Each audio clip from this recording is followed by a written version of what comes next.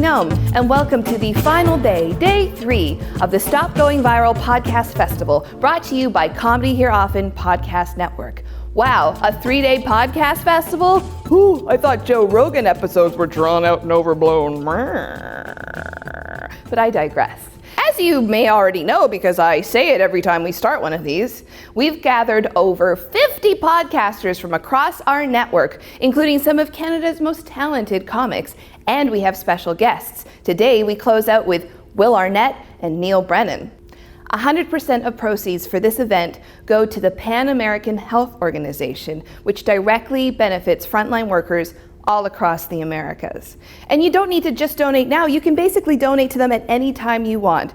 So just remember that when you're feeling low and you want to jerk off to something that's different than pornography. Yes, you can jerk off to your own sense of philanthropy. Now sit back, relax, or continue to do your housework and chores, or go for a walk by yourself, and enjoy the closing night of the Stop Going Viral Podcast Festival.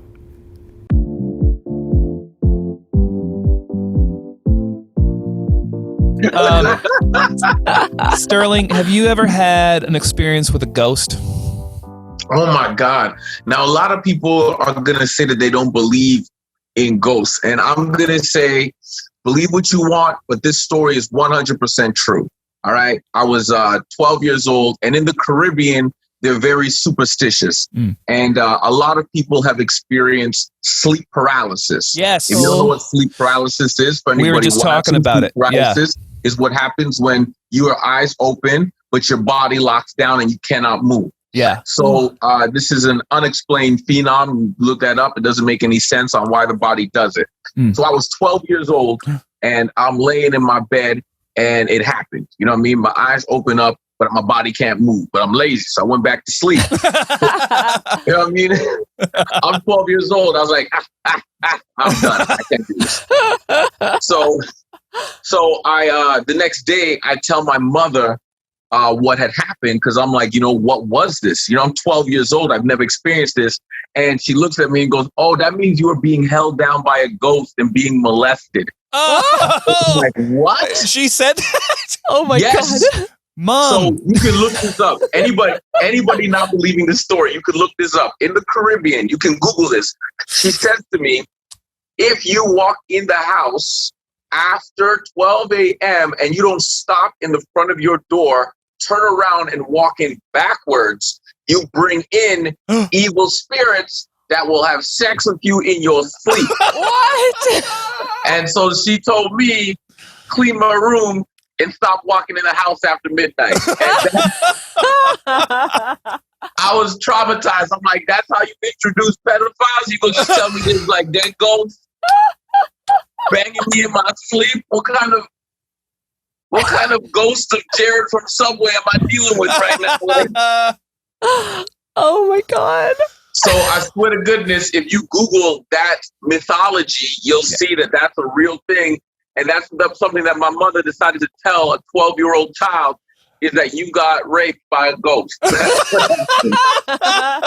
So some people get science, I get ghost molestation. You know what's funny? I got boo too. I got boo too. Well done. That's the first ever applause break I got for being molested. But it won't be the last. It won't be the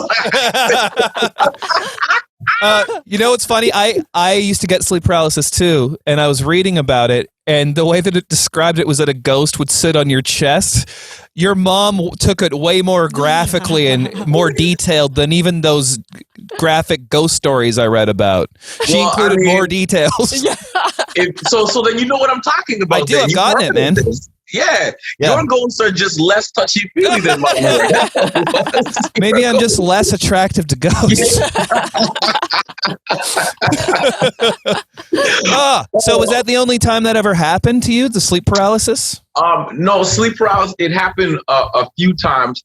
And then she's told me, so it happened about 3 or 4 times. Mm-hmm. And she said, now this is true. She said, if you wanted to stop, the next time you get held down, start saying the Our Father.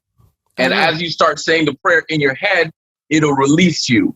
So the next time it happened, I get locked down, and I'm like, oh no, I'm locked down. This guy's getting me. I'm like, I'm not letting you come on me this time. And I was like, our Father who art in heaven, hallowed be thy name. And by the time I got to thy kingdom come, my body like jumped up. Whoa. And I was like, oh shit. And then I swear to you, from that day, I've never had sleep paralysis again. Wow. I've never ever had it again. So I don't know what anybody's beliefs are, but what I'm telling you, as funny as it may seem, that is a 100% true story, and I've never got sleep paralysis ever again since that day. I like to think that ghost told the other ghost, like, listen, don't rape Sterling. He's a real mood killer. He makes it all, takes you to church. You know what I mean? Wow, that's terrifying, dude. Yeah. When was the last one? The last one when I was about 14. Wow, good. Yeah. You can And sleep I've never confidently. had it again. I've never had it again. So I don't know, man. I don't know anything. I don't know, man. I don't know what to say about it. It's just so wild, but it's like, yo, it happened. And then I did things that my mom said to do, and it never happened again. And I'm not even a religious person. So I like don't know what to say. Anytime you disagreed with your mom after that, she probably turned you in like, remember when I stopped you from getting raped by ghosts? I think I know what I'm talking about.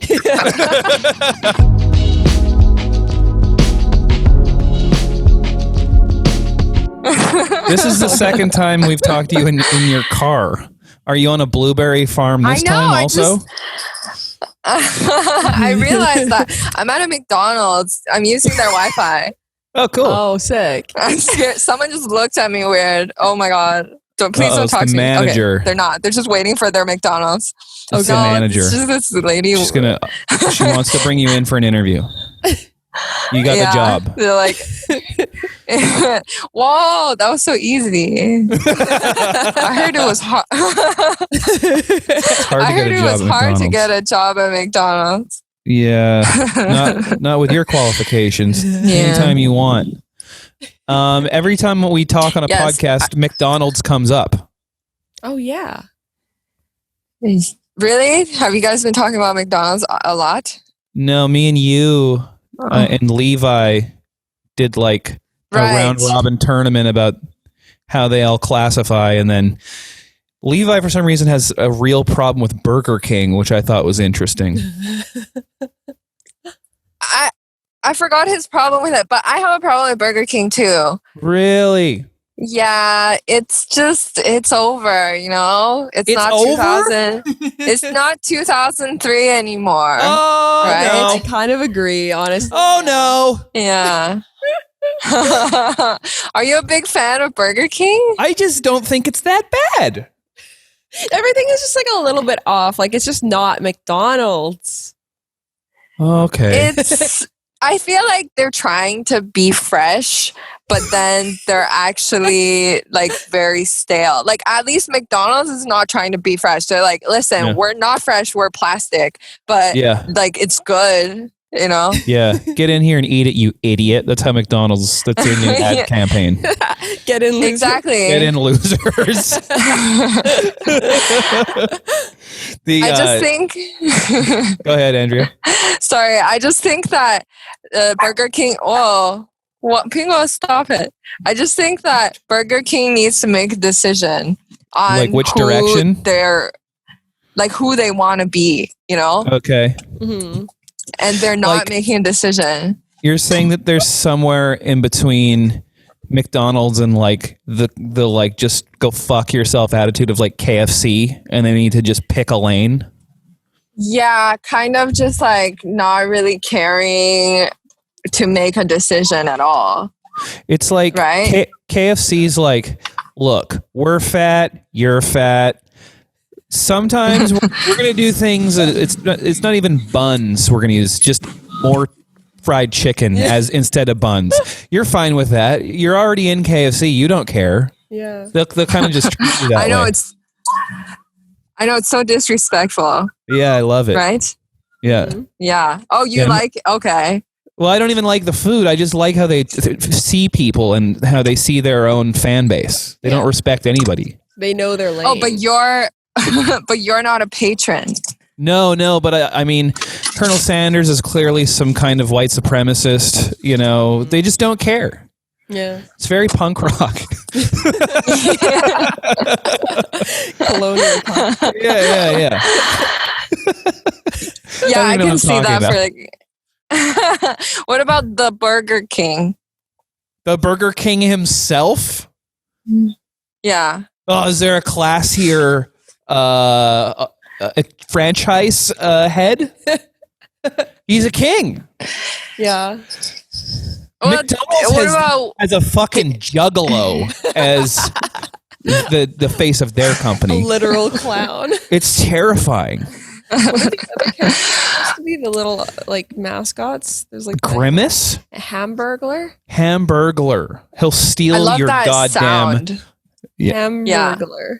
the sound of that. Yeah, Hamburglar. There's so many like Yeah. consonants.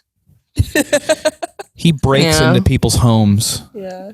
steals their jewelry. You know, there was that whole Wanted thing. for burger. There was like a myth about how someone's house got broken into, and then months later they found a Polaroid picture of their toothbrush up someone's ass. Ah. Like the person broke Whoa. in, did that, put the person's toothbrush up their ass, took a picture, and then hid it so that they'd find it later after they'd already been using their toothbrush for a while. Oh no. That was Hamburglar. Criminal. No. And it was Ronald's idea. It was. It sounds Yeah. like a Ronald thing to do. It's a juggalo And they can thing. do all that. They can Yeah. do all that even though like and still be successful as McDonald's. That's how Yeah. like don't give a shit, fuck you success Yeah. they have. You know? Yeah, maybe they're more punk rock Mhm. than KFC that way, actually. Yeah. Definitely. Yeah, if KFC did the same thing, they wouldn't be in business anymore. Well, You know? KFC's got the attitude like a lot of, I notice, like open micers have, where it's like, well, I'm already not very good, so I don't want to really try. Yeah. So I'll just admit I'm a failure, and then maybe I'll bring you down with me. Yeah, That's pretty spot on. Yeah. basically. Great. Thanks. Quick. Yeah. Put me and Andrew together if you want to hear our hot takes on fast food industry. We know a lot. Yeah. I worked at Dairy Queen, so Oh. that's yeah. Oh. That's right. Oh my God. What That's was right, the craziest? haters. I have That's right, hater. I have half a Dairy Queen ice cream cake in my freezer right now. Yum. Do you think, Mm. Andrew, do you think she can return it? No, 100%. They will like kick you in the face with the force of all of their might. And What if you et accompany cetera. Alexi in to return it? She has the receipt still. That's even worse. I think if It a is? former employee was Oh, I with trying, they would be like, "You should know better. Now clean the ice cream machine." You're like, because I used to do You this all the know? time. People would Yeah. return onion rings halfway. They eat some of them and Make the signature swirl right now. You know the swirl. oh, you told me it was really Yeah. hard and they tested you on it. Yeah, they made such a big deal out of it. It was so stupid. It's like, it's just a fucking swirl. Can you guys relax? Yeah. I like did it. I like would not do it just out of rebellion. Like Yeah. just being like, I'm not going to do this swirl. Like when people order ice cream cone. straight. Yeah, the tops of your ice cream cones were Yeah. just like blunt. It looked like a high heel or something. It's just like, I don't do the swirl. I don't swirl for anybody. And that's my attitude too. I won't swirl for anybody. First of all, I'm lactose intolerant. So guess what, Dairy Queen? Not even interested. They have dairy free stuff. They do? Oh, I'm back in, baby. What?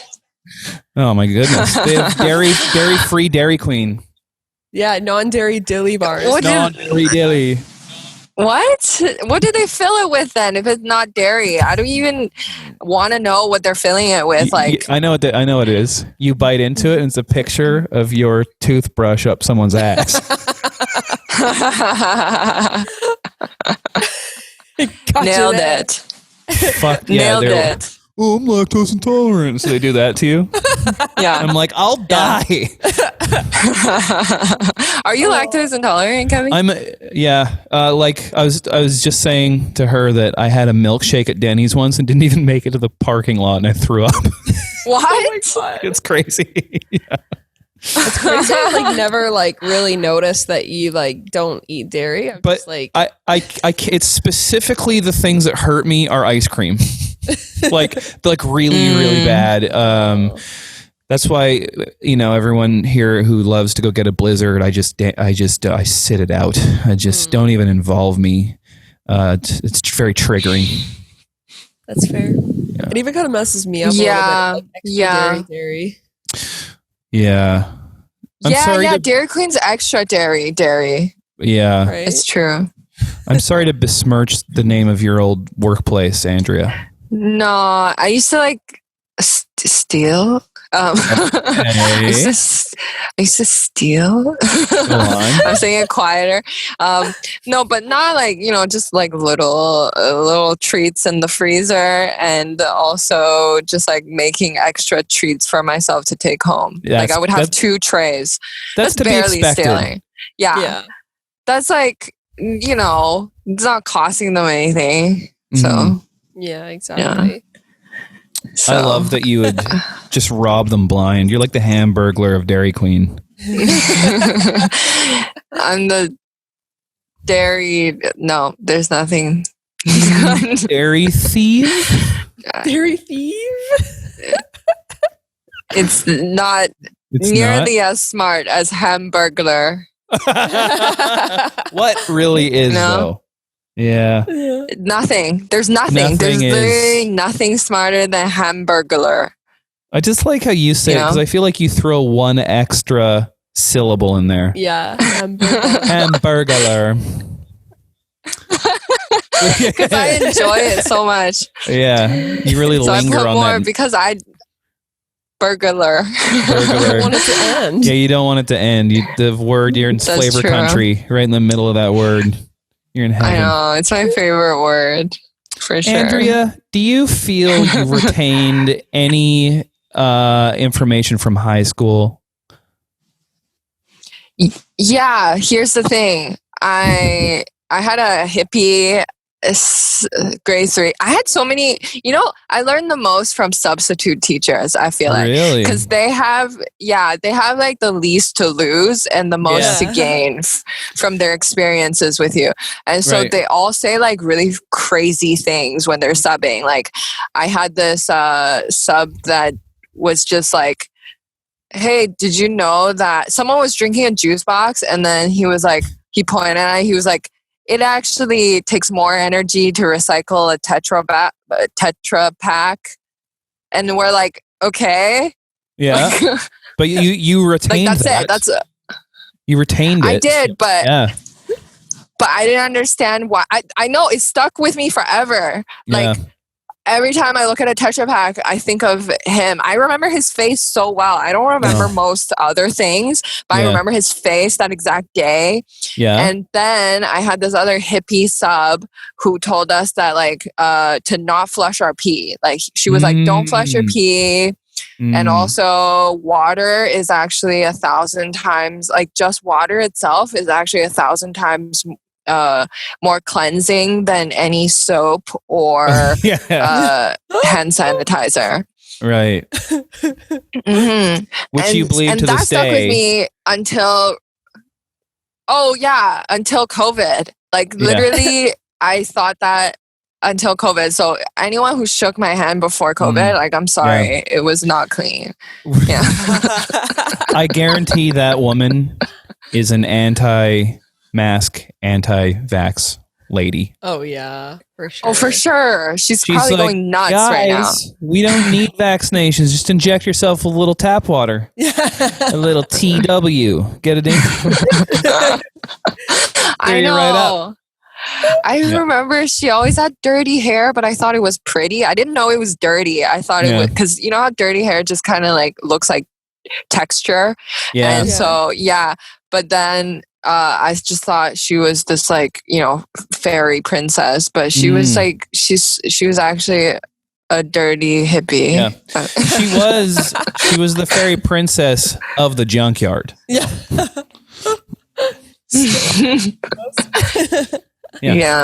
Yeah. Cool. Well, thank you, Andrea, for coming on. So I love the subs. I love Subway also. Right back to fast food. Thank you for coming on, Andrea. I Fucked Up, the podcast. That's your podcast. It's called I Fucked Up. I've been on there a few times. We talked about fast food on there also. Mm-hmm. You're one of my favorite guests. Thank you. Mm-hmm. Yes. I loved it. Because everyone wants me to do the work, you know? Mm-hmm. It's like, how about you do a little work? Yeah, and even then though I don't this shut is up. off. I don't shut up, and then the episode's over before you know it. It's perfect. Cool. Yeah, it's great. It's good. Thanks, All right, Andrea. well, thank you guys so much for having me. Nice to see you. Bye.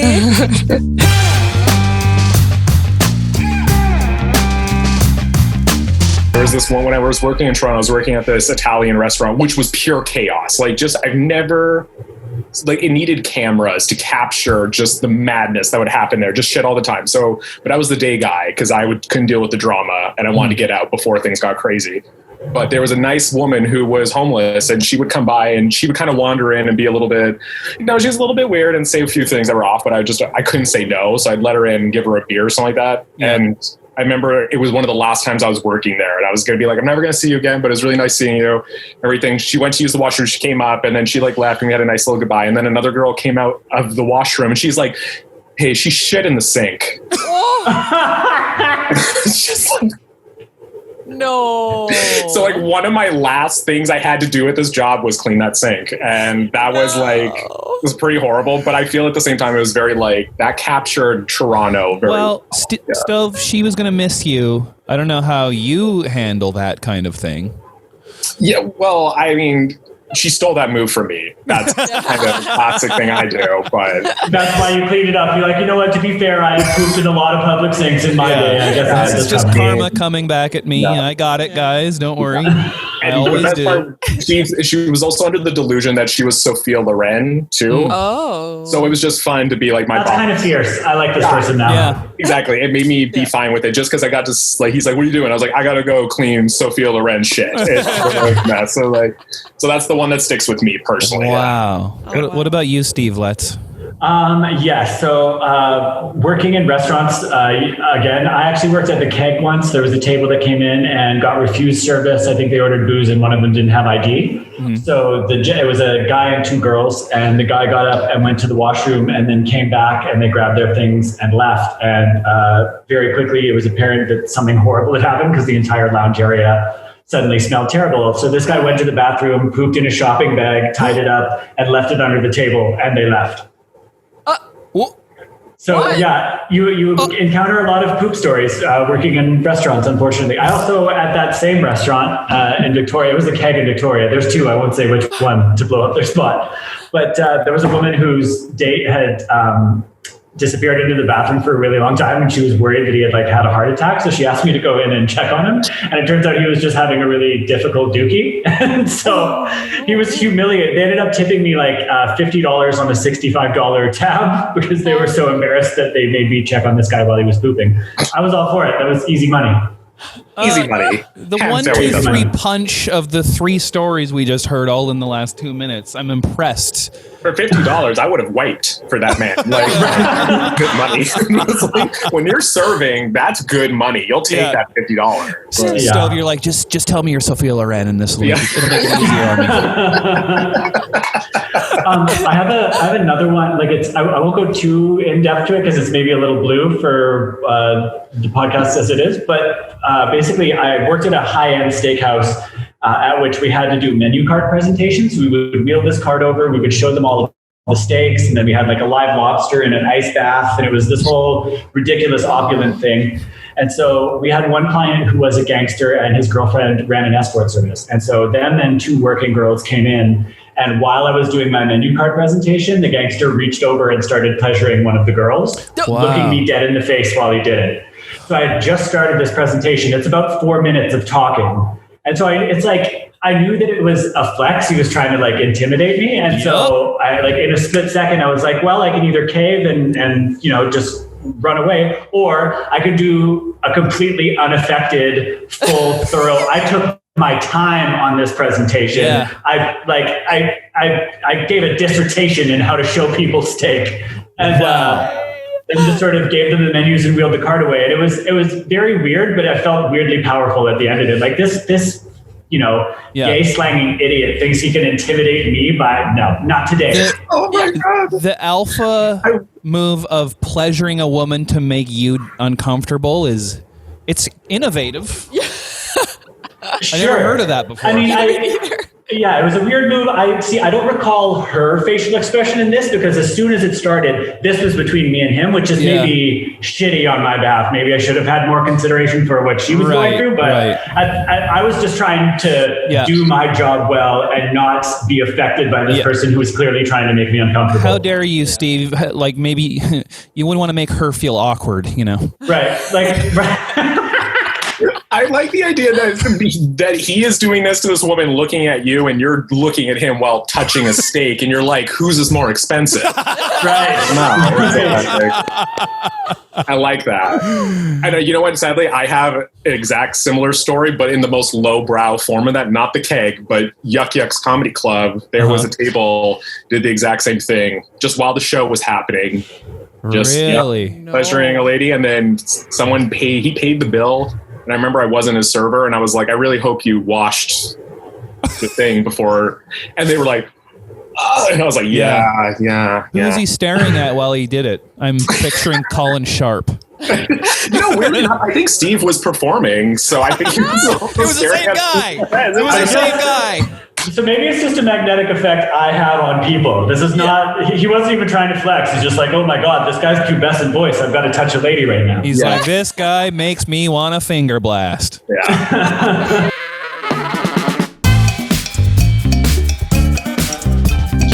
Andrew, what's your worst day job story? Oh, man.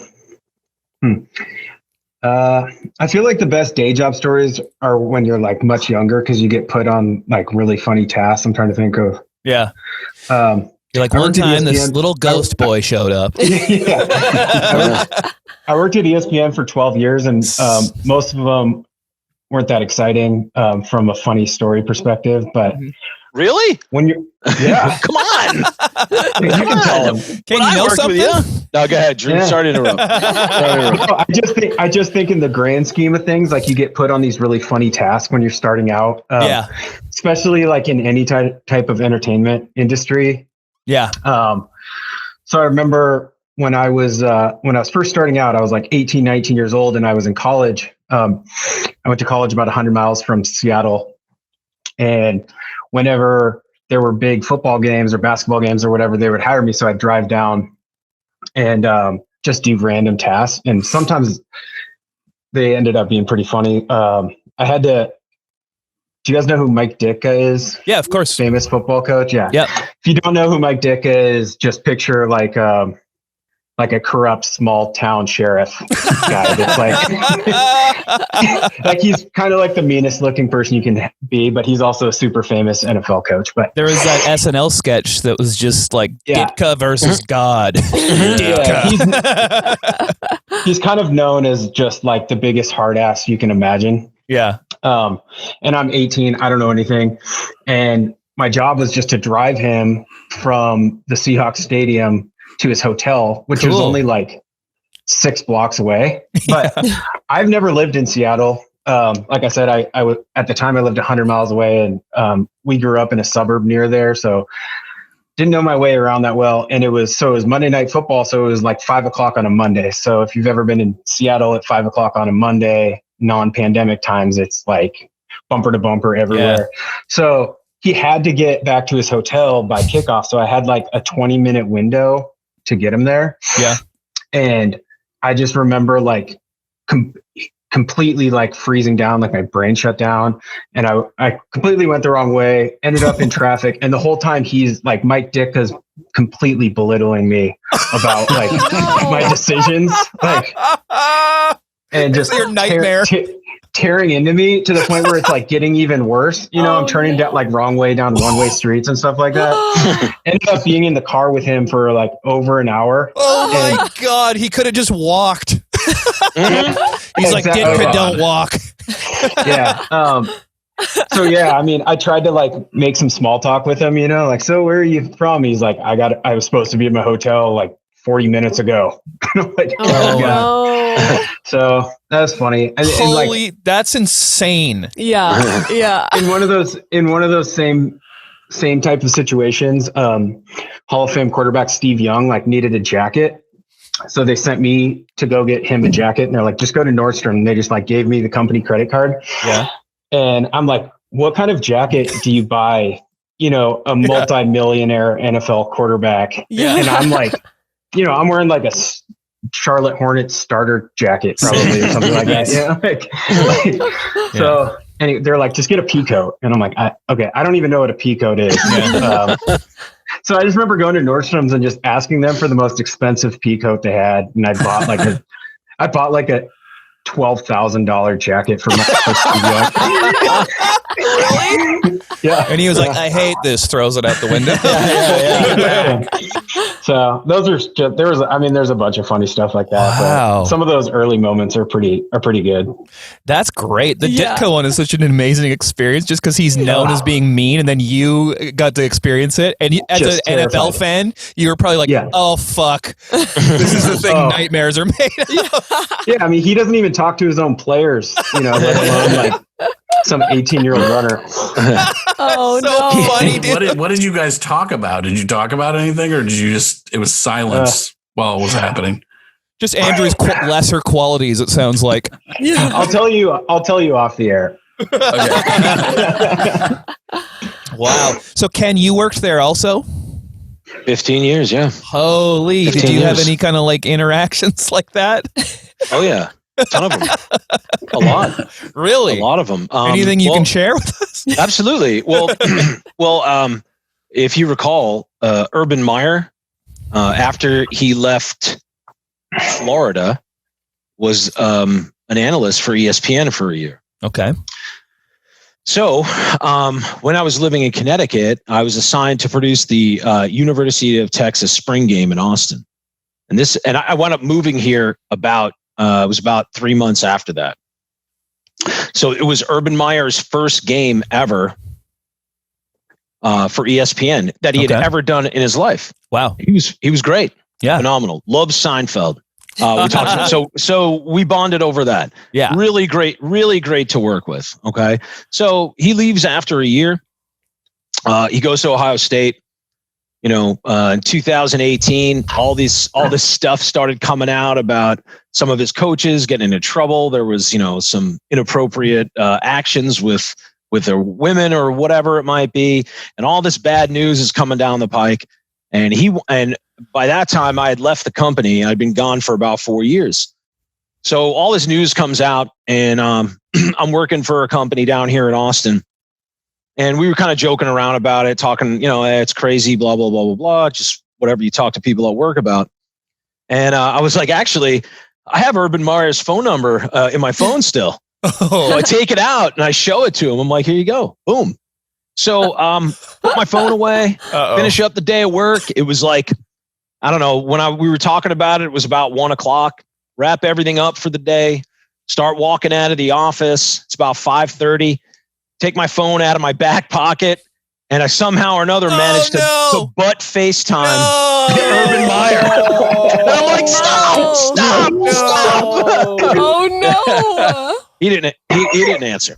He probably has a different number by now. I don't know. That was the last time I ever talked to him. Did your heart sink so hard it came out of your pant leg when you noticed that? Yeah, a little bit. Oh my God. A little bit, yeah. God. Oh my God. Wow. That is a great story too.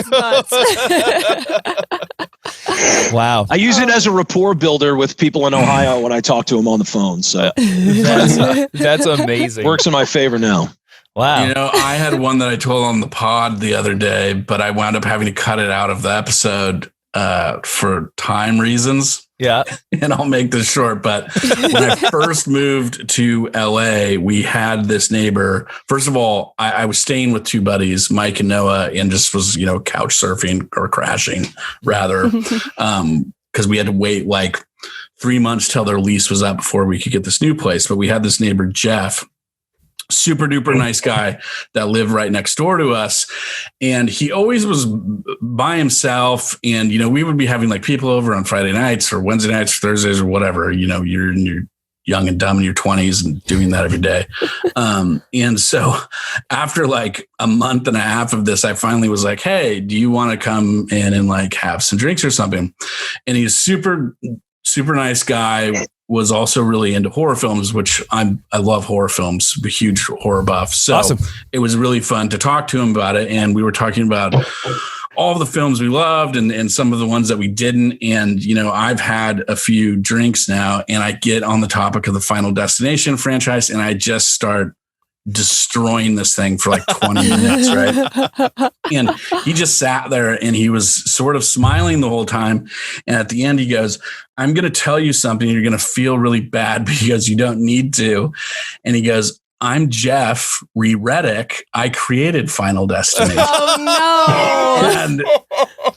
And it was just like the most embarrassed I've ever been, pulling shoelaces out of my teeth. But to his credit, he was super cool about it. And I'm glad that it happened to me like in the first month of living in Los Angeles, because I learned very early on. Oh, yeah. You don't know who you're talking to. Do not talk shit about films because everybody works in the industry or is so true close to somebody that does, and it's very likely they may have worked on the film, my God. let alone have created it. Yeah.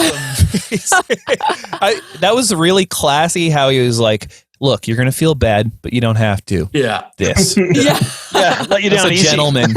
He's a super cool guy. And he's gone on to do a lot of other flicks too. But I would have just jumped off the balcony probably. Like, was pardon me, please. It was the ground floor, like, only like 2 feet down.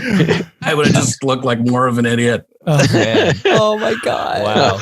Well, thank you guys so much for coming on Full Blown Coverage Podcast. Thanks for coming on the Stop Going Viral Festival. We really appreciate it, you guys. Yeah, thank you. Yeah. Thanks for having us. Thank you very much. Nice to meet you all. Let's talk to you soon. All right. Likewise. Talk to you later. Bye. Bye.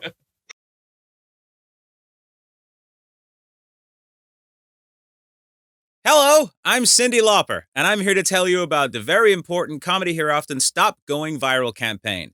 It's really necessary that you get out there and help us stop the spread of COVID-19, because who knows what COVID 20 or 21 or 25 is going to be like. I mean, this is the prequel, and prequels, they're not always that good. So listen to me when I say you got to wear a mask and donate money to PAHO. There's a link down there, I think. But if there isn't, this is just weird. I'm just pointing down, which is strange. Maybe it's there. I don't know how you're looking at this. Turn the phone side. The point is, wear a mask, use hand sanitizer. Look, I know you don't want to do it. I've been doing it. My hands have had so much alcohol on them, they look like a Russian guy's liver at this point. All right? It's dry, but it's what we got to do. And also, nobody cares about your Mexico vacations or whatever the hell you can't do. All right? Just stay inside. Unless we can figure out a way to put old people in like the Pope Mobile type cases. I'll work on that. But until that's done, just stop spreading things. Okay. And listen to She Bop. It's one of my number one hits.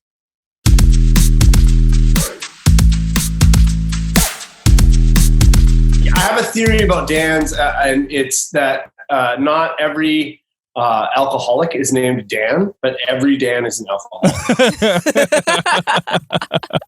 That is true. Dan is not a good name. Every other Dan I know is trash. If you're listening to this and we're friends and your name is Dan, now you know. I think the same. Yeah. I don't know him. I think the same rule applies to all Kurts. They all have problems. Yeah. Curtis is not good. Or if your name's Troy, yeah, that's not good. Yeah, those are all shipyard you names. don't drive a car that's good on gas if your name is Troy. You know what I mean? You're always on E if your name is Troy. You probably get women. Yeah. Is that how we're judging people now? How the gas mileage of their car? Yeah. Yeah. No, because my car is not very good on gas. So no, I don't think so. Well, your name is Dan, so. Yeah. Yeah. And anything I do, this is the good part though, is that anything that I do that's trash should be expected because my name's Dan. So exactly, it's not your fault. Expectations are already low. Yeah. Only way it goes up. That's right. Yeah, like when I smoke in my car with the windows up, you're like, it's okay. His name's Dan. Right. Yeah. That's what your novelty license plate says. It's okay. I'm Dan. Yeah. As they see you drive the wrong way down a school zone. Yeah. As I drive on my way to go to the gym and not wear a mask. Yeah. Cool. I can't breathe. Yeah. Listening to the Offspring loudly. They're like not good Offspring, like yeah, it's like you can do it, like whatever that song was. One, dos, tres, cuatro, cinco, cinco, seis. Yeah. Well, Dan, you are the original prankster, so. That's right. Sarah, do you have any ghost stories? Oh, I love ghost stories. But I don't think I've ever met a ghost. Really? This is the thing, is that she doesn't have ghost stories, but she wants to have. I want one. I want one so bad, you guys. Sarah, so let's bad. get haunted. I might cry though. I'm a bit wimpy. Didn't you say you saw? We had Chris Locke on our podcast, and we tried to summon a demon on the podcast. We downloaded. She got unironically upset. Like it wasn't a joke. Like she I had to go to the bathroom and I was afraid to leave the room. So I just and we were recording in like this weird old house in like at the Victoria Film Board. It was like in this weird old character home. It was messed up. Yeah, it was messed. Yeah. And I have a ghost story. Really? What is it? You're a liar. I'm not. This is Dan, she's known you a long time. Do you believe in ghosts? Okay, hold on. I am a liar, but not because of this. But you don't believe in ghosts. How can you have a ghost story? Are you a believer? Maybe you don't know that I don't believe in ghosts. I've never actually really said that. I just make fun of you for believing in ghosts, but I've never said that I don't. Yeah. His abuse has nothing to do with his beliefs. Yeah. I'm gonna, as your younger brother, it is my job to be making fun of you all the time. I don't know how you've never. Yeah. I don't know how you've not figured that out. So here's the thing. Okay, so I'm staying at this house, right, in Fairfield in Victoria. It's like in this big, like old Victorian like character home. And, are you trying to say you live in this house? What's that? You live in this house. I was living there for like 3 months. I'm talking about the house right now. What? Okay, sorry, I'll stop interrupting. Yeah, fuck, holy shit. This is my whole life. My whole life is this. My mom's the same way. Both of them do this. You try to talk. You wonder why. Okay, you guys wonder why I talk so much all the time and loudly. It's because we give you a chance. This is why I'm putting down. This is it. It's because I had to fight. I had to fight for every word, every syllable, every breath. I'm going to fight my whole life because I have 2 older sisters. And they're bitches, and they don't stop. Whoa! They will come. Do you know that when I was a kid? They said they recorded me. They didn't even have a fucking tape player. They said they recorded me swearing, and then they blackmailed me. And they told my parent. They told me that they were going to tell my parents, and they enslaved me for like a week when we were away in Kamloops. But you're super dumb because it was the 80s. And if we recorded you, you could have seen it from fucking 4 blocks away. Because the video recorders you had to hoist up on your shoulder. I wasn't dumb. I was 7. 7-year-olds are dumb. I was a small, impressionable boy. Yeah. This is why I have dumb tattoos now, because of trauma that you caused. Hey, tell us your stupid ghost story. Okay, so I'm in this house, right, in Fairfield. It's like this beautiful old character mansion, and I'm living there with my friend Bree, and we're upstairs. I'm talking to her in the kitchen. We're having a conversation, and we hear this big smash. And there's 2 dogs in the house, but the dogs are in the kitchen with us. There's nothing else. We go downstairs, and there was a family photo of her and her brother and her parents from like the 80s. Yeah, a framed photo, and it was in a shelf that was like a deep shelf. Like they were like squared shelves, kind of like these shelves over here, like these shelves. Okay. Like that. and it's sitting in the middle. It was sitting in the middle, and I remember because I had like when I first moved in like a week earlier, I had picked up the picture and looked at it, and I put it down, and I put it too close to the edge, and I'm like, I should put that in the middle, and I moved it to the middle. So I specifically remember putting it in the middle of the shelf, and we came downstairs, and the thing had fallen over onto the floor and smashed. Oh no! There was nothing there, and there were no windows open. There was nothing.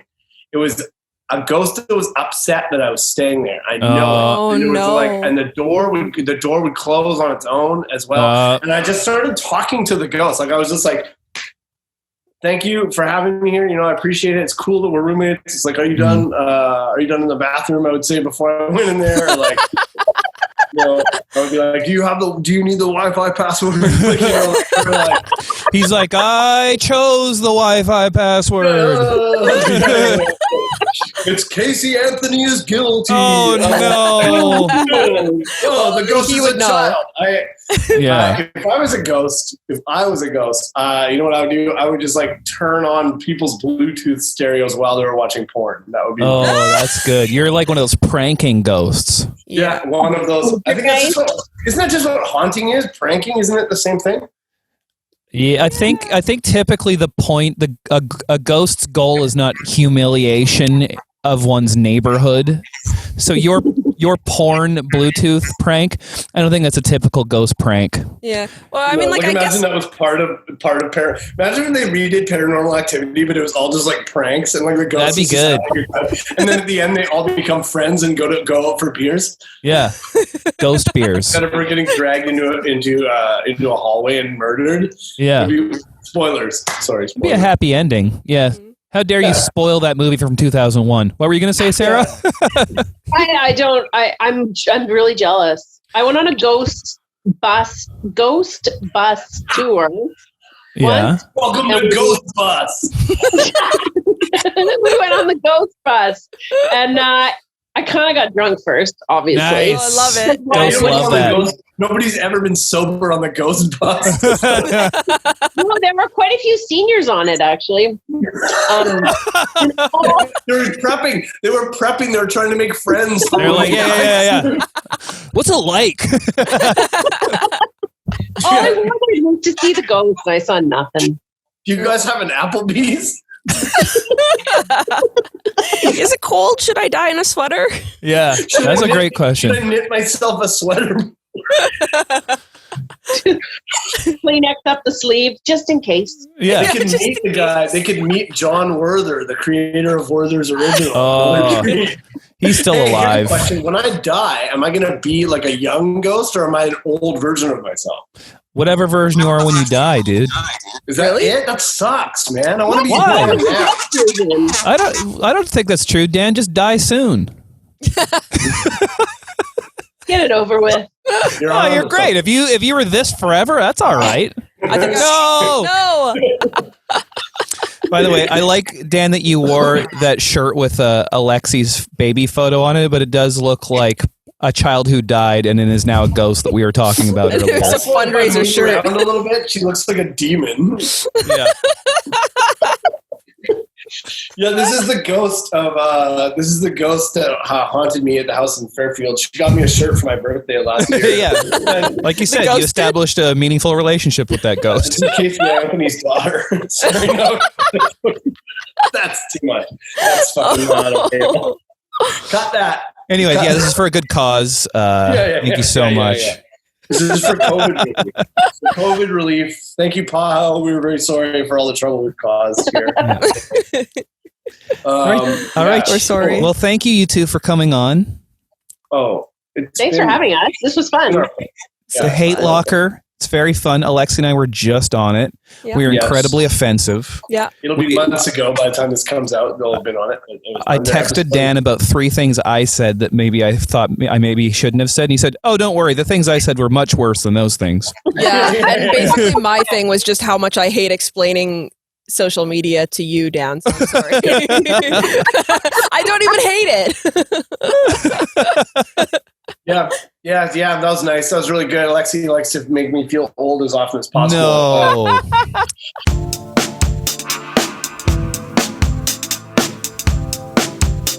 Do you have any crazy day job stories?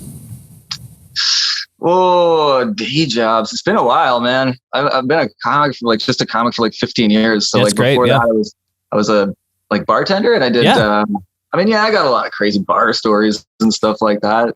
Yeah. The first shift I ever had on at a bar, I was like 14 in like East suburban Toronto, and the guys who ran the place were kind of mobbed up, and I went in there, and there's some dudes that went downstairs to do coke, and I'm on shift for like an hour. He goes, "Hey, did you see those guys go downstairs?" I'm like, "Yeah." He goes, "Go downstairs and see if they're doing blow." And I didn't even know what blow was. It was like, these guys are gonna be fucking down there, and I gotta like open the door up. I'm 14 years old, first semester of grade 9, and so I go down there, and this guy's like a 45-year-old man that's totally willing to send some child into a bathroom with two like, you know, guys that are like older cokeheads, really aggressive and shit. So I go down and I check because I'm dumb and 14 and I want to impress them. And I open the door, and I just heard them snorting, you know, in a single stall. So I went and told them. They went and got their brothers from out front, and they went downstairs, told me to watch the door. They locked the door. They went downstairs and beat the fuck out of the guy, and then threw him out the back, and then came back upstairs all panty and happy, and then gave me a shot, and they opened the bar again. And 14. That was my first day of actual work. Yeah. Oh but I mean, it's not to say like came from some weird place. I was in a suburban area. This wasn't like, I was just expecting to like show up and clean some ashtrays and stuff like that. Still smoke back then. But yeah, well, and that was like this rude awakening. But to me, I thought it was amazing. I was like from this boring ass world where everybody wanted to play hockey and, you know, talk about economics and shit. And these guys are like, you know, it was like I just saw like a wrestling match a second. It was like a fucking Scorsese movie that I just stepped into. Yada, yada, yada, comedy for 15 years. That does sound like an outtake from Goodfellas. Yeah. It was fun. You know, I felt like that episode of The Simpsons where he gets to like run. And they used to play tricks on me all the time too. They'd say stuff like, "Hey, go get a bucket of steam," and be really pissed about it, you know? And so you'd be like, "Let's go to the other restaurant," you know, another restaurant across the street. So I like run to the other restaurant. Like, "I need a bucket of steam." And then bartender's going to be like, "He's fucking with you, you idiot. There's no a bucket of steam." Yeah. Oh my God. Can't really keep steam in a bucket, you dumb 9th grader. You're like, oh God. I think that like set me off to just find more excitement and more excitement. And so I got into theater after that, and then like stand up at like 18 or 19. And then that was just like, oh, you get to use your own words and have your own opinions. And you don't have to sing conversations to other adults. This is way better stuff. Yeah, but now it's kind of weird because of the whole pandemic thing. Because I was really like, I travel a whole bunch of places around the world, and then was like, okay, now I'm ready. I'm going to go into America and start doing it and whatever. And then all this happened. So this past year has been weird. I haven't had any jobs. I've had to go back to my life without comedy, like my identity as a human without being a comic, and try to make people laugh or whatever. So now it's like I'm in the middle of a yoga teacher training course, and like I've been boxing like this weird shit that I never wanted to do before. I'm entering a tournament. I don't know. I shouldn't be doing any of this, but like the second comedy comes back, tunnel vision, but just kind of like trying to figure out. I think a lot of us have like who we are as people outside of comedy this year, and I don't know. Good time. That was a long ass answer. Sorry. No, it's good. No, it's cut that one. No, that's great. Wow. Yeah, I guess we all had to kind of like reconfigure our days. I somehow feel busier now. Yeah, me too. You as well. Yeah. We started a lot of projects that like started blossoming in the last few months, and so definitely I'm like more like anxious with projects than ever. So. Yeah. It's also weird, like to feel though, because it's a good problem to have, you know, like it feels like you're moving forwards and towards something that's good. And comedy here often, talking to Dan and stuff, and Victoria, meeting you guys, and when you came out as well, was just kind of like interesting to see like the company and everything that you guys are putting forth, because it's sort of, I don't know, a lot of things are being put back in the hands of comics and then being left to kind of do what we want to do, and then that makes us want to help, and then the whole thing makes more people happy, which is the fucking point. And I'm so sick of this whole like who's more serious and who's can make other people feel worse about themselves. Shit. I just want to goddamn tell some dick jokes again and have a good time, and say something, obviously a little bit, but like I don't know, like people I think are forgetting that this is our job, and your thing that you're doing is just, it's good. It's good for the universe. Thank you. Well, likewise. Yeah. We'll see. Cool, Brian. Well, thank you so much for coming on the show, man. Yeah, thank It's nice to you. meet you. It's nice to see Yeah, you. we'll be seeing more of each other, I'm sure. Thanks for having me on, good luck with everything over there. Likewise, Thank man. you. Yeah, nice to good meet you. luck. Thanks, dude. All right, we'll talk to you soon. Later. Okay. Bye.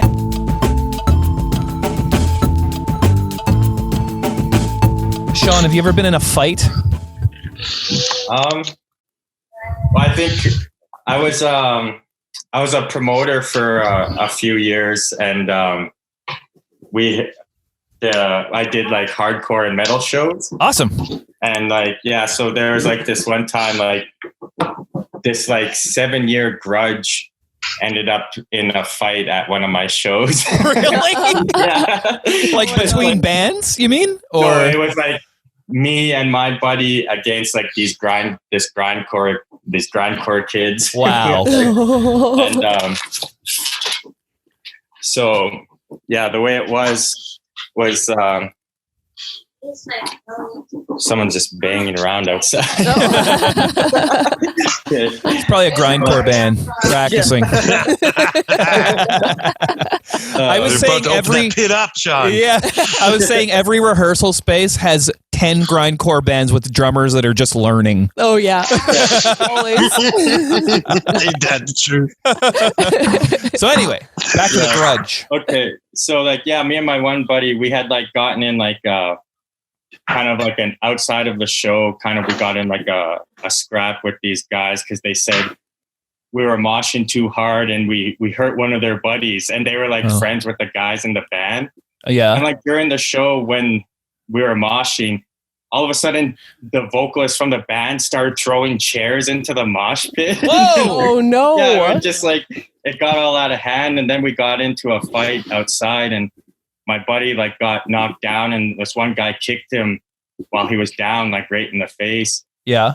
And then fast forward to like 7 years later, I'm promoting a show for Despised Icon. Awesome. And it's like their going away tour, and it's like one of the biggest shows that I've put on. Yeah. And during the show, it was like that mentality, like 2 guys got into a fight, and then all these other people just jumped in, and my buddy and the one grindcore guy like jumped in. My buddy got knocked down, and I saw that guy try to kick my buddy when he was down on the ground. So I just went after him, and I just grabbed him and started throwing shots, and all of this was caught on video. Oh no! No denying it now. I had some of the video. No. I had one. I was on stage. Yeah.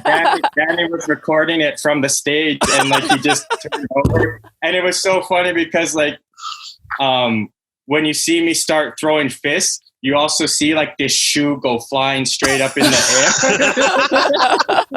air. Oh man. Oh like, man. That clip like lives on in YouTube somewhere. Oh wow, that's great. I used to lose my one shoe in mosh pits all the time.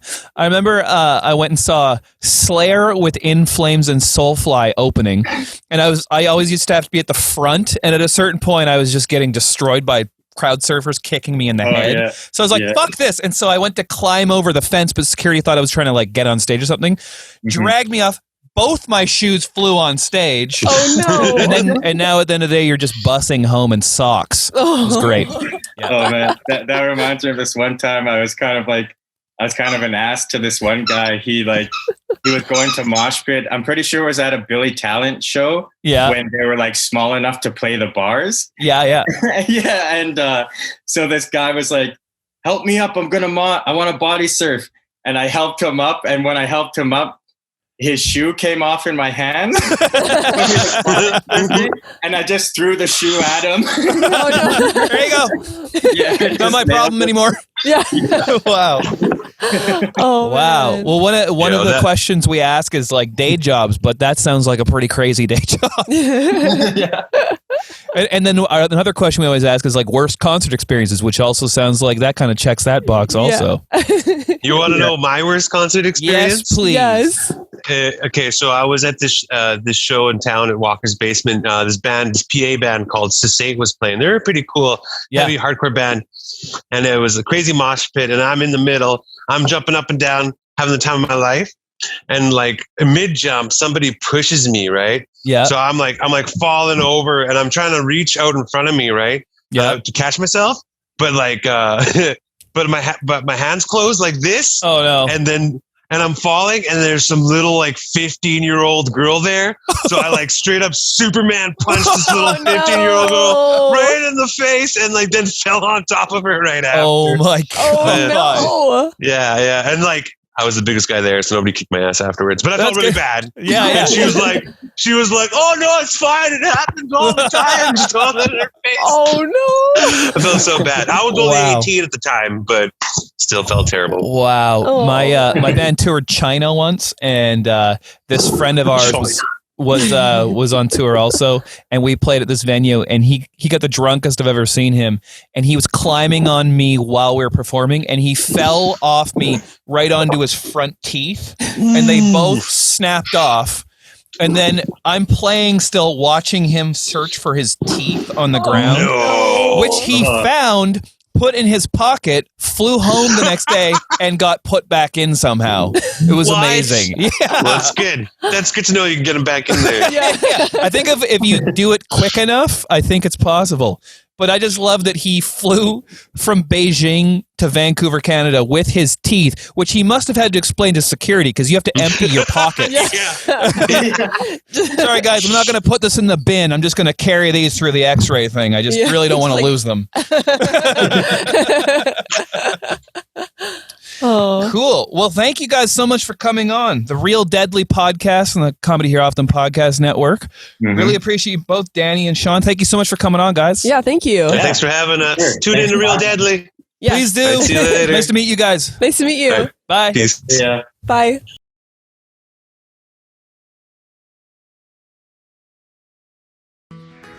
What is needed to fight COVID-19? We need commitment of people, resources, and time. We need people all over the world to investigate, collect, and interpret data, and use the best evidence available to inform COVID-19 prevention, treatment, and public health measures.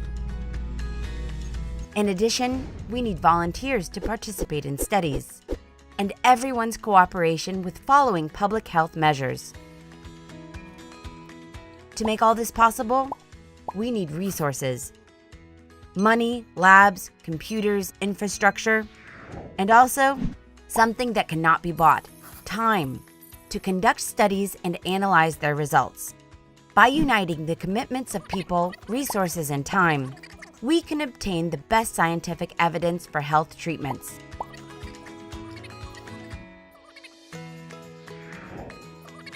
The fight against COVID-19 depends on everyone.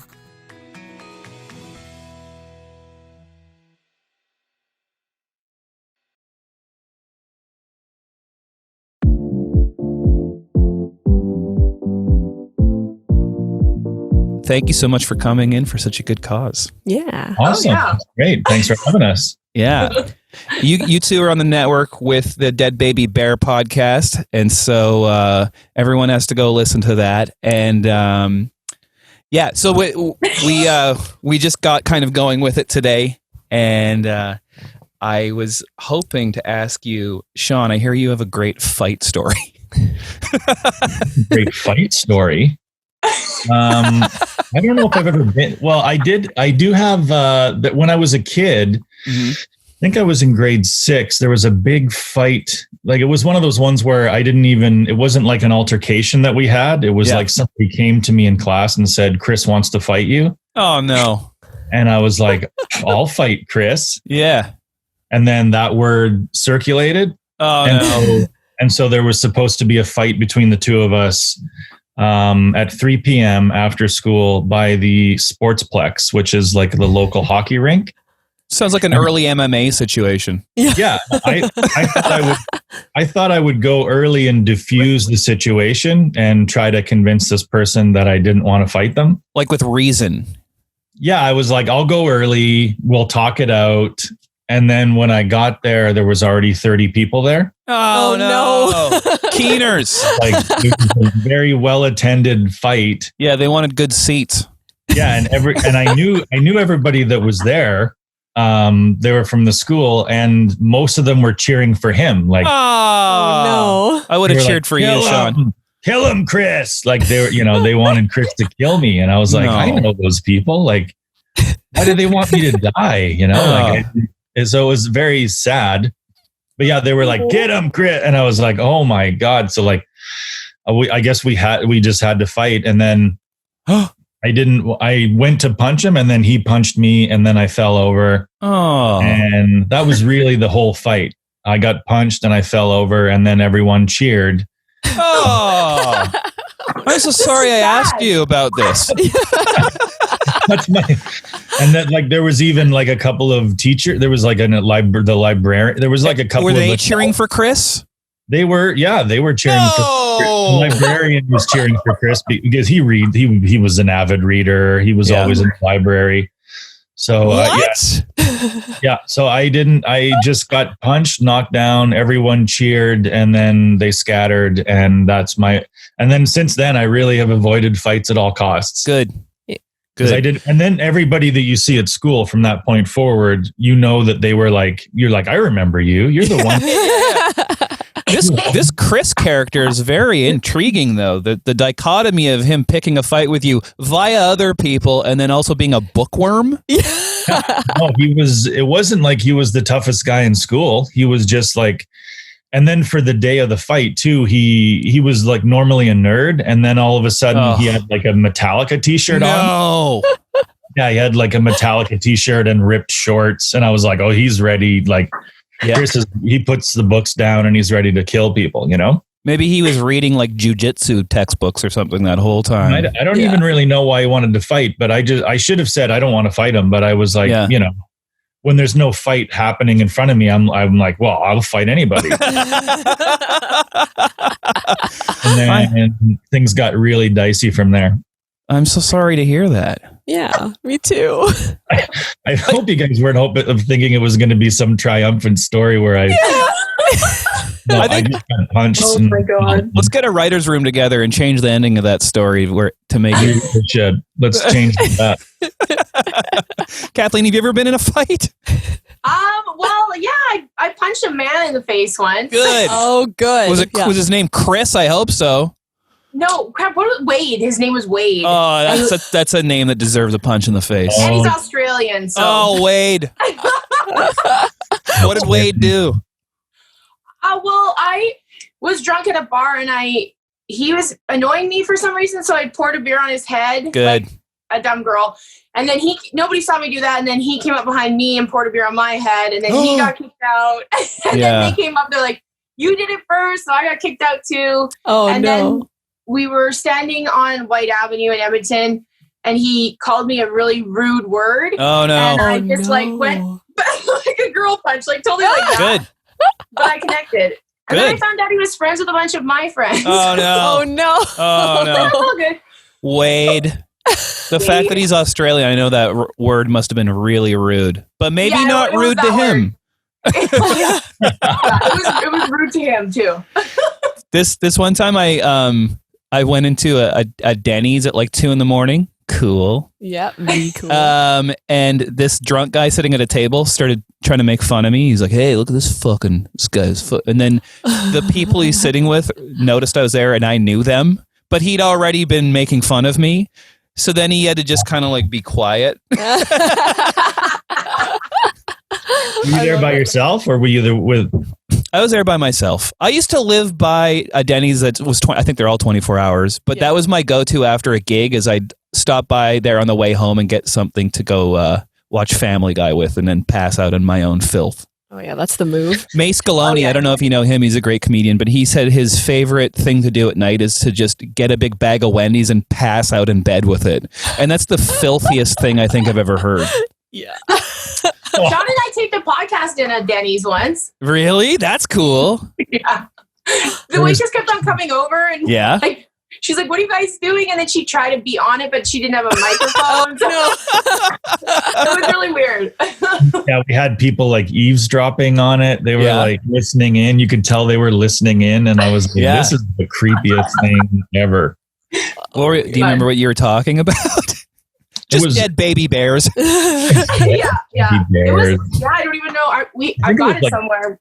I think it was like personal stuff. Like it wasn't like crazy, but it was stuff that people were just like, why are they recording? Are they having a weird, deep conversation with microphones? Like you could tell they didn't understand what we were doing. They were like, I don't know what they're doing, but those mics aren't amplified. So their mics aren't working. Most people that don't do comedy don't know what a podcast is. Yeah, I guess it's getting absolutely. more popular now, but Yeah. that was like 4 or 5 years ago. I mean, it's kind of hard to explain. It's like, look, it's like a radio show that's not on the radio, and we still don't know if anyone's even listening to any of it.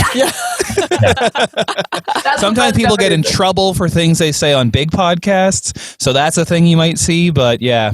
Kathleen, what was, do you have any insane day job stories? Well, I've had a lot of day jobs, but the one that I think is the funniest, I worked at a living history museum, you know, where you have to like dress up. Oh, what? Yeah. That's cool. Oh my God. Sick. Like But I was, reenact like- things? Yeah, but I didn't have a character. I was just like dressed up like someone that my era didn't take it as seriously as some of the other eras. Like they took it like you couldn't address them as not their real, like it was a little bit ridiculous. Like some people wearing sweatpants and Nikes, but the top half of like a night costume. Yeah, well, it was they were very strict on what you had to wear, like very, very strict. It was a hilarious job, but I had to do a school tour once with a bunch of kids in kindergarten, and there's a little farm on this museum thing, and you're supposed to take your kids and show them the farm animals. And I was walking backwards into the farm, talking to the kids, and then the kids' faces just looked really weird. And then one of them just put his little hand up and he goes, "Why are the turkeys red?" And a coyote had gotten into the turkeys and like massive, and there was like oh no, turkeys and these little kids, and I had to get them out of there. But like, yeah, I mean, and that's for city kids. Like farm kids would have looked at that and been like, "Oh, that happens all the time." Yeah. But these are dainty little city kids that like. There was always like a dead animal running into children. Like one time there was an old sheep that died in the back pasture. And before everybody was supposed to come in, this top loader came driving in to pick it up and scoop it out. And it was driving out and this school program was walking in. Oh my God. It's it's life. It's what happens on a farm. Animals die. That is true. That is true. I used to have this job trimming trees, and we had one job that was on somebody's acreage, and I was like I was just a very absent-minded employee. So we were in the horse enclosure, trimming some trees that were inside there for some reason. And then I looked back at some point, and I was just like 20 or 21, and then the adult that I was working with was like, "Did you close the gate?" And I was like, "I think so." And then we look back, and all of the horses are out. There's eight horses that have all left the enclosure. Oh, no. And they're running around the acreage. Yeah. And the acreage is all like a beautifully sodded home, like beautiful grass. And they're destroying all the grass as they're running through it. And I was just like, oh my, that's crazy. We had to go into the barn and like grab carrots. Like we're trying to get them back in with carrots. Like we're just like, here's a carrot. And then we're like trying to lead them back in with carrots. Like it didn't work at all. Oh, no. That's happened to me before when I worked at that museum, because there were horses there, and I was driving into work, and all of a sudden I literally saw all the horses stampeding towards me on like out of the gate, like someone had left the whole park wide open. Oh my God. And there's a freeway that goes above the park. So all these horses are stampeding towards this freeway. And I was on the phone with 911, and I'm like, you need to get someone down here because there's gonna be horses on the white mud right away. Oh my God. Those kids are but like, I guess it happens all the time because it's like right over there. those kids are like, why are all the horses red now? Yeah, they're all dead. Every single one of these horses is now dead. Oh my God. Why are the turkeys red? Yeah, that was. And you're like, well, there's a what the that was great.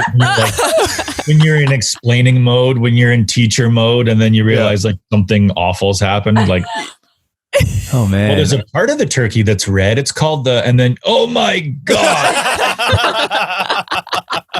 The whole turkey's red. That's not how they look usually.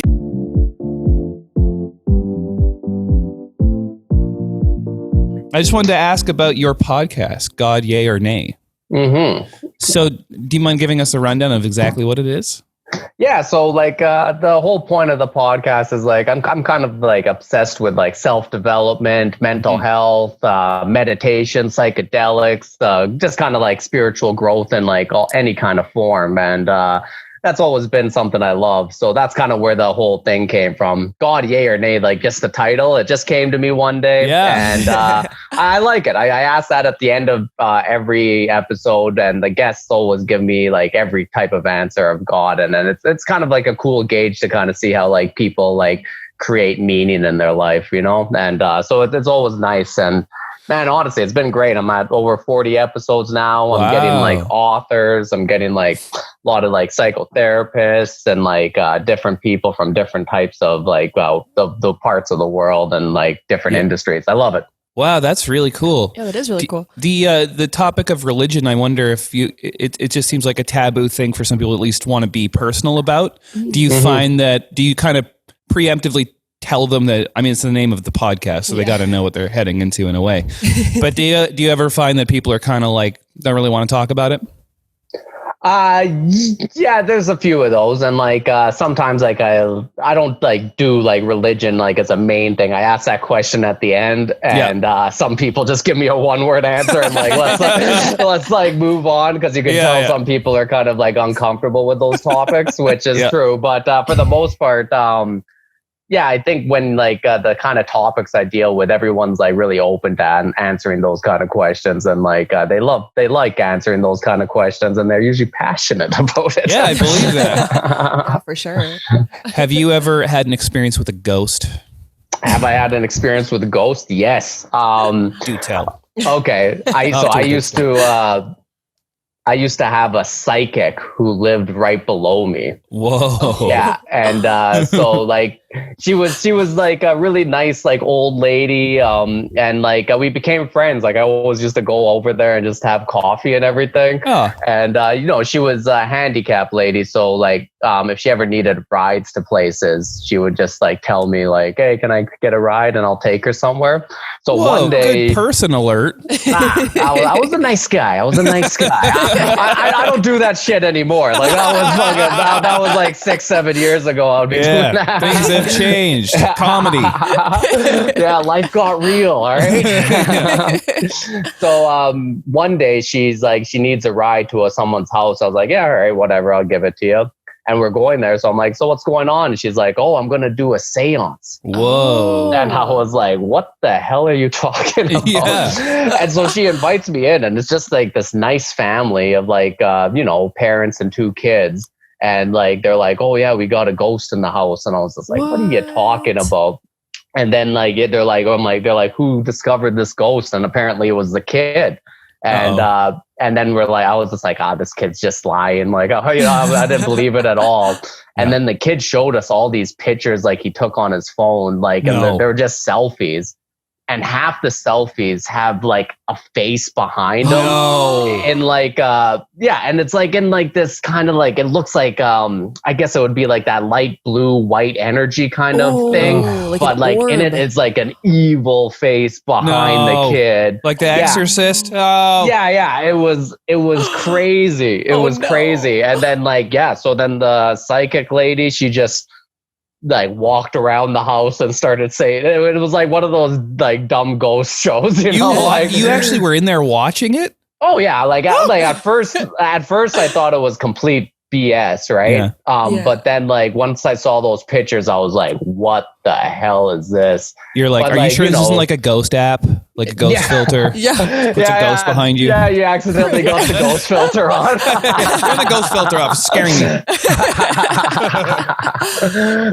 But like, she just walked around the house and was just basically like, oh yeah, there's a strong presence here. Like, oh, I can feel it. And then like lit some sage and like kind of got out of there. And I was just kind of like, oh, I don't think you helped the family at all. But like, you just scared them worse. Now they really know they're haunted. Yeah, no Thanks for kidding. that. Yeah, but Yeah, I don't know. That's my ghost story, and I always remember those pictures. That scared the shit out of me. That is scary. I'm like willingly ignorant to ghosts. If I had the abilities of that woman that's like, oh, it's haunted in here, that's stressful. I don't want to know that. Right. You don't want that at all. Because this room's definitely haunted. Because this used to be some sort of like sweatshop or something. So yeah, in this like the 604 building here, like when I'm here alone, I like run. She gets scared. She runs through the hallways in the dark. But when the owner first bought the building, it was just full of sewing machines. Like that's eerie. Yeah. Yeah, that is eerie. That has sweatshop written all over it. You're right. Get these out of here. Right? I'm worried I'm going to come in here once and I'm going to be by myself and the room is just going to be full of sewing machines again. Well, you love sewing, so that wouldn't actually be the worst thing. Have you ever sewn for a ghost? Not yet, but I can learn. I hear they like white sheets.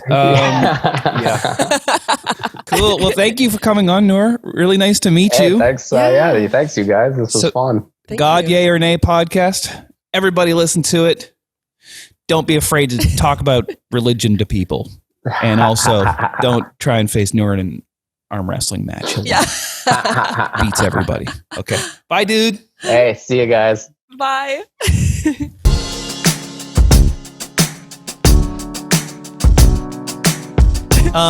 Question for you, too. Do you feel you retained anything from high school? Because I don't think I did. I don't think I learned anything grade 8 to 12. Lynch, that was 68 years ago for you? Tyler.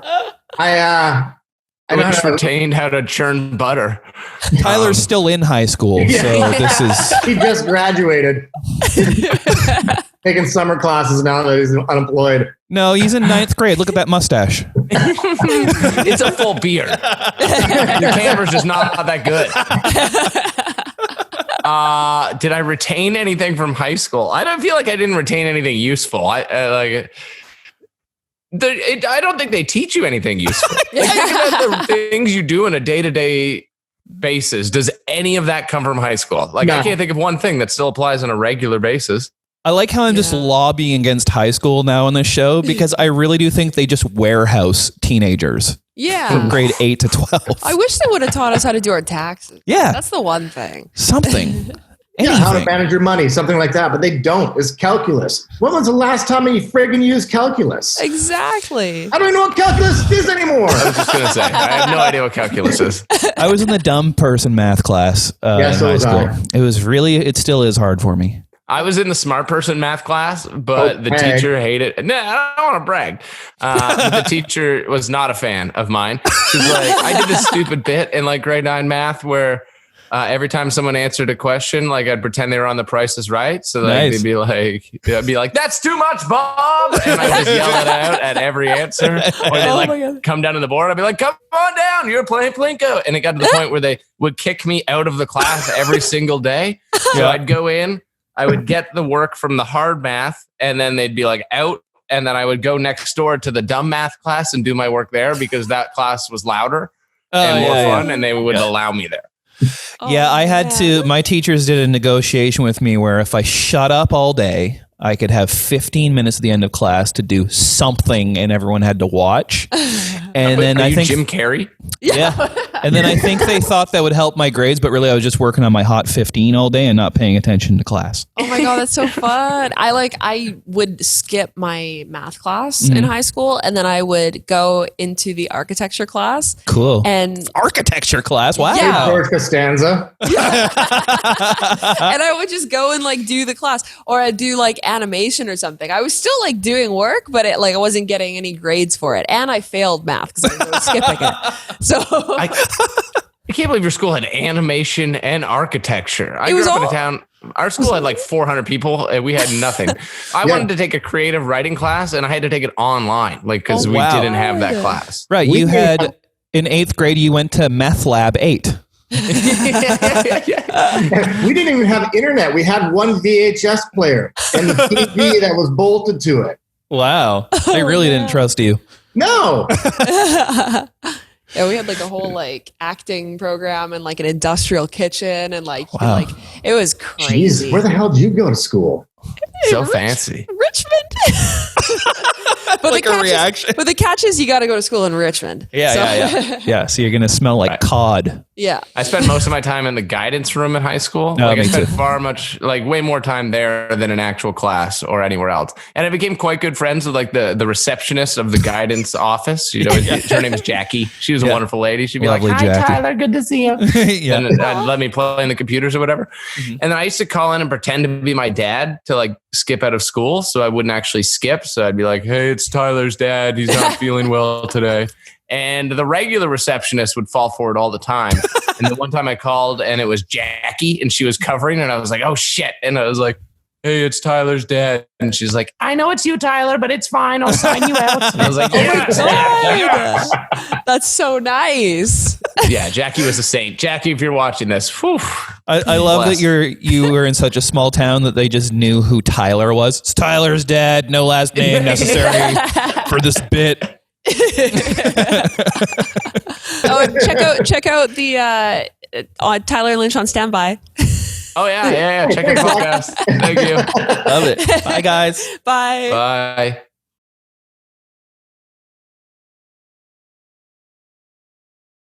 Hello, I'm Simon King, a comedy professional. And because I'm a comedy professional, I have remembered what I'm supposed to talk about without checking my phone at all. Simon, can you hit these points? Comedy Here Often has a Stop Going Viral campaign to help fight COVID-19. Because COVID-19, that's bad. COVID-18 was nothing. We all thought when COVID-18 was around, how bad will COVID-19, can you imagine COVID-21? COVID-45 is going to be a nightmare. We got to get this under control now. So wear a mask and donate to PAHO. There's a link down there. Down there or there. I don't know. Turn your phone sideways. Just do it right.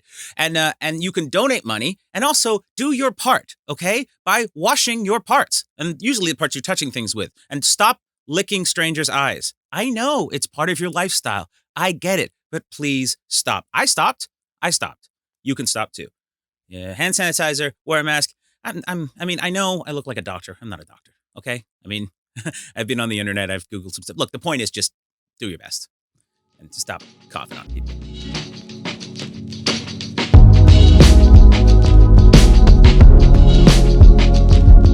So when you first started, kind of what was your message before you sort of developed it? Were you just mostly talking about like road safety? Yeah, it was weird, man. Like I went in, I met Rick Hansen. Whoa. Which was a cool thing. And he was like, you should do a fundraiser for us. Wow. I don't know if I'd even been paralyzed a year yet, but I was like, yeah, I need to do something, because life had just been turned upside down. I mean, I had 3 jobs that I wasn't doing anymore. My car was destroyed because I was driving. Wow. My girlfriend dumped me. I mean, my friend died in the car. Like it was horrible, so everything was upside down and it was relearning life. So this inspiring guys like, you should do a fundraiser. Okay, cool. Mm-hmm. So trained for 6 months, went and swam across a lake. No way. Yeah, it was gnarly. And I remember the day like that came to me before I met Rick, where I was there with my little sister and just had this moment of like, my little sister's running and jumping in the lake. I'm not, like crying, like this sucks. And then being like, all right, like plowing through the sand, like launching in out of my chair, just being like, I'm going to swim across this lake one day. Yeah. And that attitude really helped, like setting those kind of goals and just being like, not letting this beat me. Yeah. Mm-hmm. So, it started elementary schools. ICBC picked me up and the focus was obviously on traffic safety. Mm-hmm. And I didn't know what I was doing, man. Like I was like the kid. It was funny when I first started going to schools, like I would run into like an old principal that like I told to fuck off, like I was a harsh kid. Like I got kicked out of every school. Yeah. So they're like, you're the speaker? Yeah. And I'm like, yeah, but I lived it. So yeah, it's, I don't know, but it was definitely a work in progress from the start. Wow. And the fact that the kids dug it from the start, that allowed me, like there wasn't I never sucked. Yeah. I just didn't know exactly what I was doing. Yeah. But I had that time to develop what I was doing. And I don't know, it's been rad. Like, yeah, I love it. I miss it. That's cool. Like you felt confident enough to take on those challenges like right away, it sounds like. Yeah, it's crazy looking back, like that it did start pretty early. Mm-hmm. But it was just stuff was happening. The opportunity was there. Yeah. And I didn't want to turn it down. Yeah. And definitely a message I have too, like just don't, there's a lot of people are just no. You always say no. Your first instinct, say no. that'll be out of your comfort level. But so much of the stuff, I used to be terrified of public speaking. Yeah. Mortified, like Mm-hmm. trembling, sweating. I'm not even going to class today. Screw it. Cause I have to do 2 minutes in front of the class. Yeah. When I was in high school. Wow. But like getting over that fear and even coming here today, I was like, am I nervous right now? Or no, I think that's adrenaline. Like it's turned into like, I'm getting hyped. Yeah. Yeah. You're But like harnessing it. Yeah. Like saying yes to all that stuff led me to a lot of cool things that great. say no, Yeah. you know, Yeah. would not have. So Yeah. It's been a gnarly journey for Yeah. sure. Wow. Oh, cool. Oh, Yeah. wow. That's so inspiring. So on your podcast, so cool if you remembered it. I know. Well, okay. So like for our viewers, We used to suck back then. we figured out that that you have probably you spoke at my high school, and I was probably there, and I have blocked out high school entirely from my memory. But I feel like the more you talk about it, the more I'm like, yes, I definitely remember this. You know, the more I create this, I make it happen. Yeah. You didn't even go to that school. I'm like, you were skipping and you went to hang out with your friends. From manifesting it. I'm like, No, don't you remember, Alexa? You told me you went to an assembly and yelled at a guy's neck looked like a vagina one time. Oh, it's come full circle. Great writing staff. So on your podcast, Rolling With It. I changed it to Keep Rolling. Keep rolling. Sorry. It's been a work in progress, the name. So that changed. Don't worry. All right, no problem. That changed really recently. Cut that, Alexa. No, don't worry, because we could go back to start over. Maybe a roll in it. Some first roll. Yeah. Just roll something. Is that kind of, is it similar to those kind of speeches you gave on the, or is it, I assume it's more sort of chill. Yeah. I mean, the talk's chill too, you know, like, I mean, my approach is always, I've never wanted to preach or be intense. I think again, that's why kids dig it. 'Cause it's who wants to be preached to, who wants to be lectured, especially at that age. So it's similar. I'm trying to find the balance where, I don't know, like, cause I try not to swear in a school, but I got a bit of a potty mouth. Yeah. I got a dark sense of humor. So it's going to be finding that balance of like having humor in it, having fun, having that positive message, but making it all work at the same time. Because I want it to be for an adult audience. Yeah. I don't want to be censored at all. Like, and there's definitely, I have to watch what I say in a school. Yeah. And it's not for the kids. It's for the teachers or for a parent who might go like, he said shit in that presentation. You're like, yeah, you also like some kid gave him a razor blade that was going to kill themselves today. Yeah. You know what I mean? Like what? Yeah, so, exactly. I'll find the balance, but ultimately, it's going to be people that I've met in my travels, which is, they've been all over North America. And that is people in punk rock bands or metal bands or teachers or just gnarly people who've had stories that I've met and sharing those stories and just kind of how they've got through. So it's going to be inspiring. That's great. But hopefully we'll make fun of each other too. And there'll be some dark humor. So it's not just like, I love that. It's not going to be, I'm dating myself. It's going to be like Donahue or like Oprah or whatever that show is now. Yeah. Dr. Phil. Oprah's a good reference. It's going to be Dr. Roll or Dr. Wheel. Dr. Wheels. Yes, Dr. Wheels. That's great, man. That's I like when things are, it's like if you're kind of funny, it kind of like helps the medicine go down a little easier, I guess. I think so. And I have a hard time not cracking jokes. Yeah. My instinct is to make things funny no matter what it is. Yeah. And I found in the presentations from the start, there was humor. Yeah. And it's pretty dark humor, some of it. Like a lot of the heaviest things that I would talk about would be followed by jokes. And a lot of that developed because like there was times where like I'd go to every school I went to, someone would pass out. Really? Yeah. Which is so wild that you're like, my story, my voice. Yeah. Like people are like passing out. And then, I mean, I've seen people hit their heads or have convulsions. I've had an ambulance come and remove a kid. Yeah. You're trying to do a presentation to help people not get hurt. And then they smoke their head and have a head injury. Jesus. Yeah. Yeah. So it was like the jokes followed the gnarly parts to kind of lighten it up. So it wasn't too intense. Yeah. Wow, dude, you're like Texas Chainsaw Massacre theatrical run. That held the record for most people passing out. Oh, really? Oh. And then after that, the next one was Fish Called Wanda, where someone laughed so hard they died. Are you serious? Yeah. Is it that funny? I've never seen it. I've never seen it, but it's a James Bond movie. No, it's not. No. Fish Called Wanda? I think it's a Cher movie. Oh, really? It's Kevin Kline. It's like, it's old school. Yeah. Texas Chainsaw Massacre, though, they'd have at the climax of the movie, someone rev up a chainsaw and run down the aisles. Oh, Wow. no. You should maybe try that. That's good. Has nothing to do with the story. If I start losing relevance, there's Fine. no limit to what props I will do.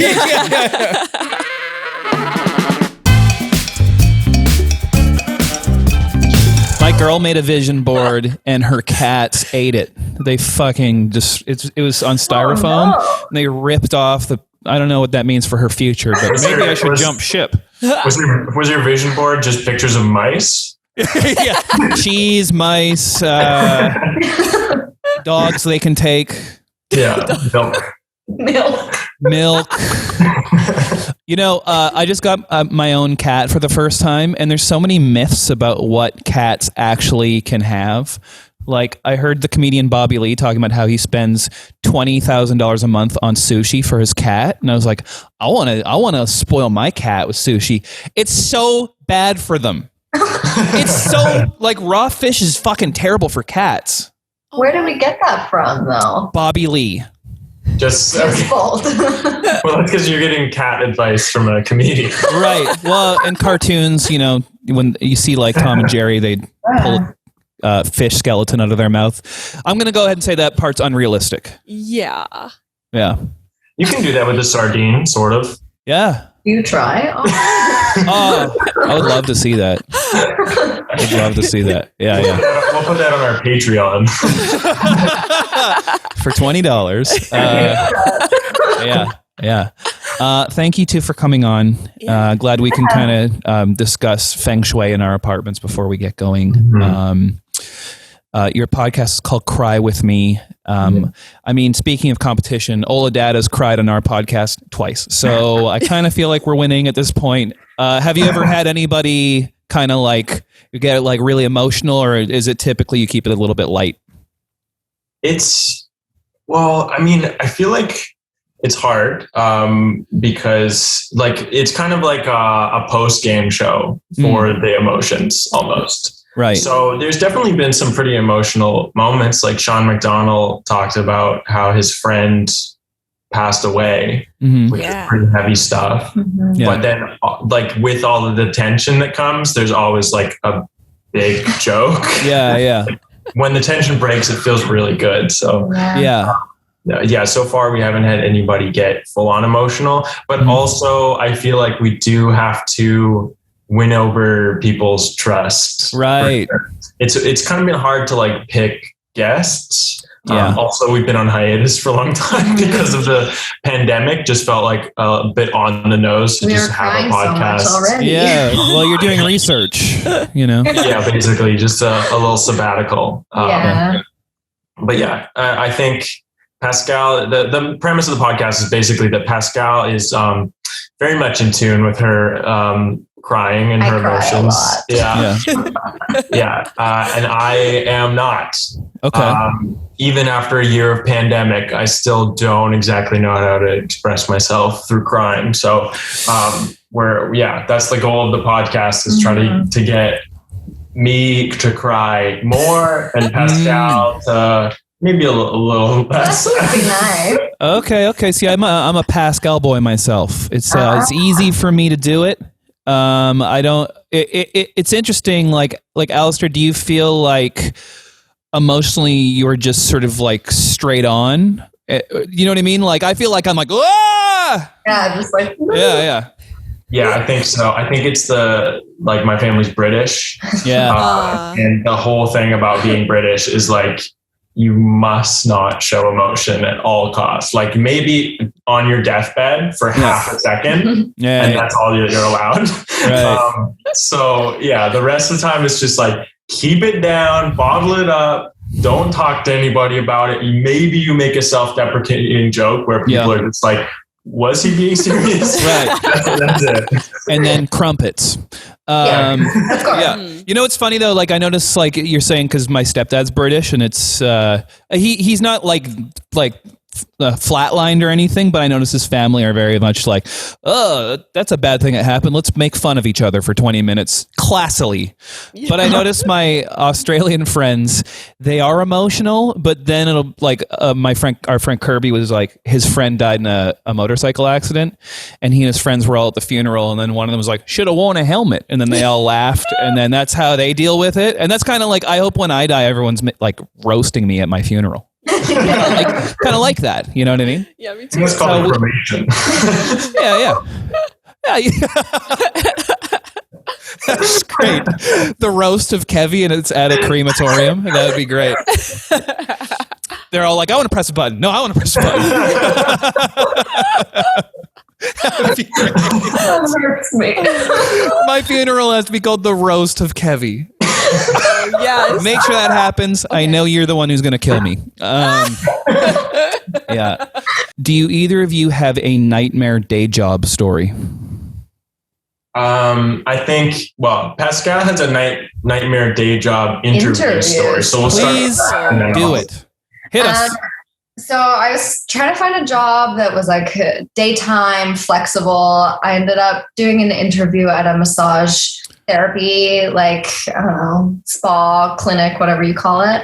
And it seemed really chill, and it was like normal, and he was asking me all the normal questions, and he was kind of like a, I don't know, hippie dude. And I was like, okay, he was kind of odd, whatever.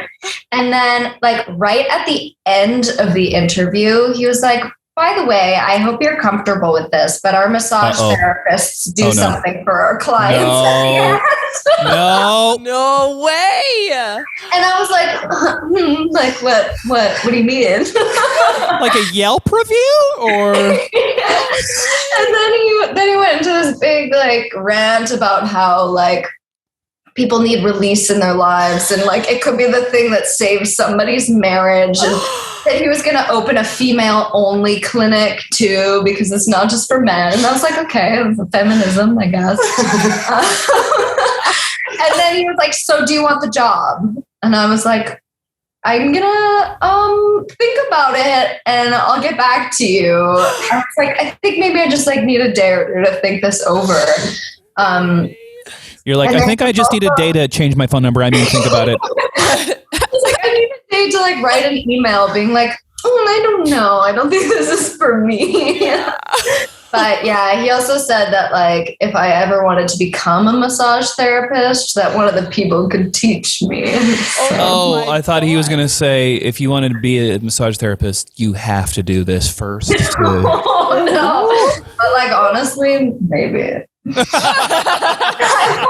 That's your clinic already. Like, there's something happening there. I can only imagine how you felt when you started to realize what you were interviewing for. I was like, oh, not that there's anything wrong with this. It's just not something I really want on my resume. No, I'm just like surprised, but trying to be like, oh yes, when you left, were you just horrified, or were you like, that's kind of funny that happened?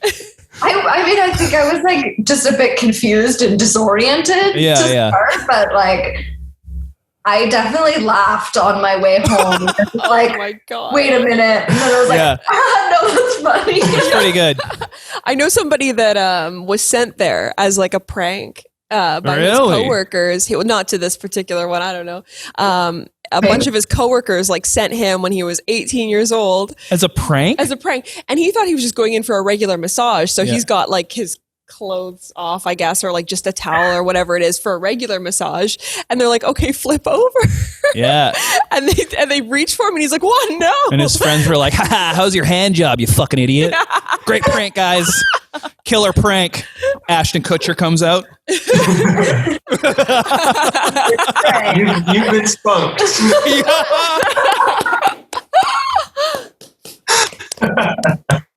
That was good. That was really good, Alistair.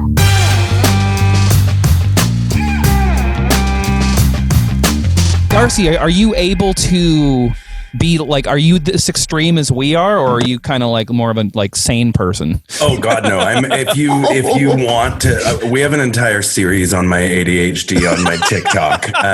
Jer and I are constantly pointing out of all my fails. I literally leave my car places and walk home all the time because I'm just not paying attention, especially in our town. Like the amount of times that Jer comes home and he's like, "Where's your car?" And I'm like, "I don't know." And we have to backtrack where I was that day. And I was like, "Oh yeah, I was at the grocery store and I walked home with the groceries." Like, yeah. Did you walk home for the safety of the other people on the road? Is that what you mean? No, I just completely forgot I had a car. Oh, I get it. Like you drive there. I thought you meant you're like, I can't pay attention to the road right now. It's going to pull over. No, I just completely just get distracted and carry on. Like, okay, got the groceries, get home. Whoa, and then I'll be like, I'll go to. One time I left Jer's car downtown and took the bus home. And we didn't know until the next day when he was leaving. He's like, this is incredibly inconvenient hobby you have. Yeah, it's not the best. My favorite though was when I was driving our daughter to school. It was like a 20-minute drive. And Jer always drove her, and I was like, I'm gonna give you the morning off. You sleep in. And I drive to Grace's school, and I turned to say goodbye to her, and she's not in the car. I just left her. Yeah. I drove all the way home to her and Jer standing on the curb with the look of disappointment. I was like, yeah. That's great. That's smooth criminal. Oh, that's amazing. Are you on medication?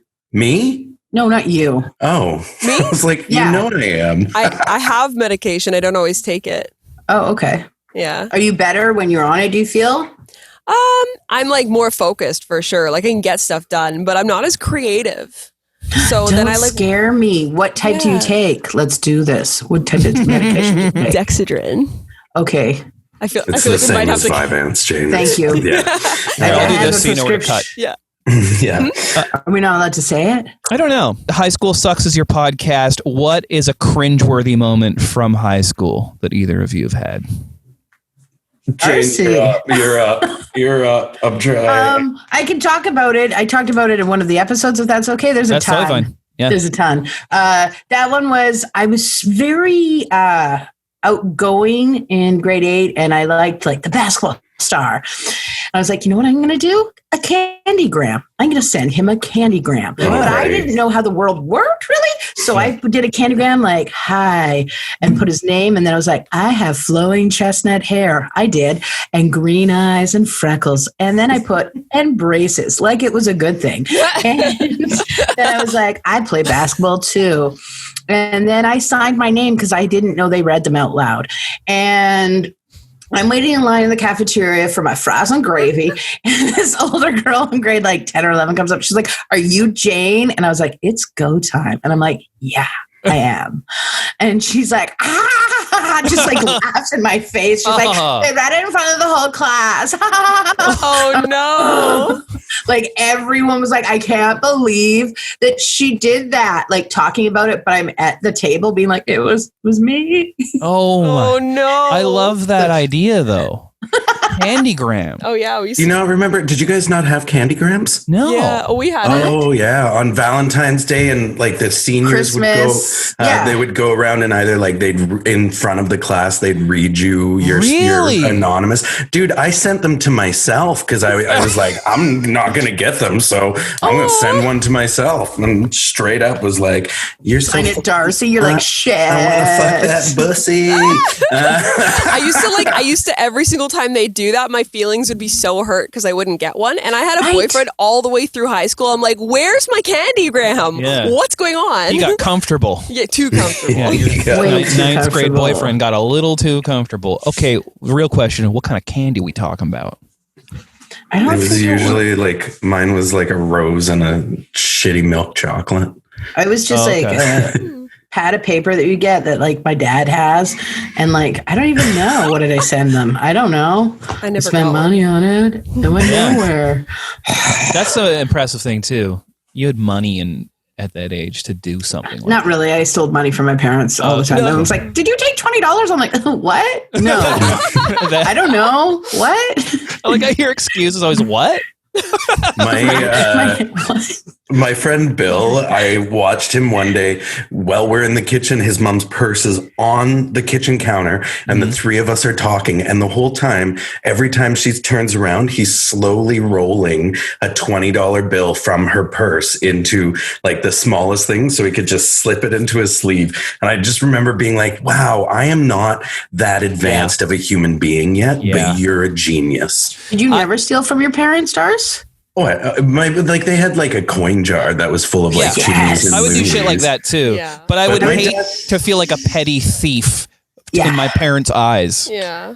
For sure. We used to do those. Do you remember you'd have to sell like boxes of chocolate covered almonds as a fundraiser? Yeah. So our drama club would always sell them every year. And I was just a little fat, lonely kid. I knew you were going to I would eat the entire cake. Like fucking 24 boxes. So $48. And then I would have 6 weeks to collect like 24 toonies from my dad's coin jar. But I was committed. And twice a year, I was like, I never sold a single one of those. I'd hide them under my bed. Now you're eating your fucking breakfast. Sorry. Imagine he's talking to me. I'm like, ew. We've talked about this, Jane. Breakfast is the most important meal. I forgot, you guys. It's literally called break fast. You gotta break it. It is.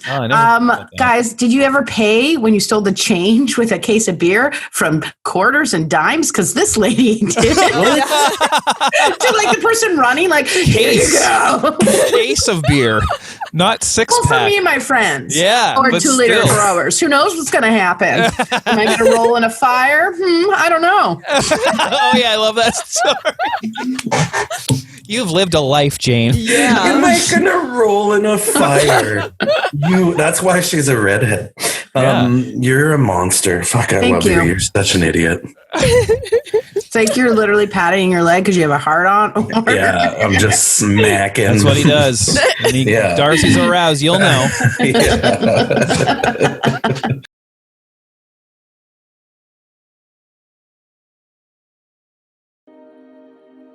The Americas, today facing an unprecedented health crisis, COVID-19.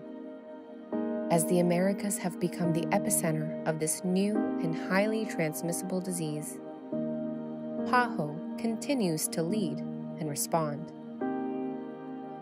working to track, slow, treat, and stop this new disease, deploying assistance, strengthening health services, advising governments, supporting research in 52 countries and territories of the Americas.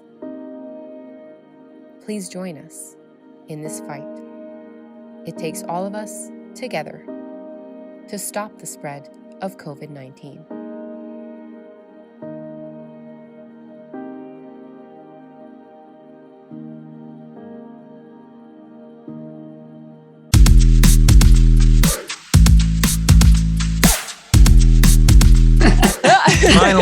Finally, Magic makes his way into this festival. He hates it though. He hates it. How are you, Shaun?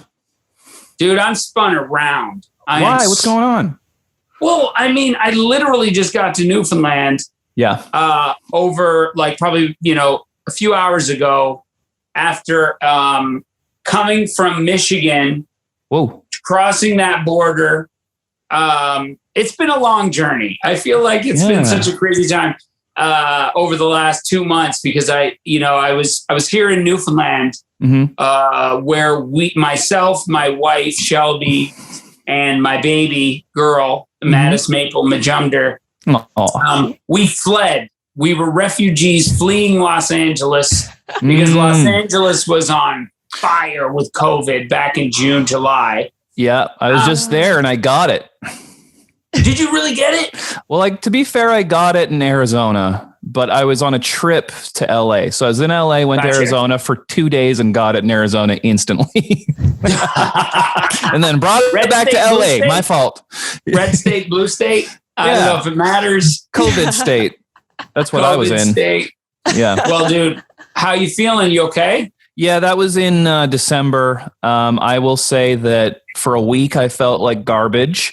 And then as soon as I started feeling better, that's when I lost my sense of taste and smell for about a month. But now I'm okay. Yeah. Oh, you had a month of it? I had a month of no taste and smell, but only about a week of feeling like I had got initiated into a gang or something. Because you feel like you're so achy, your back's all beat up for some reason, can't sleep. It's embarrassing, kind of. It kind of feels like an STD or something when people find out you had it. Yeah, I would wonder about the psychology of getting it because, everybody talks about the symptoms or, how it either affects you or you'll get people like my sister-in-law's father-in-law. That's actual math. Yeah. He's just like, dude, I had it. Here's one of those guys. Yeah, whatever. I had it. Whatever. What? Nothing. My son had my back. My son had it. Yeah. He just lost his sense of smell for like a day. Yeah. And then before I left Michigan, because Shelby and I, we used our status as child care providers. We are one child. It's our daycare that we run. It's a not-for-profit business that we run. Nice. Called being a parent. So anyway, we were able to get vaccinated in Michigan. Oh, wow. Which was awesome. But I was telling my sister-in-law's father-in-law that I said, I just got the second dose. No, I've got a second dose coming up just before I enter Canada. And then he was the same vibe. He was just like, I just came from my doctor. And my doctor said, what's the point of getting them anyways? It's all going to change. And then he started quoting the flu. Right. And it was just like, He's like, I just came from the subway cars. I was the guy on TikTok licking all the poles. I got it on purpose. And guess what? Yeah. You see that cold, man? You see that cold? Yeah. And that one little cold. Yeah. Yeah. That's wow. Everyone's so strict. Like Alexi and I keep talking about this with every guest on this festival. It's like, do you find that the people around you are much more extreme versions of themselves with their opinions right now? Ugh. Yeah, right. Yeah. Just extreme. Yeah. The opinions are pretty intense. And especially, when that's what's frustrating too, because you get people who don't really get affected in a really super heavy way. Mm-hmm. And then it's like, I told you so. You told your friends so. Yeah. But it's just such a strange thing. So we got vaxxed in Michigan. Nice.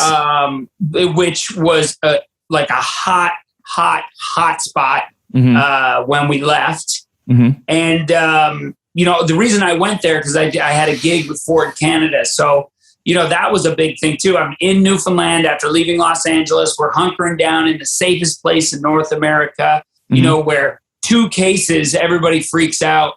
They're like, oh, Steve, what are you doing? They know him.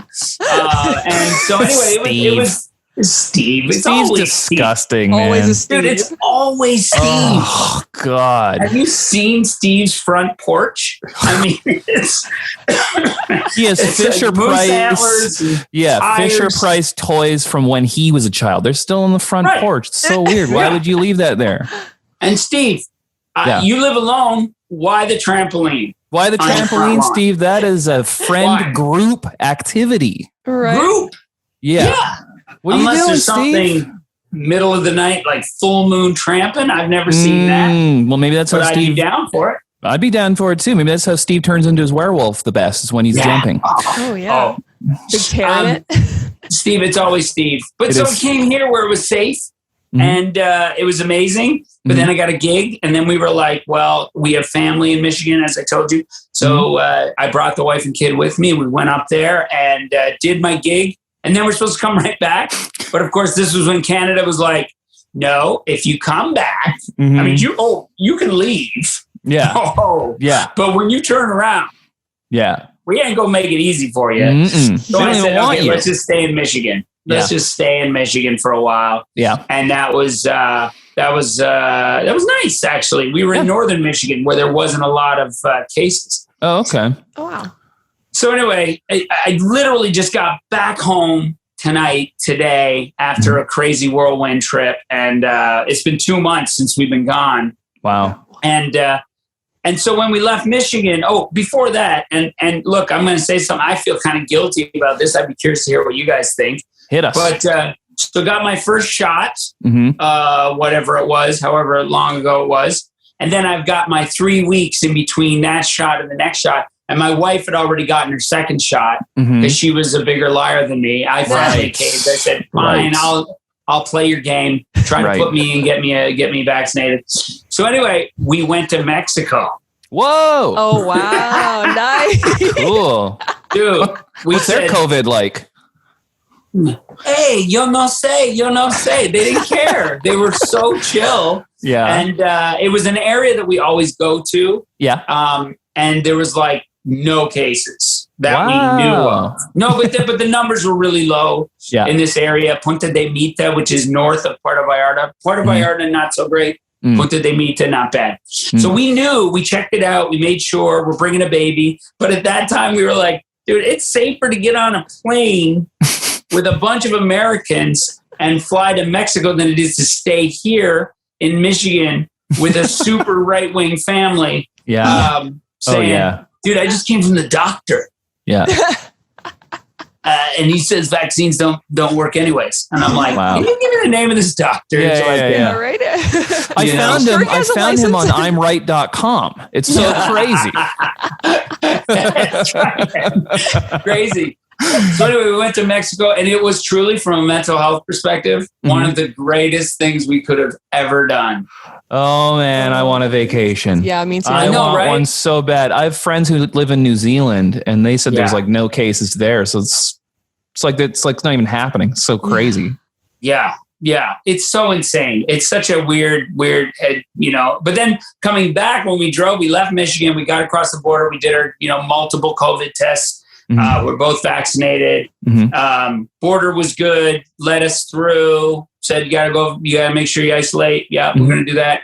Get to New Brunswick. Or as I like to call it, North Korea light. That might be extreme, but New Brunswick has turned into like a super hardcore, like shut down, lockdown. Like the guy was grilling me where you go, whoa. And you're not allowed to sleep in New Brunswick, which is something that has been a dream of many people across Canada, to stay overnight in New Brunswick. Oh, I get what you mean. The people that live there, they're like, hey, what are you doing? Just quit sleeping. Stay awake. You live here.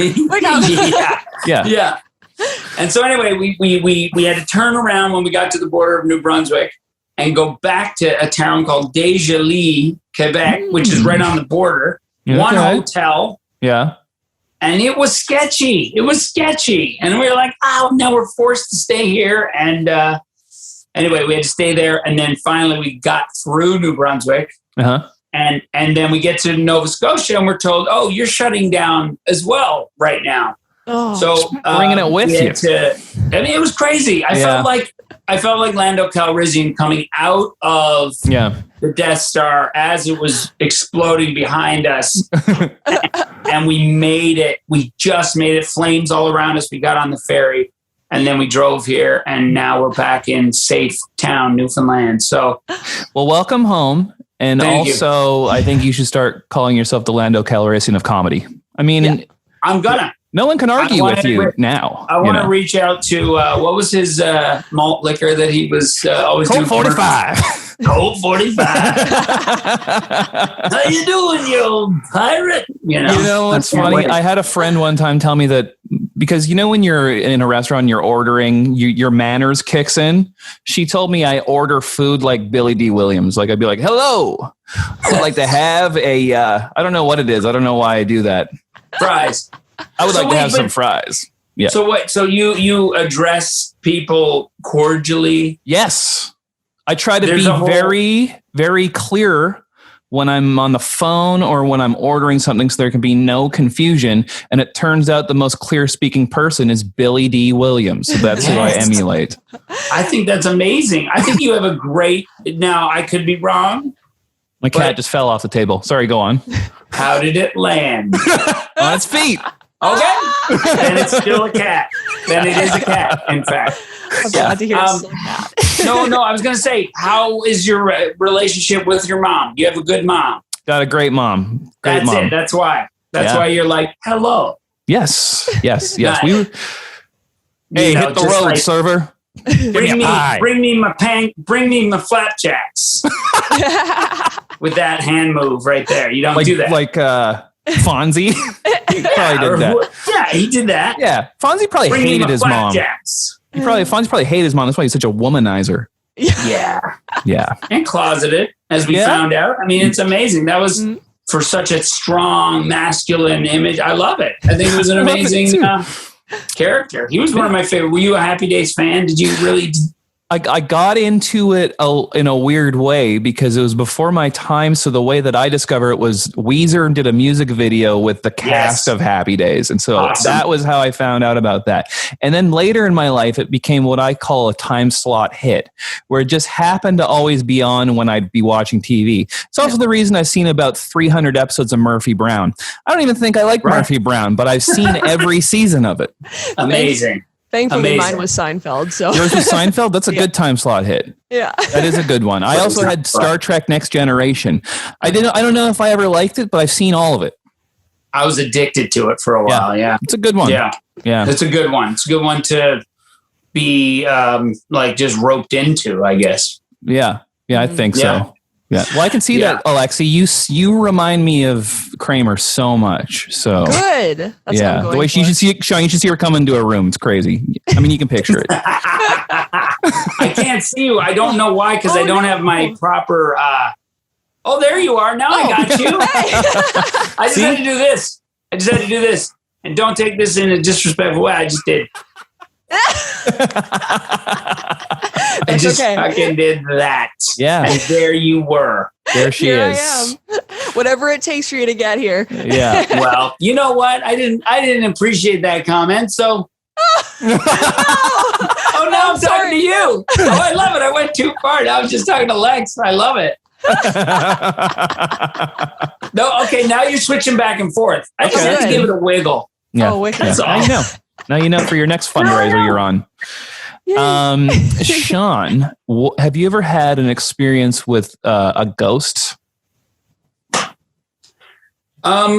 So I'm a non-believer. I'm a pretty hardcore believer in, ash to ashes, dust to dust, grounded, earth, carbon, we're just like, we're beasts, we're meat, we're bones, we're, Yeah. And so anyway, my wife is a little on the ghostly spectrum, if you will. She like believes very pale or yes, actually. But we just got back from Mexico, so boom.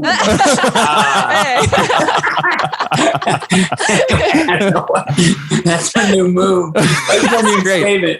I am Lando Calrissian of comedy. Oh, Colt 45. I gotta probably minimize my number of taglines and stuff, but anyway, that's all right. I'm reinventing myself. So Calrissian of comedy. You got to find a tagline. She is like on the spectrum of I believe, I'm not sure, I believe, I sort of believe. Mm-hmm. She has no reason not to believe. She's open to it. I'm pretty convinced it's like, no, it's not. Yeah. But so there was this hotel again in Michigan that they would always go to. It's called the Holly Hotel. Okay. And her mom is a hardcore believer. Okay. Oh my God, Shaun, you would not believe the spirits that are in here. Like it is bone chilling. And then the three, because it's the mom, and then there's the three sisters, and then the three sisters have girl kids, and they're all telling each other about their experiences with ghosting. Yeah, and the salt pepper shaker moved. It just moved. And I was like, okay, whatever. So anyway, we go to this hotel. And they told me about this room upstairs, and I was like, yeah, I'm just going to walk around the hotel, and they didn't say which room it was, but they were just saying they had these experiences in this room. And I'm walking around, I'm looking at these old photographs, it's like a very heritage hotel, and there's like men in buggies and horses and big giant mustaches and hats, and it's amazing. And then I go into this room. And dude, I'm not joking. It's something happened to my physical body. Uh-oh. It was insane. It was as if there was an electric charge inside of the room where my whole body started buzzing. What? And I'm not even joking. It was so weird. And I don't think it was haunted. I don't even know what it was because I can't. It wasn't like a spirit, but I was like dizzy, lightheaded, charged, and my body was just on fire with like tingles all over. Whoa. And I sat down in this chair.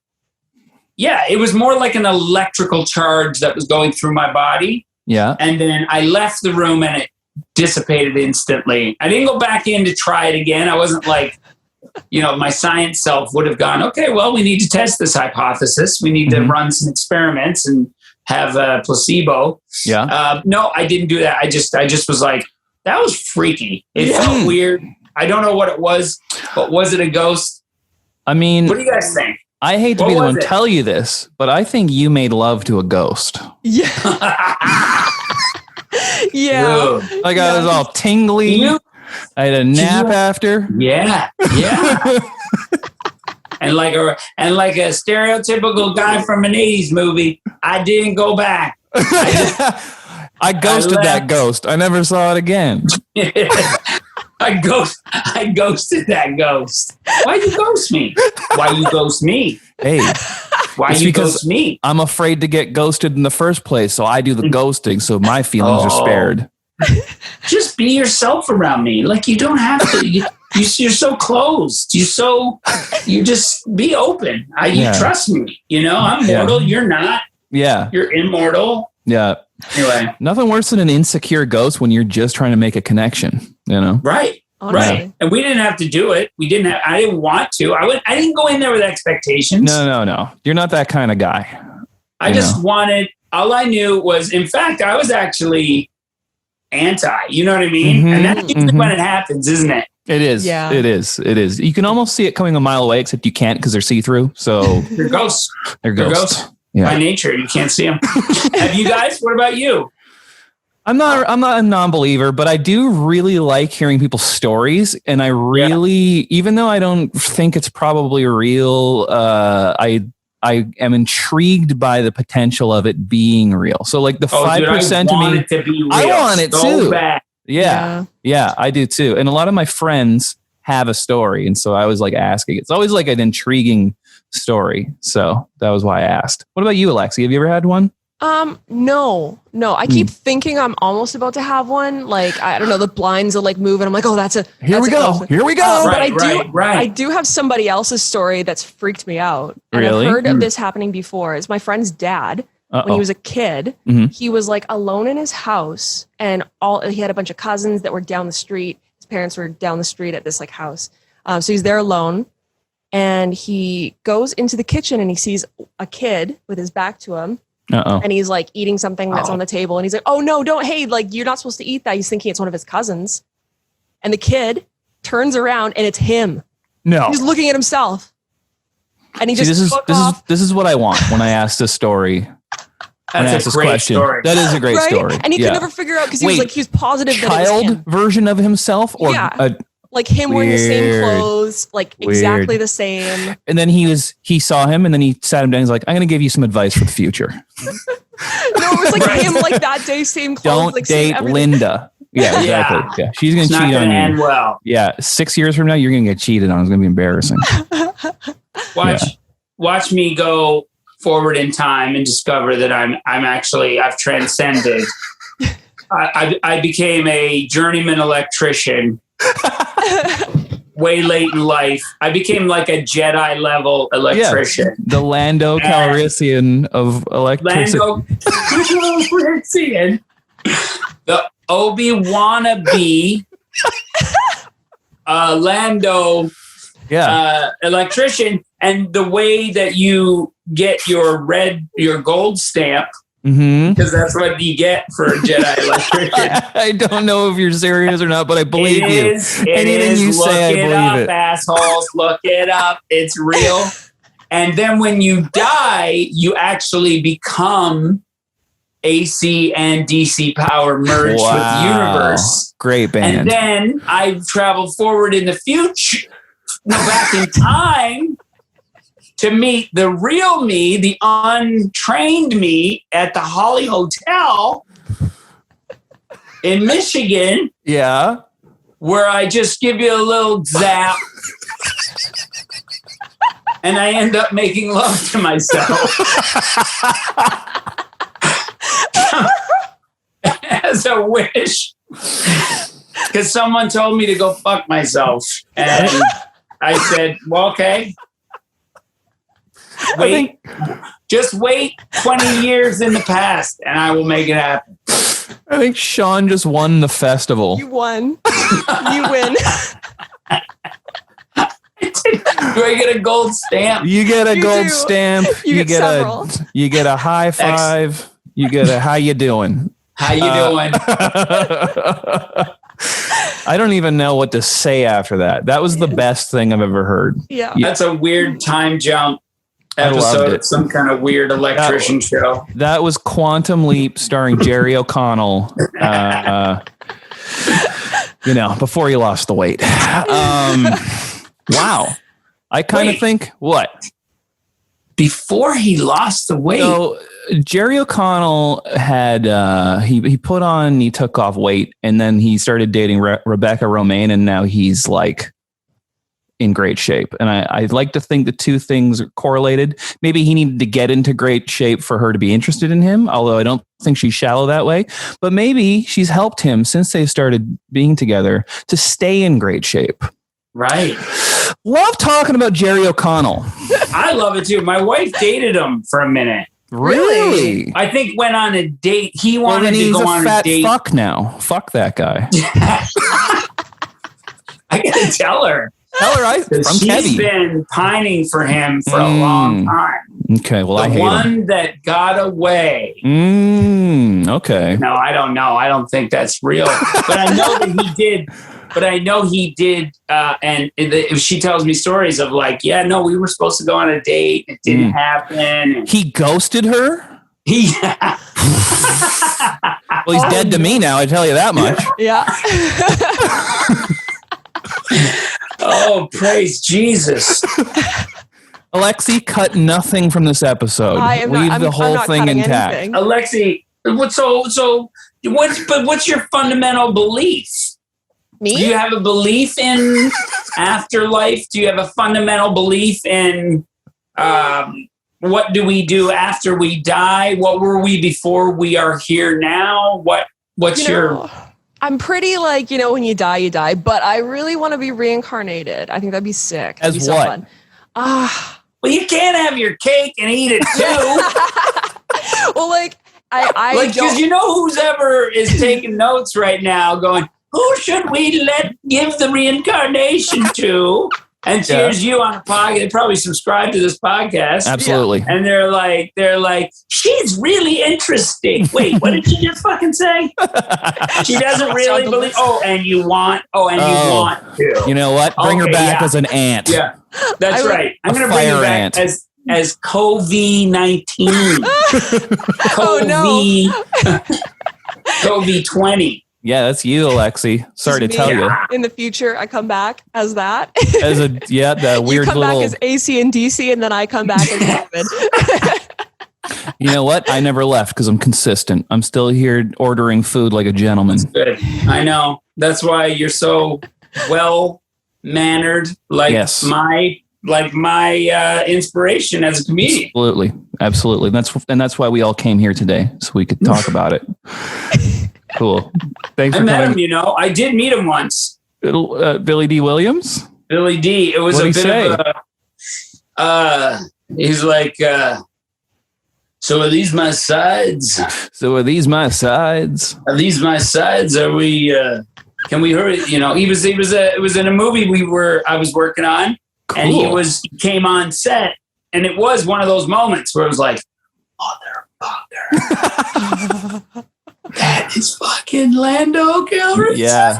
It's a bit weird when that happens, when you meet somebody like that stature that has a legendary character that they play. But really, you're just like, Oh no, they're also doing theater, and they're trying, and they were in The Music Man. And you're like, So crazy. Lando? Lando's, Lando loves to sing a nice show tune from now and then. You know? It's weird to like think about like someone playing a character like that. You're like, oh, you're still a working actor. Like, like you're done with it. You're on. You're auditioning. You're still auditioning. You know what I mean? Reading for things. Yeah. You're fucking Lando Calrissian. Yeah. I don't know if Can you there's anyone. make your way into the casting company and then, convince everybody that, you are who you say you are, and then dupe them at the very last minute and backstab them. People should dupe more often. Yeah. I think that's duping the lost art of duping. Duping. No, duping. You can't have a G. Duping. Yeah. You get right to the point. Shave that G off. Yeah. We be duping. Yeah. Yeah, but do you dupe? Do you? Do you dupe? You ain't done it till you I dupe. can dupe, sir. I can dupe. I have been known to dupe. It's like a Seinfeld bit. You're looking at me like I can't dupe. Dupe. I've been duping for years. Look at this. Look at this. Look at this. Oh, you looked at it. You're staring at it. I forget what comes next. I kick you in the shin. Let me try another dupe. Yeah. A different dupe. A different dupe. A dupe with another color. Yeah. Dupe. Oh, Just you're so dupe it. right, man. Like, I think duping needs to come back. Or was it ever? Was it ever a thing? Did it ever leave? I don't know. I don't think it left. It's like Did it me. dupe It's us? consistent. Maybe it duped us into thinking it It was gone. duped us. That's We what don't I'm even saying. know. Yeah. We I don't even like know we've that, been right? duped. Yeah. You know, the king of dupe, whoever, the queen of dupe, or dupe. Maybe dupe is like Tao. Yeah. It's just a state of mind. It's just like, Yes. you know? Yes. And it knows exactly what it's doing right now. You're right, Lex. We're being duped right now. But we should be thankful. We should be thankful that we got should be thankful duped. that we've been included in the duperverse. Because, some people don't get duped. You get left out in the cold. That's right. Everything's You live a true. straight and narrow life, like with no Boring. eye thinks. No. Boring. Are you kidding me? I could have swore this was just a regular bag on fire on my doorstep with no poop in it. I just thought it was. Yeah. And then you put it out to save the lives of your family, and you realize you have, in fact, been duped. Been duped. I'm seeing t-shirts. I'm seeing this is good. This is good. Very good. There's a lot there. We're really onto something. We'll split the profits Bubble 3 letters. ways. Bubble letters. You've been duped. Like, Ashton Kutcher can host it. Yes. Ashton Kutcher can host it. I was gonna say, yeah. First person will dupe Jerry O'Connell, that rat bastard. Yeah. That guy who's very, very good at losing what he's that carbless. Yeah, that he's all over. Carb. Yeah, he's all over the charts. The scale's confused. It's like, what's next? What'll tomorrow be like? Then we find out he started duping. Like he's the original. He's the one who duper. started it? Yeah, he I didn't think originally I could. he did. Did I you didn't see think I could Stand By hate him Me? any. Oh yeah, you're right. I didn't think I could hate him anymore. And now that I know it's his fault that I Do you look hate like Jerry an idiot, O'Connell? as of Lexus, what you you talked about this before. No. His severe his hatred for Shaun, Jerry let me tell you, This is that deep-seated. My This is- hatred of Jerry O'Connell is a byproduct of your new friendship. So, Oh no way! this is You for pulled you. it out. This is Hold for on. you. Well, I'm gonna do this. I did it. Just did it. Oh, we did it. We done did it. And Lex, talk. I want to make Hey. sure you're still here. I can you hear me? Can you see me? Can you hear me? I can't see you. I've got to go back. Okay, there she you is. go. There she is. Good choice.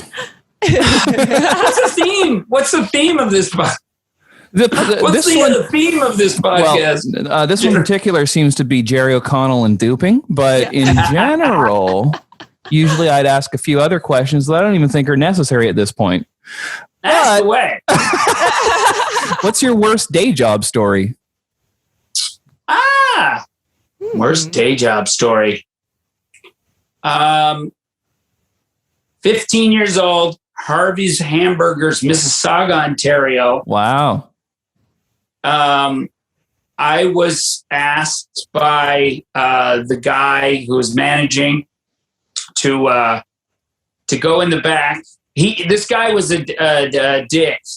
Oh. And he was very power driven, and I had to clean out the garbage, which I was cool with. You know what I mean? I'm new there. It's all part of the system in place. Right. Clean up the garbage, clean up the tables. I mean, someone's got to do it. And then I hear a huge crash. No. In the back, big loud crash. He comes out, and he's just like, "Hey, Shaun, go in there. I got another gig for you, another job for you." He didn't say gig. This was before I knew. I was like, man, he's really spinning it. Yeah, he's very professional. Hey, you want a gig? Yeah, you want a gig? So he gave me this You gig. want a middle? He hooked me up with this gig, my first gig. So not only is it my bad day job story, but it's also my first gig. And it was on the road, so it was a road trip. Anyway. So it was a giant vat of mayonnaise that he tipped over in the freezer, everywhere mayonnaise. Why did he? And he said, "Clean it up."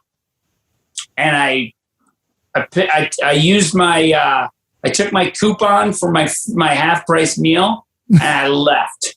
I just said, "Fuck this." Love that. I went straight to McDonald's. I got a job at McDonald's. Good. Shortly after that. Good. Did they treat you better? Fucking right they did. Absolutely. Oh, yeah. He's a clown. He wants people to be happy. Look at him. Yeah, he made me laugh. He's the first business clown I can think of. He's like, hey, you've been working really hard. Go take a break in the ball pit. Yeah, you know something? Yeah. Here's a little magic trick for your troubles. And and then he asked me to come for a ride, and Ronald? we were gonna go. We were gonna enjoy the afternoon and stuff, and I knew it was kind of sketchy when he asked me to go to this. He said, "I have an underground. I buried a submarine in my backyard, and it's so cool." He said, "Oh no." And he said, "You want to go play Periscope down?" Uh-oh. That old dupe. I was not about to be duped. No. Not by a business clown. Not by a business clown. Not by a navel-driven person with very powerful eardrums to be able to go beneath, live in high pressure situations. I'm not being duped by this guy. I know exactly what he's all about. No. So I didn't do it. Good. No Periscope down. Good. It's my least favorite Kelsey Grammer movie. So why would you want to reenact that? That is a reference that I did not expect would happen on this podcast today. And I know that only you enjoyed it because I was explaining to Lexi who Corey Feldman was yesterday. Yeah. So, yeah. Speaking of Stand By Me, speaking of my mortal enemy, Jerry O'Connell. Total enemy. I hate, you know why I don't like him? Because he interacted with my wife. Yeah, I hate that about him too. One time in the past. I hate that. I'm so jealous. I'm jealous. What's the closest celebrity date you guys have ever been on? Or maybe you guys date celebrities all the time. Have you ever, and it could be hockey, it could be sports celebrity, business celebrity. Like I went on a date with the business clown. Yes. Well, Hamburger tried to fuck me in a broom closet. So that you should have known. Fucking mask and his dick out and stroking it, saying, "Would you like some pickles?" with your burger? And you're like, and then he winked after he said it, and it was like, ew. yeah. And then you were just like, I'm just trying to sweep up the dust on the floor here, bro. You're like, let me help you with that. Yeah. Slam, pull on the string, lights go out. Yeah. Fucking Javex everywhere. This, Alexi, Shaun won the festival. You won. I don't think anything could possibly top even the topics. Even if you just saw a list of the topics on paper, Shaun won. Oh, you know? Oh, yeah. It's pretty crazy. It's pretty crazy. Because I've not been winning. It's not been a winning time. You're a winner in our eyes. This is great. I mean, you're the Lando Calrissian of comedy. Of course, you're the winner. I think we're going to just give How you you the doing, festival. you old pirates? And then everybody's like, fuck, he's got it. He's got it. That's a good closer. Yeah. And that's how you. That's a your real closer? Yeah. You know, that's great. All right, good. All right, Shaun. Thank you so much for coming. Thank you This was so the best. This was so funny. I flinched for real. Oh, thanks for coming on, man. Thank you so much. My pleasure. Nice to meet you. So Get nice the to fuck meet out you. of my kitchen. Okay, bye. Yeah.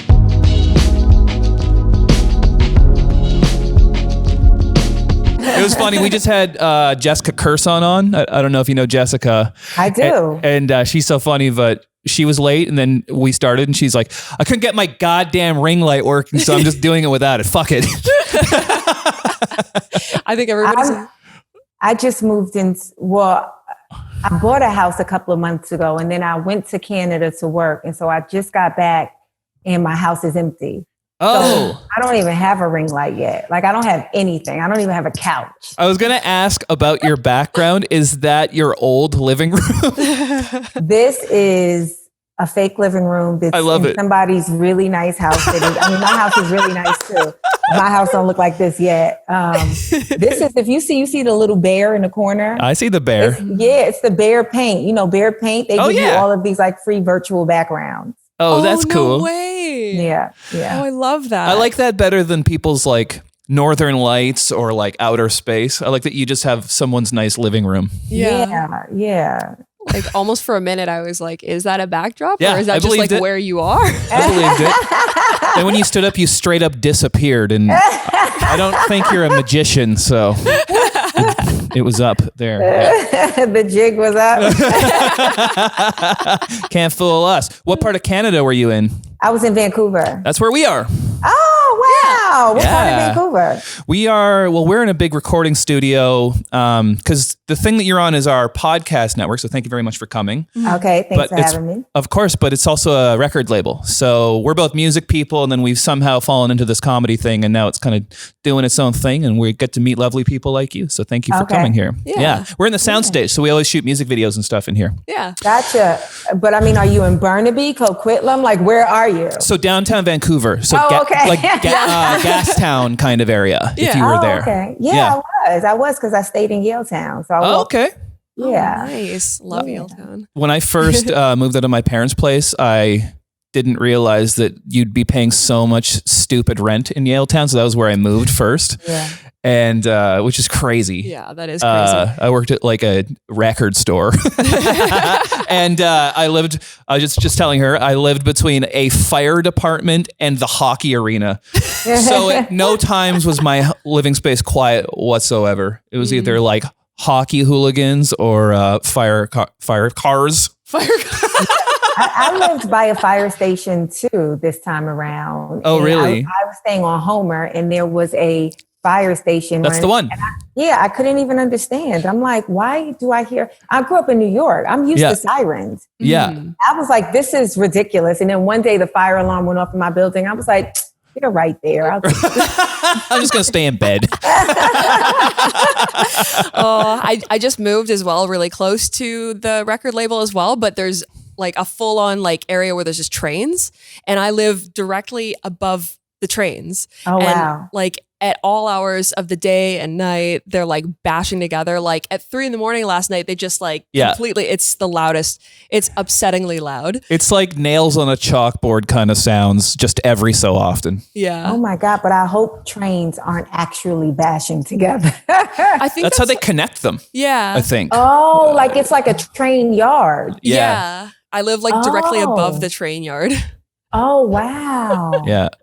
It's I'm sorry. When I moved in, I cried. I knew they were going to be there. They warned me about it. It's like, but nothing could have prepared you for trains bashing together. Yeah. They pulled a fast one on you. Yeah.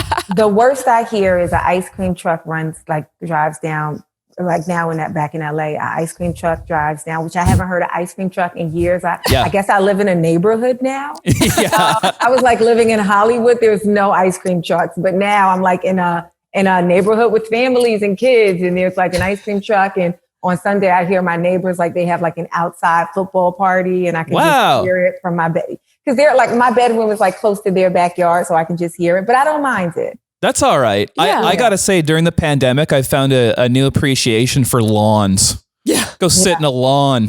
Go sit in a park. It's amazing. Yeah, exactly. Patios. Love it. Have you noticed during the pandemic people in your life becoming more extreme versions of themselves? I have not noticed that, but maybe it's because I'm the person who became an extreme version.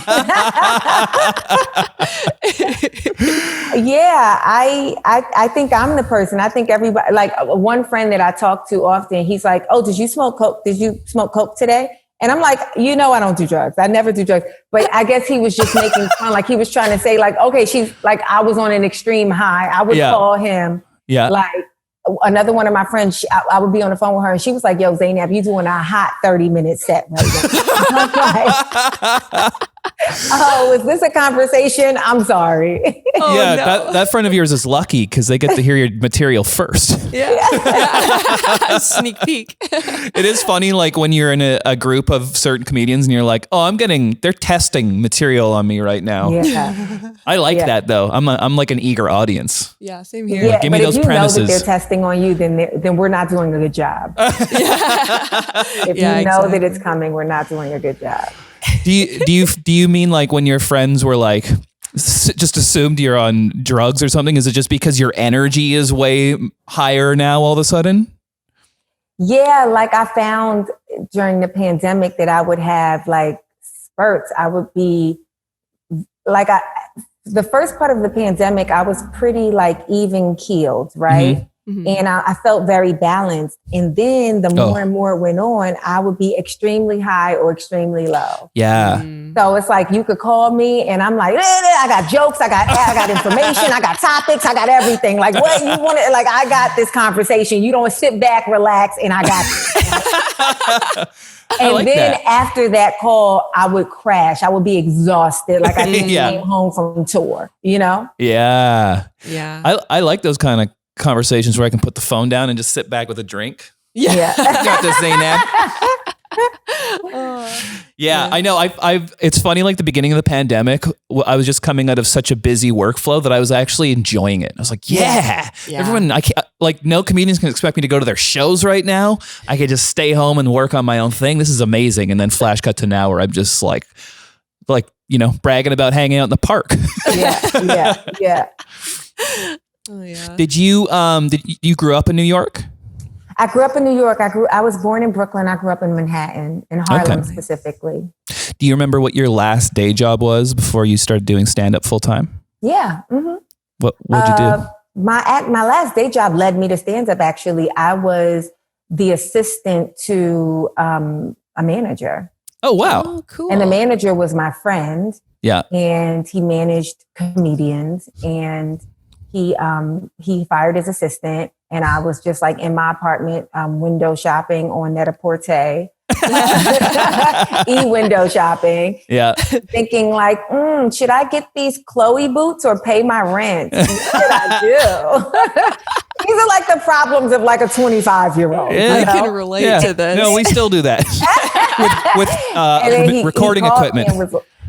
We do that with recording equipment. We were having that talk yesterday. Yeah. Should I buy this $2,000 interface or put that on my credit card that's ever expanding? So sorry, go on. No, but buy the recording equipment because at least the recording equipment can materialize into something. Yes. Chloe boots do nothing for you, but look good.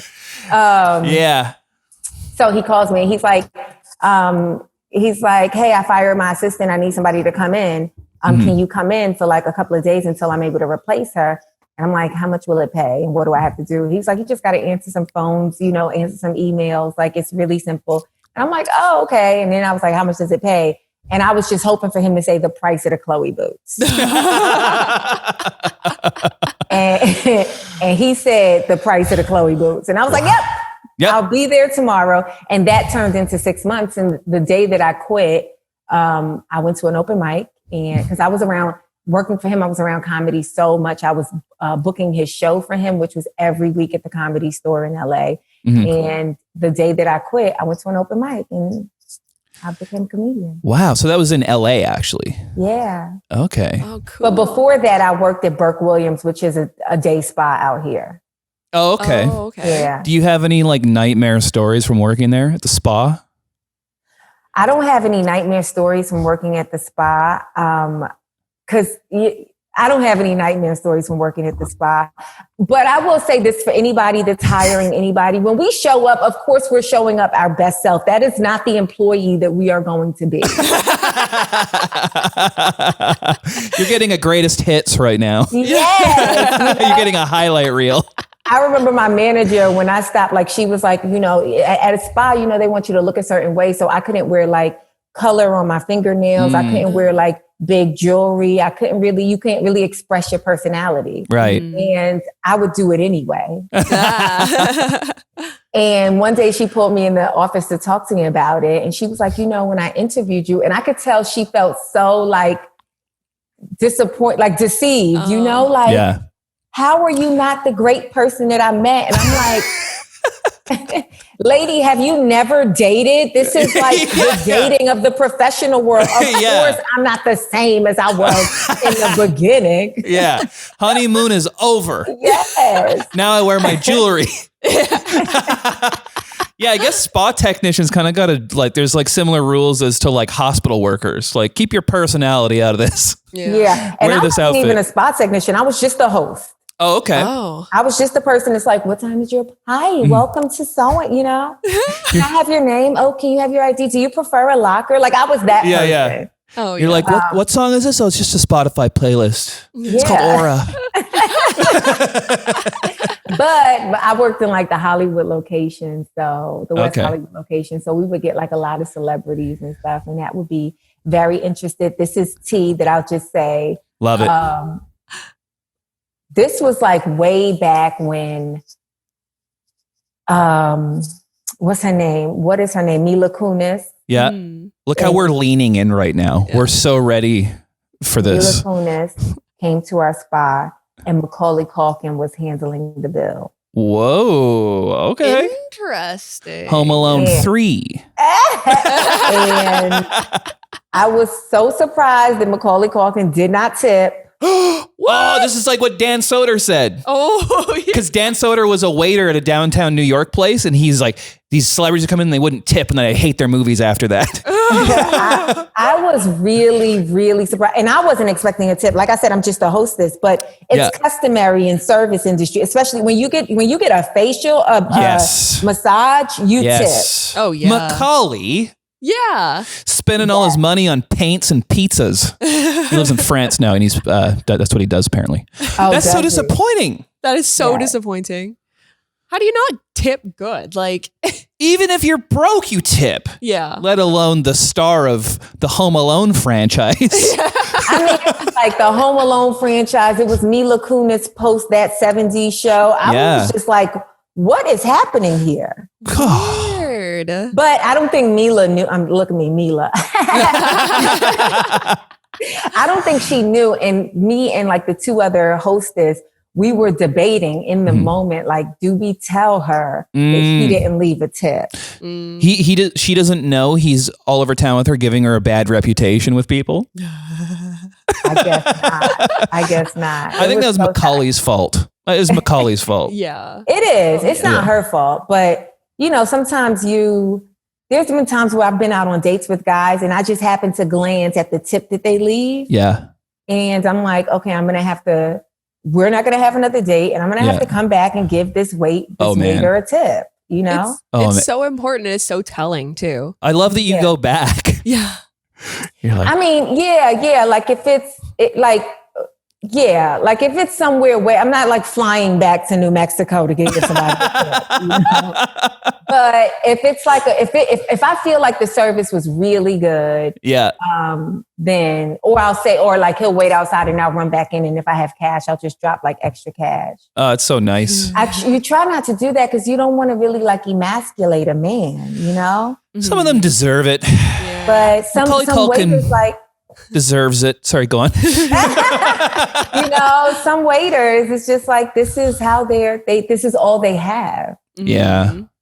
Yeah, no, definitely. I went out with someone recently and I was seeing somebody before that was a really good tipper. And I was so used to that. I'm like, oh, this is great. Like leaving with a good feeling. Yeah. And then I watched this other person tip 10% and I was just like, I wanted to sink into the floor. It does feel like you're getting away with something, probably.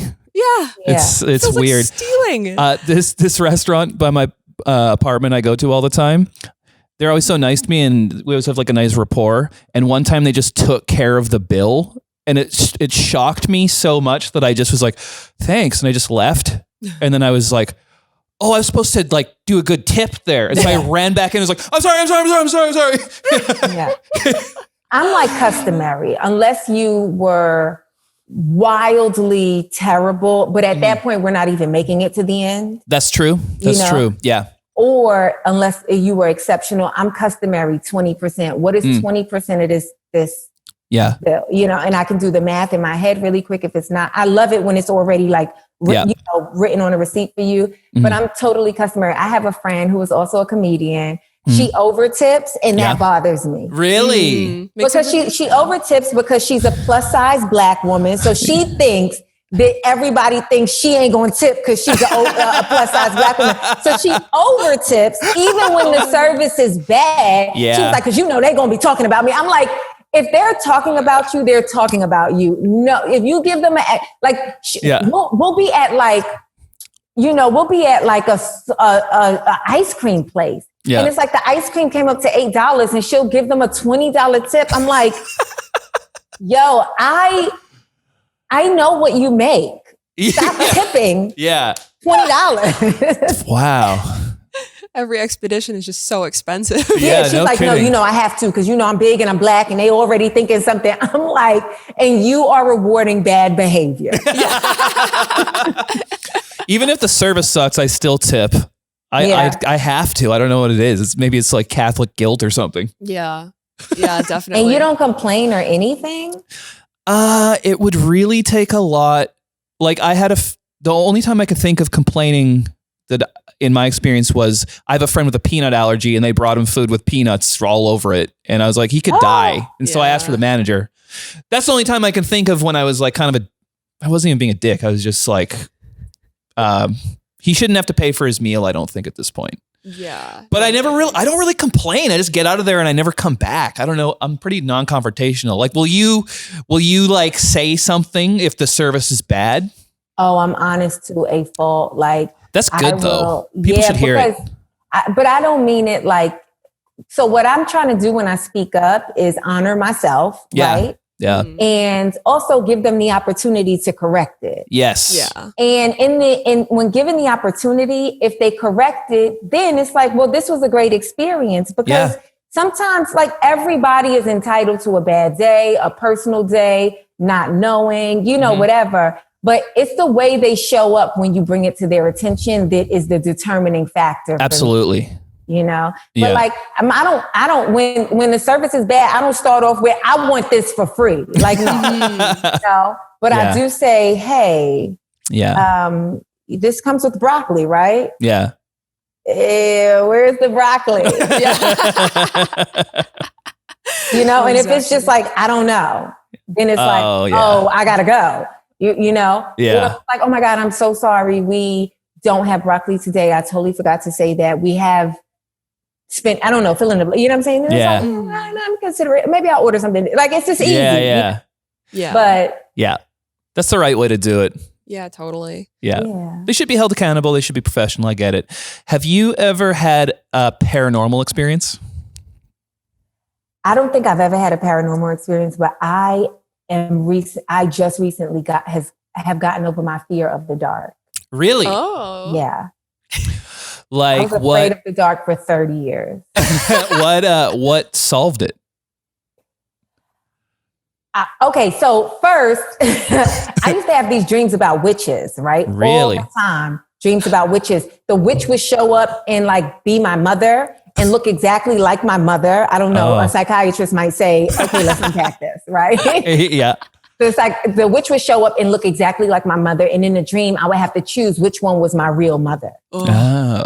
And I never felt like I chose right, although I had hoped to choose right. Right. But before there was ever a consequence, I woke up. But when I was in college, I had studied abroad in London and I saw Wicked.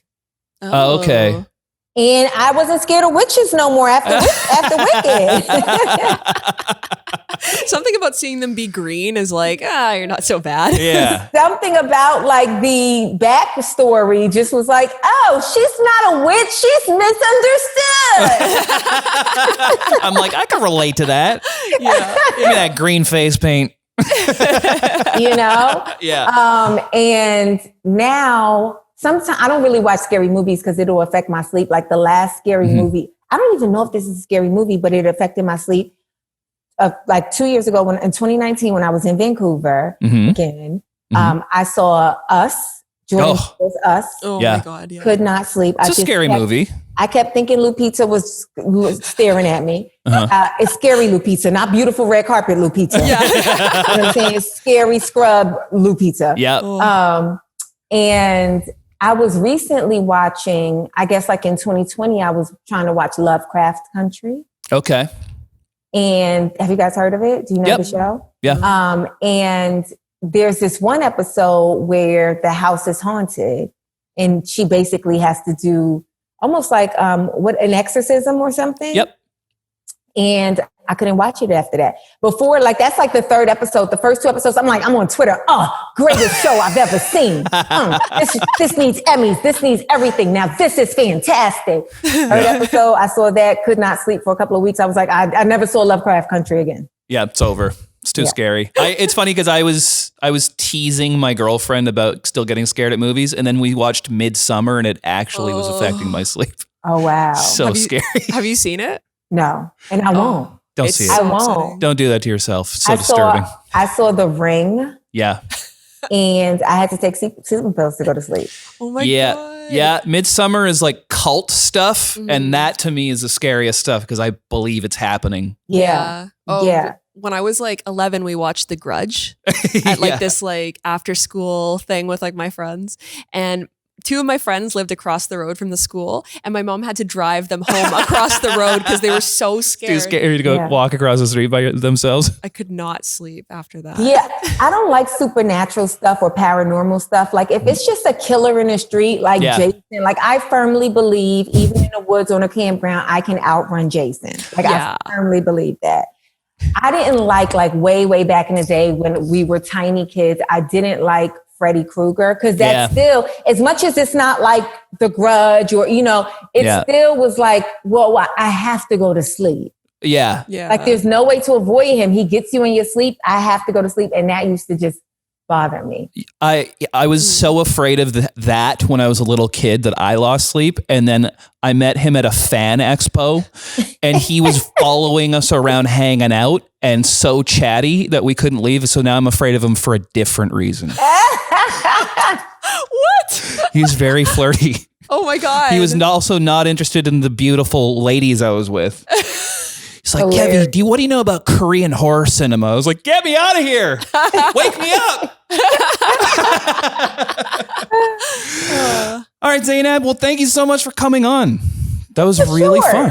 It is short. It's like part of this big festival where it's like 15, 20-minute interviews. So okay, well, thank you so much for having me. Really appreciate it. And awesome. I hope you come back to Vancouver soon. Me too. If I come back to Vancouver, that means we got another season. So that would be great. Yes, come visit us.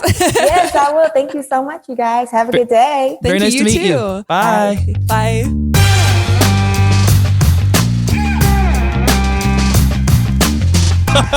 He was a seat filler. He was doing seat filling. You know, like if people get up to go out or whatever, they need to bring people in and fill the seats in so the seats don't look empty when they pan across. So if you go out and you want to go smoke a cigarette or make a phone call or whatever, you come back, somebody's sitting in your seat next to your date. Your date has to sit there like, "Hi, how are you?" and like this with this weird seat filler. So Wiseau was, I guess, seat filling. Oh, and we were trying to talk to him and trying to engage him, and he wouldn't engage with us. He's very secretive.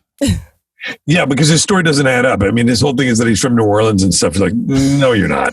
Well, I love he has a very thick, like Eastern European accent. And anytime anyone's like, "Where are you from?" He's like, "What are you talking about? I'm an American boy." It's incredible. And he's so clearly like Romanian or Bulgarian. It's off the charts how crazy it is. Yeah. But that's a special brand of, I'm not saying he's crazy, but there is a special brand of crazy when people just won't accept, when they're like, "No, of course I'm from my whole thing is I'm from New Orleans." And you're like, "Okay, well, nobody speaks like that." What are you talking about? But like when he was a seat filler, was he still kind of like dressed like Gene Simmons, like he always is? No, he was wearing a suit, if I remember correctly. But he still had his, he had everything. His dyed hair and, kind of, whatever. It was he was Tommy Wiseau. It was so, we wanted to talk to him so badly. He didn't want to have anything to do with us. I think that he just didn't want us to blow up his spot, Okay. Like, it's not that he felt like you were doing it ironically. Like, I don't know if he I don't think it occurs to him. Yeah, that's what I think. Yeah. Which is kind of cool because he has a confidence that's gotten him to this kind of legendary place. And then all these other artists doubt themselves all the time. And I don't think ever has. No. I guess it's, you could call it confidence. Sure is a nice way to call it. But if you have somebody I think if he were here in the conversation with us now, he wouldn't get it. Yeah. It's like And is that confidence or is it something else? It's like a natural beta blocker. It's just not getting that'd through. be great. Again, a very nice way to put it. There's maybe it's something else. And I don't want to say, but maybe it's, what's the expression? I don't know. What's the word that sort of, what's the word that kind of describes mental illness? I guess I don't want to say that. Just like classic, like a cartoon character with birds going around their head. Oh yeah. Oh yeah. Like a fridge fell on your head and now you're sitting there. Right. Sure. I don't know if there's a term for that. Yeah. There should be. Well, there should be. I'm sure there are, but they're not. Right. We can't say them anymore. Oh, okay. Right. Or we never should have. We never did. That's true. We never did. Wow. So let's talk about, Saskatoon. Yeah. Is just killing it. Right? You know what's funny is I think the reason I feel that way is because music promoters there, every time I've been there, been like, Saskatoon's the new Toronto, and I think I just was gullible and believed them. And now I'm spreading the rhetoric to Will Arnett. There's a certain, I'm going to get in a lot of trouble for saying this. Hopefully nobody is going to be listening to this, but and maybe you can tell me, does anybody listen to the podcast? Yeah, and this is for a great cause for, a fundraiser. And so I think a lot of people are going to listen to this, actually. So go ahead, say the hateful thing you're about to say about Saskatoon. I hate raising funds. Let me just start with that. But let me say this. But they, it's such a funny Canadian, as a Canadian, I grew up there. I lived my first 20 years in Canada, in Toronto. And And then you get down here, but I always noticed that Canadians always used to, when I was growing up, my generation, we would talk about Toronto, and I include myself. I used to do this. When people would say, you're from Toronto. Actually, Toronto's really great. Actually, the Rolling Stones, it was their favorite place to play. They would play the Elmo Combo, and everybody knows about that. And then they would actually go, and a lot of bands would come here to practice their tours. And you're like, okay, stop being so hungry. So thirsty for we get it. Yeah, it's great. But also I remember having somebody I knew in my life who years ago I went back to Toronto, and they were like, actually, Toronto's got great restaurants. And I go, out of the blue, and I go, yeah, oh, okay, great. Yes, I know. I grew up there. It's great. Yeah. And actually, a lot of people want to be here, and I'm like, okay. And then to be super mean, I said, you want to know something? I've been living at this point, I've been living in the States for 20 years. And you know what nobody ever talks to me about? Toronto. Ever. They never fucking bring it up. And that was like a dagger. Oh. Yeah. I know. But I said that just to be mean in that moment, because it was so I recognize my own that I used to do that. It's kind of that little kid brother thing of I'm actually doing really well. Oh, okay, man. But having said all of that, I love Toronto. I loved growing up there. Yeah. It's a great city. I love Canada. Yeah. I love going back. It's been a bummer because of COVID and not being able to go back. Because with the kids and everything, it's just way too complicated. But I can't wait to go back to Canada and spend some time. In fact, I'm planning on coming up there in the spring for a few months to work on something. So I'm really, I love Canada, and you don't. And my thing to Canadians is you don't have to sell it anymore. Yeah, we got Just let it be. It's great. It is funny because I spent half my time in LA, and I felt like I used to get teased for it a lot, and now it seems like a selling point. He's from Canada. It's like, wow, okay, yeah, that's good. Oh, I get teased a lot for being Canadian. Don't worry. I'll get a lot of our buddy there, Jason Bateman, he'll do a lot of these filthy Canadians, he'll. Well, you guys had that rivalry on late night shows for a while. I love that. Well, you can't really call it a rivalry. I crushed him. And I continue to crush him for years. Still are. I am dominating him. He had to do a little show called Ozark now. Yeah. He had to go do Ozark because he was so afraid. But I love him. I love him to bits and pieces. He's my brother. So, yeah. Did you go to boarding school in Toronto? I did. I went to boarding school outside of Toronto. Okay. I like the way you say Toronto. You say it like somebody you say it like somebody from LA. Really? Yeah. Toronto. Oh, I didn't notice that. Alexia, you didn't notice that? Alexia, how do you say it? Toronto. It's Toronto. Almost like the second T isn't there. Same with Vancouver is Vancouver instead of Vancouver. Oh, okay. It's another one. Like Vancouver? Yeah. I know it's a very Vancouverite way to say Vancouver. My American girlfriend harasses me for the way I pronounce things. So I think I've been subtly selling out Canada for the past 3 years. She makes fun of how I say tour. She's like, oh, tour. And I'm like, how do you say it? She's like, tour. I'm like, you sound like George W. Bush when you say that. Yeah. Do you feel like your Canadian dialect slowly left you in the past 20 years? Well, shit, it's been 30 years now that I've living here. So yeah, I mean, sadly, I remember going back to Toronto and friends saying you're so American now. And I'm like, because it doesn't matter where you go, you're going to end up kind of picking up. And so I think that, I don't sound like I'm from, Kenora anymore. Sure. Yeah. Which is where I spent a lot of time when I was a kid, actually. Kenora, Ontario. When did you ever go on tour through there? Jesus Christ, you're so mad. I know. It's funny. We just had an interview with Matt Selman from The Simpsons, and he just teed off on me for 40 minutes. So I thought this would be an easy one. And it's happening again. No. I'll take it easy. I don't want this to get. No, I like it. No, okay. That's great. Yeah, I did tour a lot there, but I was going to ask you as another kid who also went to a weird art school, because after boarding school, they didn't ask you back. I didn't know that's how boarding school worked, is they have to ask you back for your next year. Well, it's not really how it was a nice way of saying we don't want you to come back. Like, were you like? But I was also, and let's be clear, I didn't want to go back. Yeah, that's fair. So and guess who uses me in their alumni stuff? Oh, of them, course, and not me. And they're like, my name's in there, and like notable alumni. I'm like, motherfucker, I didn't graduate from your school. Yeah. Give me a goddamn break. I like the idea of you going into your own Wikipedia and deleting it from your bio. I should do that. I should do that. Because we do alter each other's Wikipedia pages sometimes. Do you get on Bateman sometime and just add some? No, but like Kimmel, that's something that Kimmel will do. He likes to alter people's Wikipedia pages.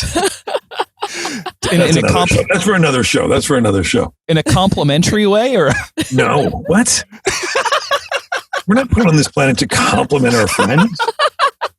We're here to hold them accountable.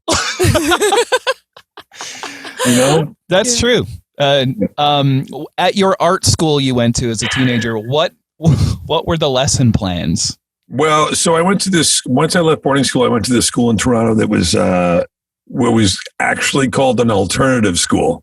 Okay. But it was run by the whatever Toronto Board of Education. And what I could do was, and this is really cool, I could go and take like theater courses at this actual theater in Toronto and get credit for it.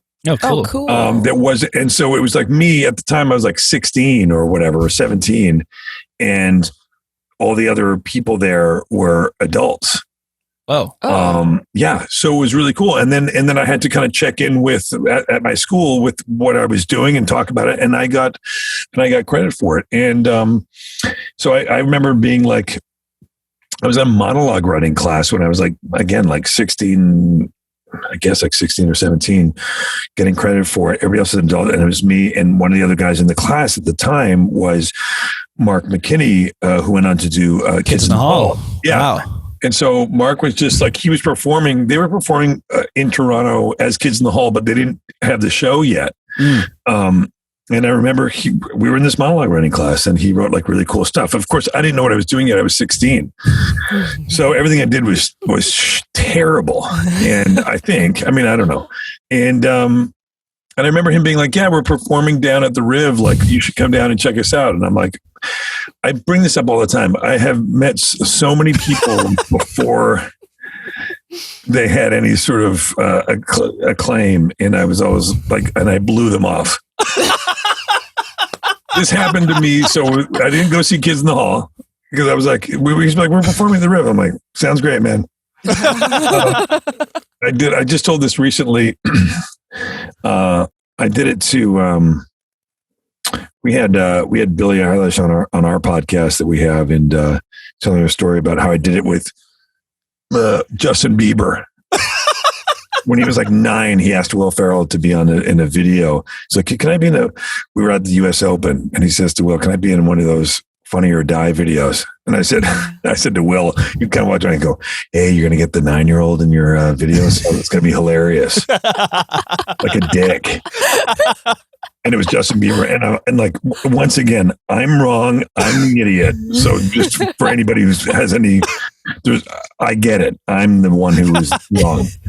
And it happened with Moby.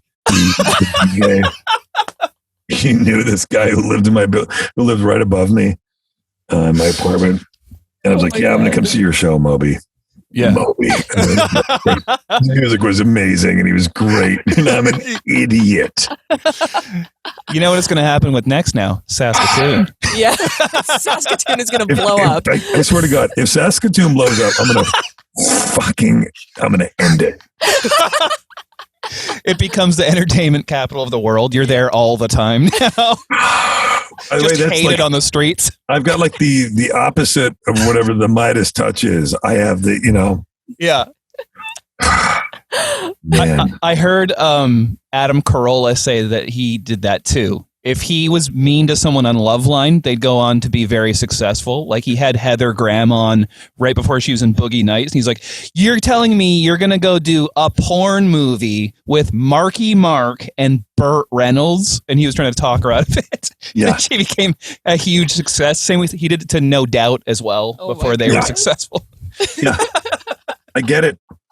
I have a friend like that. I have my buddy. I don't want to say his name, but I will. It's Eli, and and he's a Canadian guy. Okay, and he's an awesome dude. But he lives here, and he's one of those guys. His predictions, like on sports, are always wrong. Like always. So I always tell, and I'll tell in front of Eli. Eli will be here, and I'll say to somebody like Eli will say like, "Oh, buddy, fuck, it looks like the Montreal is going to win tonight. That's in the game. Montreal, the Habs are taking it." And I'm like, definitely take the other team, whoever it is. Eli's never right. He's never been right. And so if you take all your money and put it on whatever that other team is. Oh, no. You're like, come on, bud. You know? That's great. It's like having the sports almanac from Back to the Future too. You just go against whatever Eli says. I have the negative of it. Yeah. Are you a big Raptors fan? I'm not a big Raptors fan, mainly because the Raptors came about after I left Toronto.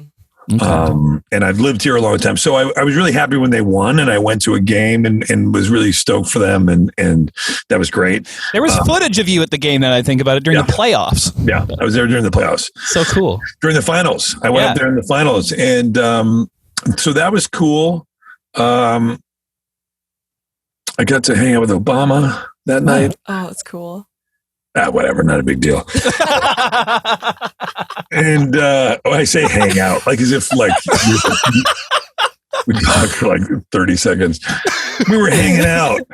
Like that just leads people to think like you guys hung out and like watched the game and got some food together. Nope. We did not. So I just, in case anybody, I don't want to mislead people. But I've lived here for a long time. So I'm kind of, I like the Lakers. Okay. Yeah. And I gotta be real about that. But as you know, I don't know if you know, I'm a huge Toronto Maple Leafs fan. I'm a big hockey guy. Okay. I care more about hockey than I do basketball anyway. Yeah. Most people in this country do. I think that's the way it goes, right? In Canada. I mean, now here, my sports now, it constantly changes how I rank them. Mm-hmm. Hockey, number one. Mm-hmm. European football, number two. Interesting. Premier League or Champions League number two. NFL football has been pushed way down now. I don't know. You know why? Because it's a sport. It's football, but only like two people touch the ball, maybe three. The quarterback, the running back, and a couple of the receivers. That's it. Yeah. You can be a lineman on either side, and you can play football for 20 years and go to the Hall of Fame and never touch a football. That's really funny and so true. That is true. What game did you play? I played football. You wrestled. You kind of wrestled with another dude for like 4 seconds at a time. You're never in great shape. In fact, you look kind of chunky. Yeah. We asked you to be 400 pounds. If you dipped below 400 pounds, you were cut from your position. Think about that. Now, by the way, there's going to be some NFL linemen who want to come and kill me. And I get it. You know, I say that all now. I don't really care that much. They're all in the CFL in Saskatoon, though. They're not going to. Are they? Saskatoon doesn't. No, they're in Regina. Oh, yeah, that's right. Yeah. The Rough Riders? Yeah. I don't know anything about CFL. If Saskatoon blows up, right? Like if it blows up as a destination, imagine how bummed you'd be if you're in Regina and you're like, are you kidding me? Yeah. It's bad enough that we were in Saskatchewan, and now the number 2 spot took it from us. We waited patiently over here, as bored as we could be, waiting for our moment, because they got to be, let's be real. Now, again, I'm sure the mayor of Regina is going to send me a nasty tweet or something. This is all, we're doing this as a bit, so just chill. Okay. I'm just saying to the mayor of Regina, chill out. It's a joke. But anyway, the most boring fucking place on earth, right? No, I'm just trying to stoke the fire. I'm just kidding. I'm just kidding. You know, I've never been to Regina. No, it's like exactly what you'd expect. Yeah. So I don't know. Yeah. I don't know what I'm talking about. I'm sure it's great. It's okay. Yeah. It's cold.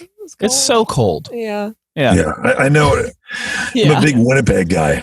Oh yeah. Oh man, that's the place. If you're a musician, you know that if you're in a van, that's the city where you bring all your stuff in and just leave your doors unlocked in your van because someone's definitely going to try and get in. Really? Yeah. Got a lot of crime in Winnipeg? It's it's pretty bad. Like the crime capital Of I think Canada. Yeah. Yeah. Really? Yeah, something like Portage in Maine is like the most dangerous intersection in Canada and coldest too. But like definitely coldest. Yeah. I heard it's like the most dangerous now too. No way. Yeah.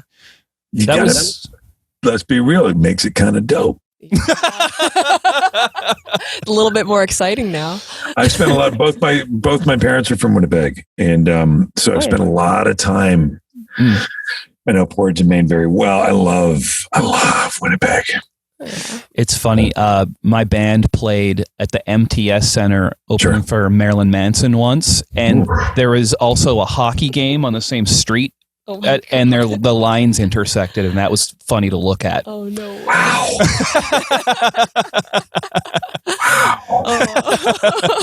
Yeah, and our van got broken into that night. That was how we learned that lesson. That did happen. Are you in a goth band? I was playing in a band that was like kind of like a punk band, and he would try and have female-fronted punk bands open a lot. So yeah, got it. Yeah. My dad is from Winnipeg as well, and he said like when he was growing up, his like in the winter, his blanket would be frozen to the wall sometimes. Yeah, I don't doubt it. My grandmother, who's from a place outside of Winnipeg, said that when she was a kid. No, she's not from there, but I guess her dad is. When they were kids, they were only allowed to have, their dad would say, no, you can't have a snow day. Like you can't stay home from school unless it's 50 below. Jesus. And then it happened like 3 times. No way. Yeah. That actually happened. Like you think like, okay, well, fuck it. What you're telling me is I'm never getting a snow day. Yeah. No, 3 times. Oh, that's traumatizingly cold. Oh, can you imagine? And meanwhile, here I'm in LA. Last night it was like 60 with wind chill, and I had a puffer jacket on. I'm so lame now. It's unreal. I remember because I spend half my time there. It's exciting when it rains. It's like, wow, weird. I love. Yeah, we need rain here so bad. It is exciting, and people just like. Careful with the driving out there. Oh, what's going on? It's raining. It activated all the grease on the streets. Well, you know what though? That is true. Yeah. If it rains just a little bit, it's very dangerous. Yeah. This is a PSA portion of the program. Yes, exactly. Kids, if you're out there, if you're new to driving, when it rains just a little bit, the oil and water mixture sits on top of the asphalt and creates a very slick environment. So be careful. Anyway, guys, good to be back here on the show. Super fun. Well, Will, thank you so much for coming on, man. I feel like it was a real. I didn't really do anything. I just kind of like made Canadians mad at me. No. Western Canadians. Well, that's okay. You still got the East side on your side. You did say you're a Maple Leafs fan, so that'll ingratiate you to them if you weren't That'll already. Make a lot of people angry. That makes everybody who's not like angry, but in this really weird way that's just not commensurate with like. Well, I thought I liked you, but you're a Maple Leafs. I'm like, all right, it's hockey. Who cares? Come on, for real. You know what I mean? What are you guys going to do the rest of the day? We're about to talk to Nikki Glazer, and no then kidding. And then after that, a comedian that we love named Mark Normand. So we're just kind of doing these all day. We did a couple before this too. So thanks for making the time. Late. Sorry, I was late. I fucked up. That's okay. I fucked up on the time. Oh, you're all That's good. totally fine. Cut that out though, because I never want to be on tape. But anybody hearing me apologize. You don't want people to not know that you were late. You just don't want the people to know that you apologized for it. Ever. Ever. I'll never admit that I'm wrong. I love that. I can relate. Okay. Will, thank you so much, man. Nice to meet you. Yeah, you too. Thanks, guys. Appreciate it. Thank you so much. Bye. Bye.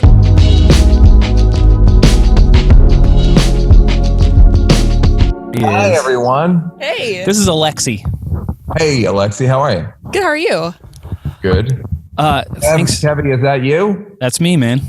Because you don't you have long hair? Or didn't you have long hair? It's in the back. Thanks for remembering. That's kind of all I know about you. So.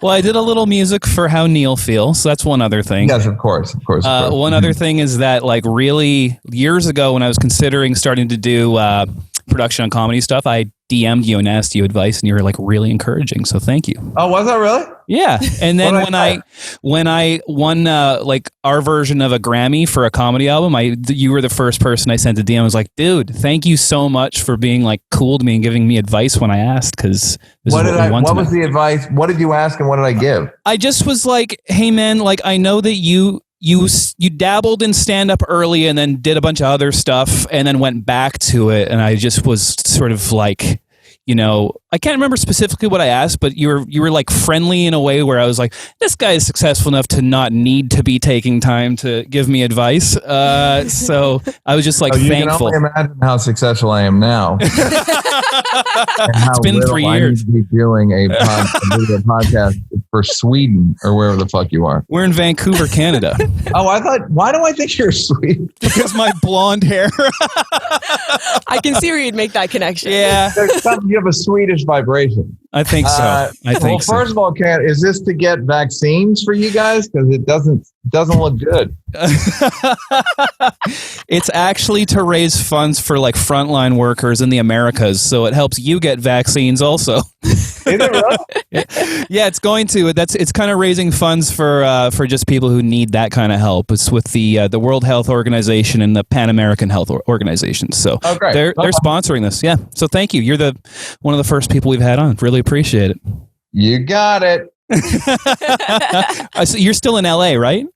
Yeah. Do you think you're going to stay there? Yeah, it was funny. I'm sure you heard a lot of comedians move to Texas. Yeah. You know, a well-run state. And so it's been a little satisfying to see, like, how's Texas? Yeah, I know. Is it great? Must be great. Like the electrical grid's all set up and everything.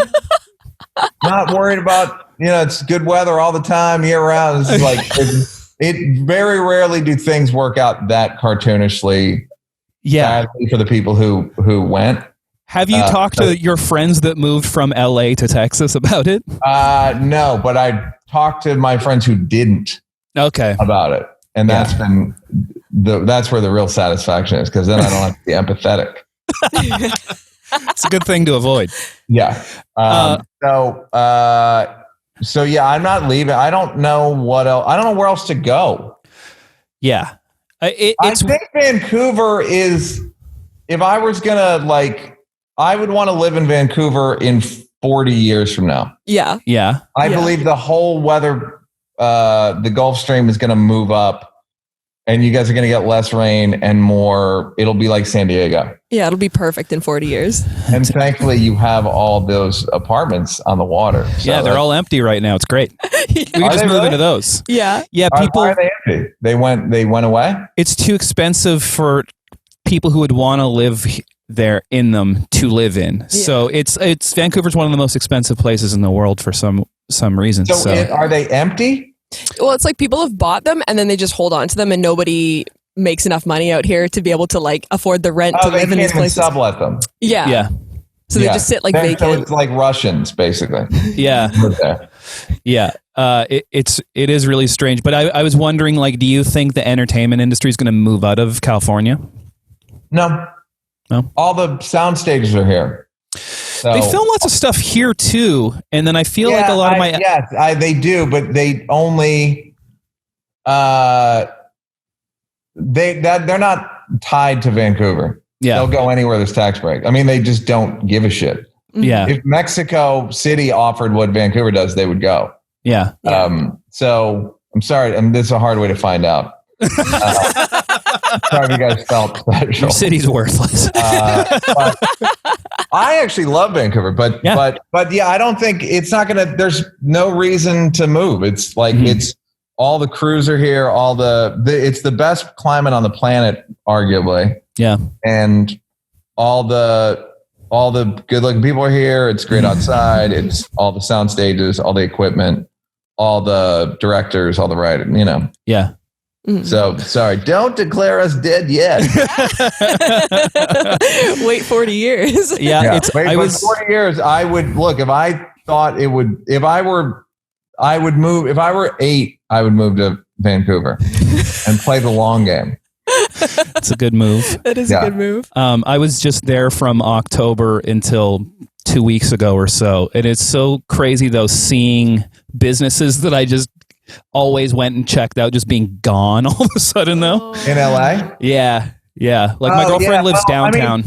But again, shit's going out of business everywhere. So it's not just LA. Yeah. I don't buy the narrative that LA's been California's been especially poorly run in that it was a simple numbers game. There was only so many hospital beds. Yeah.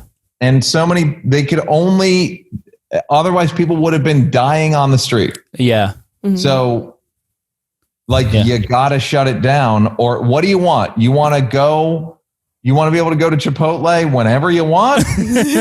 Or do you want people to live? Like it was always pretty simple to me. Yeah. Not like you, Kevin, who was looking to tear down a great state. Listen, I am not doing a smear campaign on LA. I love it. It's just, it is funny, like, as someone, like, I really love the podcast. I listen to lots of LA podcasts, and just hearing them all leave was like weird. Like, did Tom and Christina leave already, or did they not yet? I don't know if they left yet. I heard they were going to. Yeah.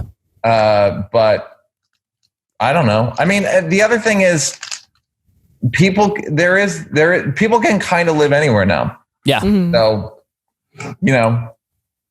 go. I just happen to really like I truly look up other cities for climate, and the only other one with the climate I like was Hong Kong. Wow. And they had a tough time recently. I don't know if you've heard.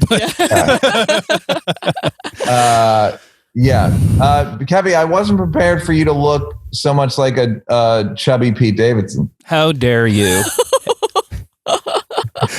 How dare you? Actually, I actually want to stand up and show him I'm not fat right now. That hurt my feelings. I will say that when I was in LA, chubby, and I should say that you're wearing a confident T-shirt. It's a vintage Eddie Murphy tour shirt, and I wore it for you. I know you did. I noticed it, and it's a confident cut. Wouldn't you say, Alexi? It takes a real confident fella to wear, and that's coming from a guy in a tank top. So I know. So. I feel like JB Smoove wore what you're wearing on Curb Your Enthusiasm when they went to the gym one time. He may have. I haven't seen it, but God bless you for knowing the outfit of comedy shows. When I was in LA, a guy walked by and went, "Hey man, how's Ariana?" And it took me a second to know what the fuck he was talking about. Oh no! Was that? So you actually have been mistaken for Pete? Yeah. Oh, yeah. No way. And when I've noticed in pictures where I'm smiling, people think I look like Pete Davidson. And with your hair back, you definitely do. Yeah, and I like Pete Davidson, so that's okay. So do I. Yeah. I one time made out with a woman in London and realized the next day that she basically looked like Pete Davidson. and it made me and my friends laugh very hard. And I believe I told Pete as well. Did he like it? I think he did too. I would. Yeah, it was funny. I mean, even though you burned me, he's still a pretty good looking guy, so I think I'm okay with like that. It's not an actual burn. You're like pretending to be hurt, but it's like when you tell a girl she looks like Angelina Jolie, they're like, ugh, I get that all the time. How the fuck are you turning this into a victim narrative? So your friends that did move away, and you could have said, you could have sent them an email and you didn't. I feel like that happens a lot where time will tell that you were right about certain things. Like I remember hearing you say a thing about a guy when you put out the blind white supremacist sketch. Someone that you showed it to early on was like, "Hey, this isn't gonna work," and then they watched in front of a crowd, and then they were like, "People will laugh at anything." Like you could have sent that guy an email. Do you just not? That's not your style. But I don't want to. Sometimes the world gloats for you. Like it's just not. There are certain things I'll gloat over, and then other things that like it self gloats. Yeah. I don't want to live my life based on income taxes. So I want to live where it's like 70 degrees outside. It's like a beautiful day today. Yeah. I'm so jealous. People were outside breathing on each other. You should have seen it. I was just there. I feel like I could have. Yeah. It's funny though. Like I made the worst decision really based on cases of COVID because I went to LA to see my girlfriend and then we went to Arizona and then we both caught it. Did you catch it? Yes. Do you have anything interesting to say about it? I will say that it didn't roll out how I thought because it basically took 6 days to see any symptoms, and then my back started hurting, and that was the first thing where I was like, "That's kind of weird. Why is my back ache, like my lower back?" and then I started getting headaches. My temperature never rose; it was always what a normal person's temperature would be, and then my throat hurt like I had strep throat, and then my nasal passage hurt. And then after all that was gone and I felt fine, then I lost my sense of taste and smell. And to me, that was actually the worst part because what do you do when you want to, feel better about whatever you've done? You get a snack or something that tastes good. Can't taste or smell anything. And all I did was read all night about people who hadn't had a sense of taste or smell in 10 months. And they're like, I'm considering killing myself. Did you go on the Reddit forums? Oh, yeah. Yeah. I memorized them. 3 different Reddits. I'm following 3 different COVID Reddits as we speak. Really? And just because I'm interested. Yeah. But in some ways, I was going to say, Alexi, the first half of that just sounds like he got his period. Yeah. When people hear this, I'm like, this sounds like a period or a hangover. Yeah. And then once you then the throat stuff, it's like, all right, now we're talking. But my back hurt. Why are you telling me that? Like the fuck am I care? But people complaining about the vaccine, like I had a fever and then my back, my arm hurt. Fucking stop. Why are you writing this to? And it's not anything. This is it sounds like I went to Catholic school in high school. People constantly punching each other in the arm. Yeah. And the back. It's like, if it's losing the taste, though, that would be that's like a real. And people that are like, I'll get it. I don't mind them. I don't want to lose my. That seems like a big thing. And I know someone who lost their taste for like 3 months. Yeah. Like a friend. Yeah. Some people and doctors were saying to people, it might not come back. And that's depressing. Yeah. Oh my God. It's really, it's sad. It's definitely like your nose is blind, you guys. Yeah. I can imagine. But that's kind of, this is a bum. It's a fucking bummer. Like that would really bum me out. Like to the point where I would really feel sorry for myself on a level I haven't even approached in my life. You might have to hit the Reddit and start a forum. Pretty special. Are you following all those Reddit forums for like hypochondriac reasons or just because it's fascinating? I find it fascinating, and there's like the sociology aspect of it that I find kind of fascinating. And when the vaccines are going to be available and when we're like, I'll be able to perform again indoors. Yeah. Shit like that. Do you have a lot of, we were talking about how during the pandemic, a lot of our friends have seemed to become like extreme versions of themselves with their opinions. Are you finding that in your friends group at all? No, I had an idea though. It would be like a white noise machine, or when people you respect start talking about their vaccine theories. Where like a friend of mine that I really respect started talking about waiting on the roll. I don't trust, and I just wanted to like the wrap it up box from Chappelle Show. Oh, I love that. Yeah. Box out, just like boop, hit the button, and like I can't hear it because it's like I want to respect you when this is over. Yeah. And now there's no returning from this. Yeah. I'm like losing a friend. Every word you say, we're further away from being. We were just talking about that too, how, because we both have friends on Facebook who believe in lizard people. You know what I mean? That whole thing. It's over. That's what I'm saying. It's like you can't recover from that after saying that and then just start posting memes again. I kind of stopped being friends with somebody because they said they hadn't voted in the last 2 elections because they didn't see a difference between Trump and Biden or Hillary. Oh my God. And I was like, dude, I can't be, I don't know what to say. Yeah. Are you the type of person that you'd send them a direct message to talk about it, or are you just kind of like, fuck it? I thought I knew you. explained my issue, and I was like, the fact I like it's a testament to your personality that I still like you despite this, but I can't talk to you right now. I don't know what's going to bring it back. Do you have friends that are like completely different than you politically that you're able to still? Nah. Yeah, that's fair. Hey, Kevy, I sure don't.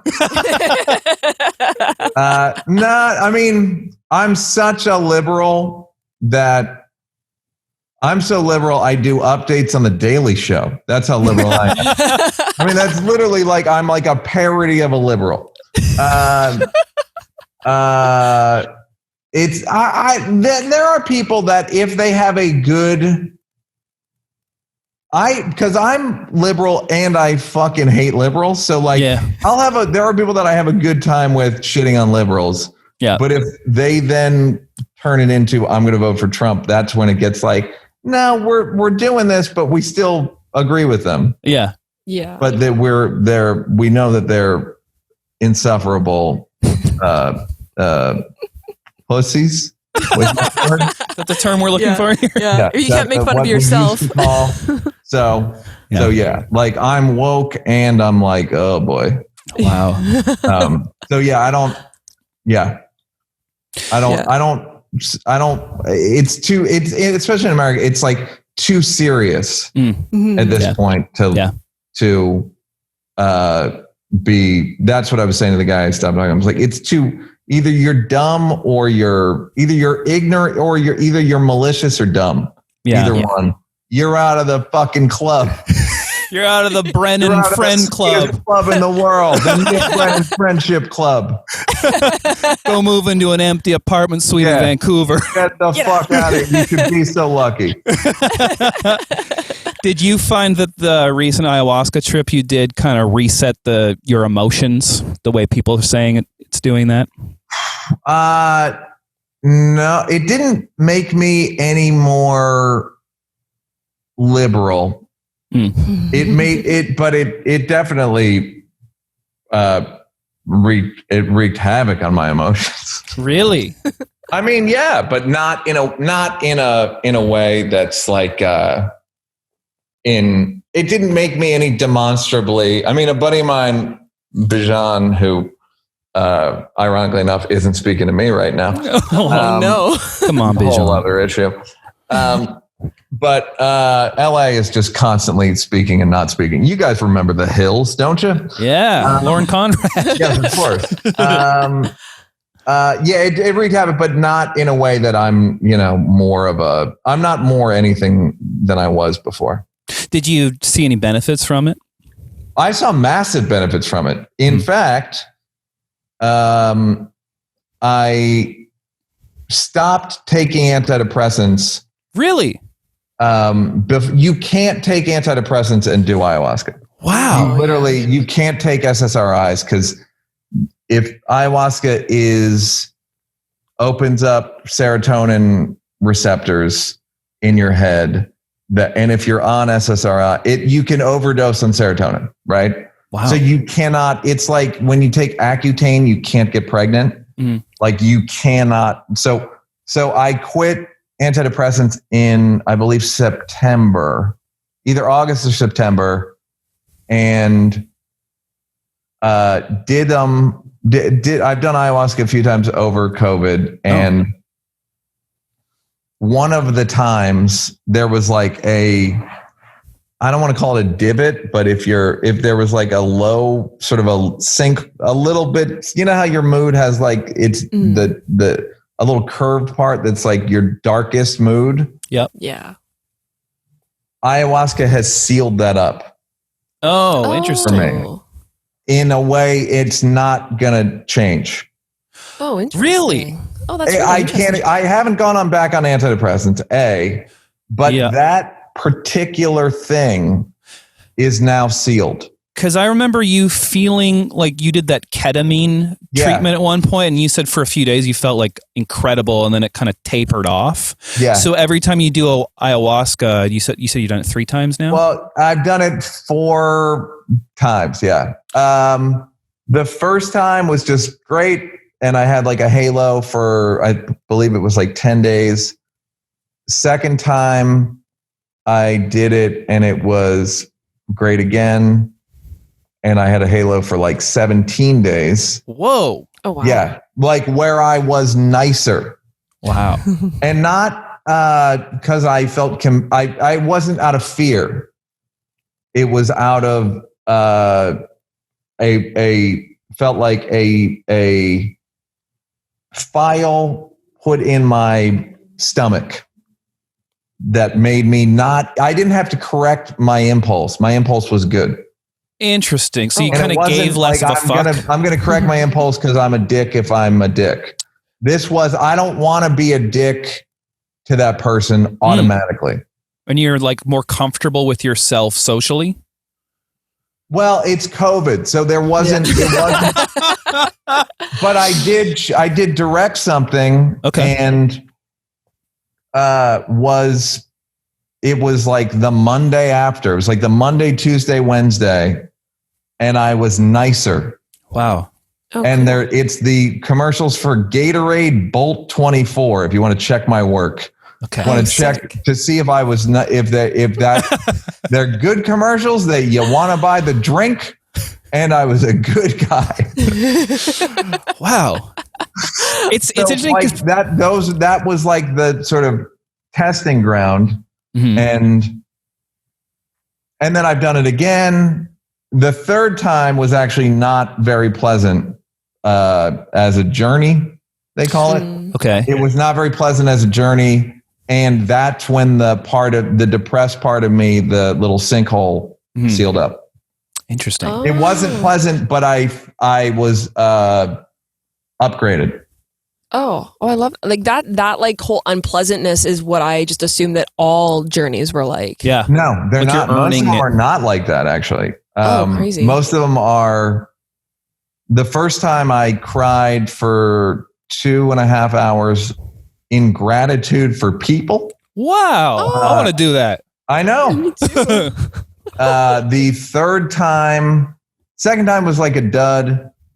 It just didn't, like, I was just kind of nauseous. I didn't feel any different way. Mm-hmm. Third time it was again, I had the right dose and I cried again in a kind of a mourning of a relationship. Interesting. But good. Yeah. Mm-hmm. And then the 4, 5, 6, 7 have all been variations on unpleasant, but in very helpful long term.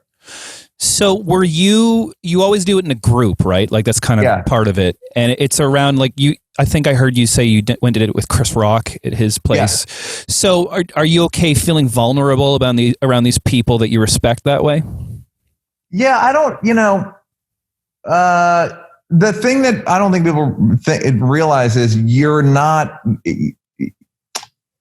it's not a very communal experience in a weird way. Okay.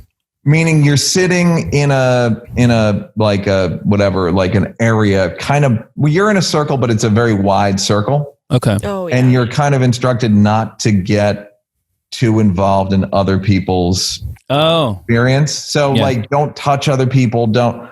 So you're there, but you're not, you know, in each other's business until afterward. And then you can kind of share like a,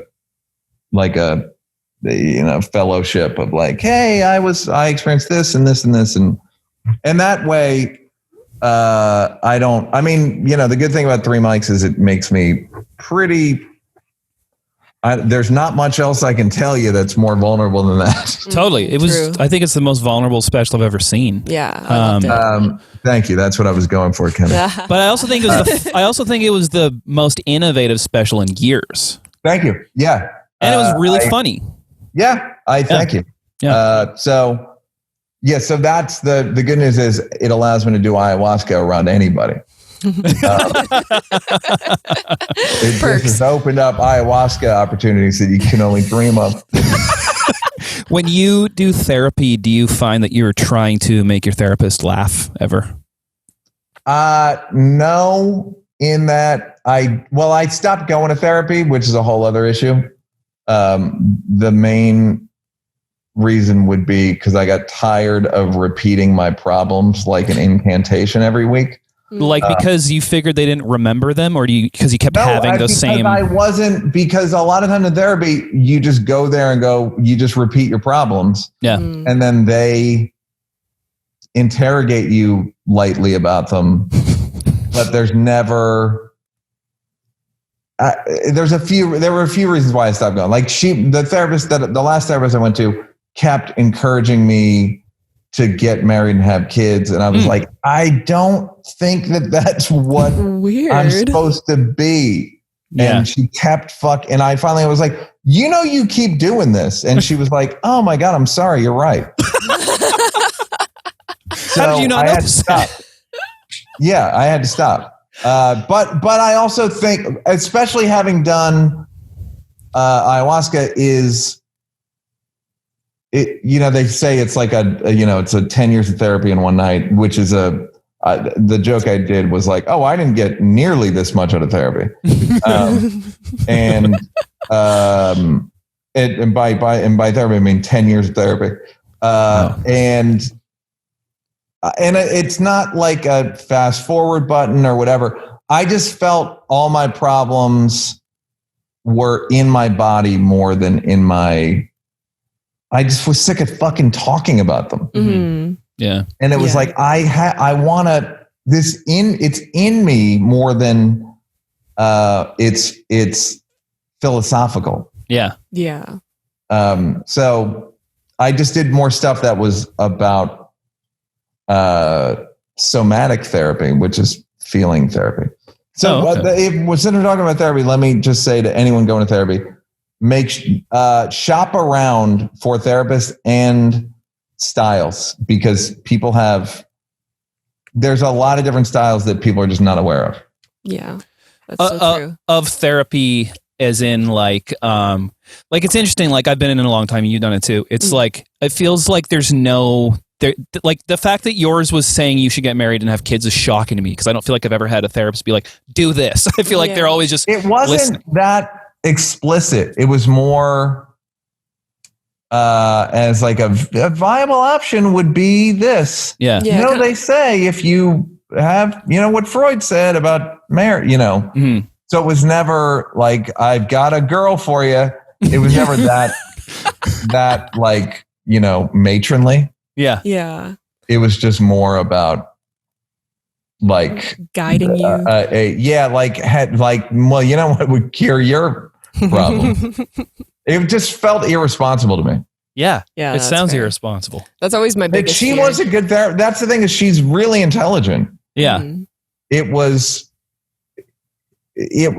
just she got married late, and I think she saw like a kindred spirit in me. Okay. And was like, it's never too late. But that wasn't what I wasn't there complaining about. Like, no, I can't get a date. That wasn't the issue. Yeah. So That is what's crazy about therapists is they're just people too. Yeah, exactly. Like, yeah, that's they have their biases and their fucking dumb it's habits. funny too because I will feel like sometimes I remember one time I was with my current therapist and I was telling him a story and I'm like, I feel like I just made you really sad. Oh yeah. Just like I made a therapist cry once. That was really. Oh no. Yeah. If you make them cry, it's free. It should be. A friend of mine, her therapist, at one point confessed their love for her. Oh no way. So it could be more unprofessional. I had a therapist. I think one of the ones I made cry. She later on she came back. She stopped being a therapist and came back after that on some. She was trying to smash. Okay. And I was like, no. You know, I couldn't. There was something offensive about it. Like, am I just a piece of ass to you? You felt objectified. I wanted to be a constellation of problems. The name of your next special. Yeah. Wow. It's funny because I wrote all these entertainment questions, and then all we've talked about is therapy, and I think that's actually really appropriate. I'm a therapist. I'm more of a patient than a comedian at this point. Right. I had one more fun question that we can wrap it up with. Well, fun for us, maybe not for Baron Davis. Did you ever hear from him after he lost all his endorsements from talking about going on the champs? I've heard he's mad at me, but I don't know exactly. So, Alexi, there's not a ton I can do about it. This NBA player went on Neal and Moshe Kasher's old show, and the show was going fine until the end. It seemed like you were about to wrap it up, and you mentioned Las Vegas, and he was like, "Oh, I was just abducted by aliens there last week," and you guys were like, "What?" Oh no! And then he lost his endorsements. Oh no! Well, it was stupid. It was stupid like that. Why? I don't understand how that's grounds for a fucking. I know. Violation. It was whatever. I never understood it. I felt bad, but I didn't know what I could have done about it. You didn't do anything. He did. He didn't do anything either. That was the thing. It was like, well, the New York Times took it and like really made a thing out of it. The New York Post. It was on the cover of the New York Post. That shit was funny. Like, because it was like you know, podcast. You do it in your fucking room or what you in the porno theater. You guys are doing it in. Exactly. And to see it on the New York Post was like, well, that's unexpected. Did you? Were you kind of like, oh, this is good press, maybe for? No, I didn't. It just was so fucking weird. I didn't. Yeah, it's just odd. Yeah. Oh, that is weird. It's such an intimate form of media. Yeah. It's like weird that it's linking it to those. It's only going to work if you are recording it feeling like no one's going to listen to it, so you can be like a little bit. That's absolutely correct. I completely agree with that.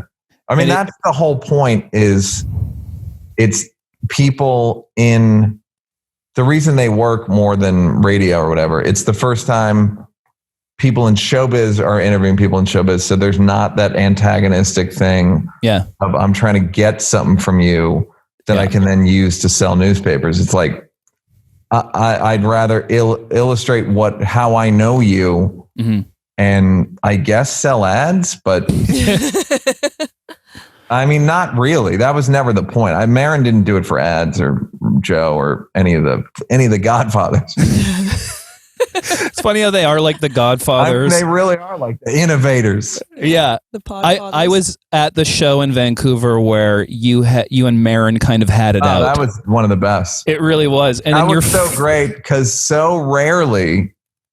So, Alexi, what happened was I had been on Marin's show and told him to throw, and then I didn't like how his tone with me and told him to throw it away. No, but you're right because he does that because he did it to Moshe. No one had ever done that. No one had ever said throw it away. Yeah. So then I go, Marin, so then we could do a live version of the show. And he's like, should we talk about what happened? I was like, yes. And I said, Marin, what happens is you have guests on and you at the beginning that you basically go, this person's an asshole and I don't like him. And then by the end of it, you go, you know what? We're good. But next week's person is a fucking asshole and I don't like him. And you've been doing that for 5 years.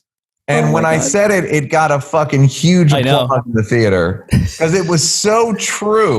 Yeah. And I was just happy that I was able to make the point clearly. It's very Maury. Get a zinger on him. I think he kind of likes being pigeonholed accurately, though, because he seemed entertained that you were calling him on it in a way. It's a very good point, and it's absolutely true. Yeah, in his case, and he knows it's also just like why would I want that? This weird thing where it's like, well, he said it. He was condescending to me, so I have to let him put it into the public, and I was like, I don't want people to know me that way because that's your fucking biased ass view of me. Yeah. Doesn't mean that it has to be the thing because we were recording it. Do you think, because you kind of mentioned like you still just see me as the guy at the doorman at Boston Comedy Club. Do you have that with Comedy Store doorman? Yeah. Yeah. And like Tony Hinchcliffe, not like I see him as a doorman, but I remember when he was a doorman. Yeah. And what I'm aware of is like the amount of times I have to see him as not a doorman to overwrite that. Yeah. Yeah. And it's well into the thousands. No, any one of them. Oh, any exactly. one of them. Tony's like the best, probably the most famous example. Yeah. But, you know, it's a Bobby weird, Lee. it's just so like, and Bobby was before my time as doorman though. So yeah, like I get it. Yeah. I absolutely get it. Yeah. Like Pete Holmes was a doorman, and I kind of not like I see him as doorman, but it's just a hard.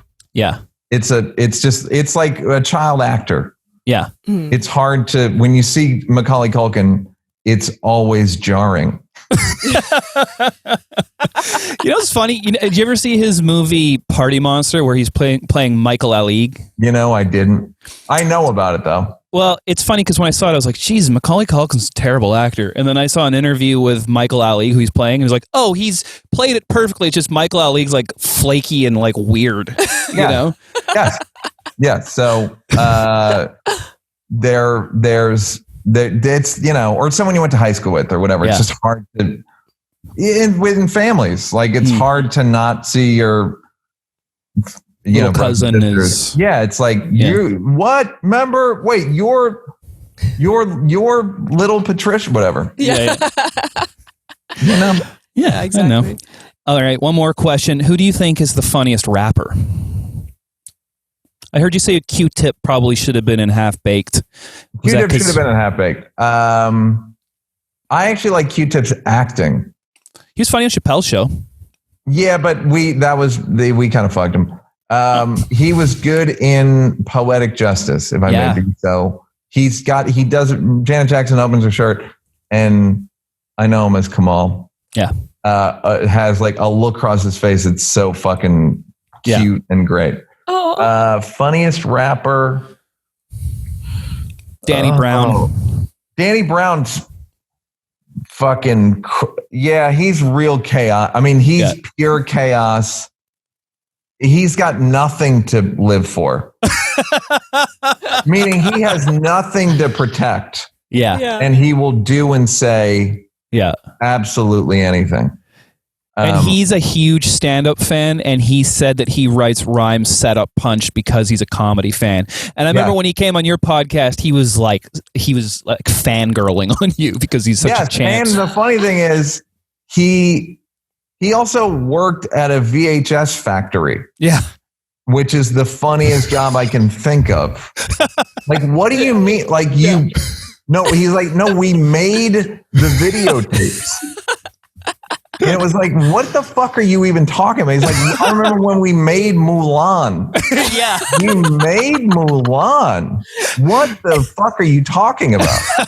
So Danny Brown probably is. And when I did a show in Detroit, Dave has a joke about smoking weed with him. Mm-hmm. And he was going to come to my show, but he said he blew his taillight. One of his taillights was out, and I believed him. You know what I mean? Yeah. I was like, yeah, that's a credible. That probably happened. So I'm gonna go with. I think there's maybe some. Lil Wayne's pretty funny too.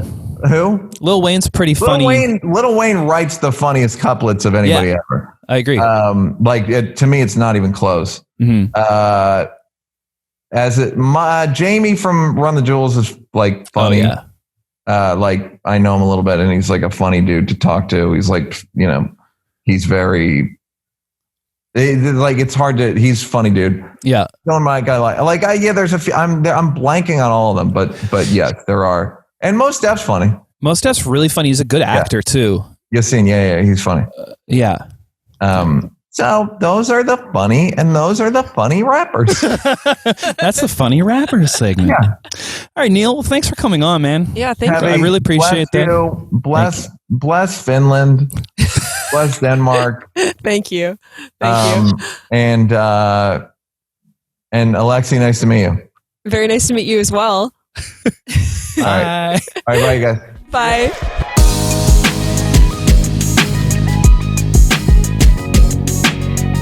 Well, shit, that's it. Oh, wow, 3 days. That's got to be some kind of world record for longest podcast, right? It's got to be.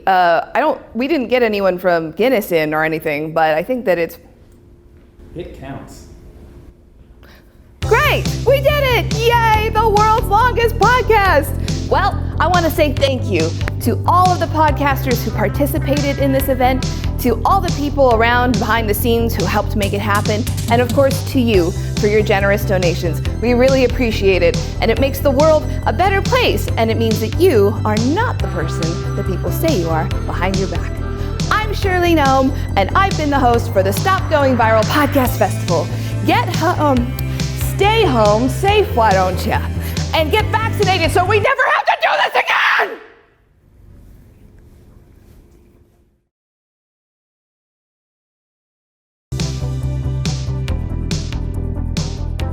You can donate here anytime.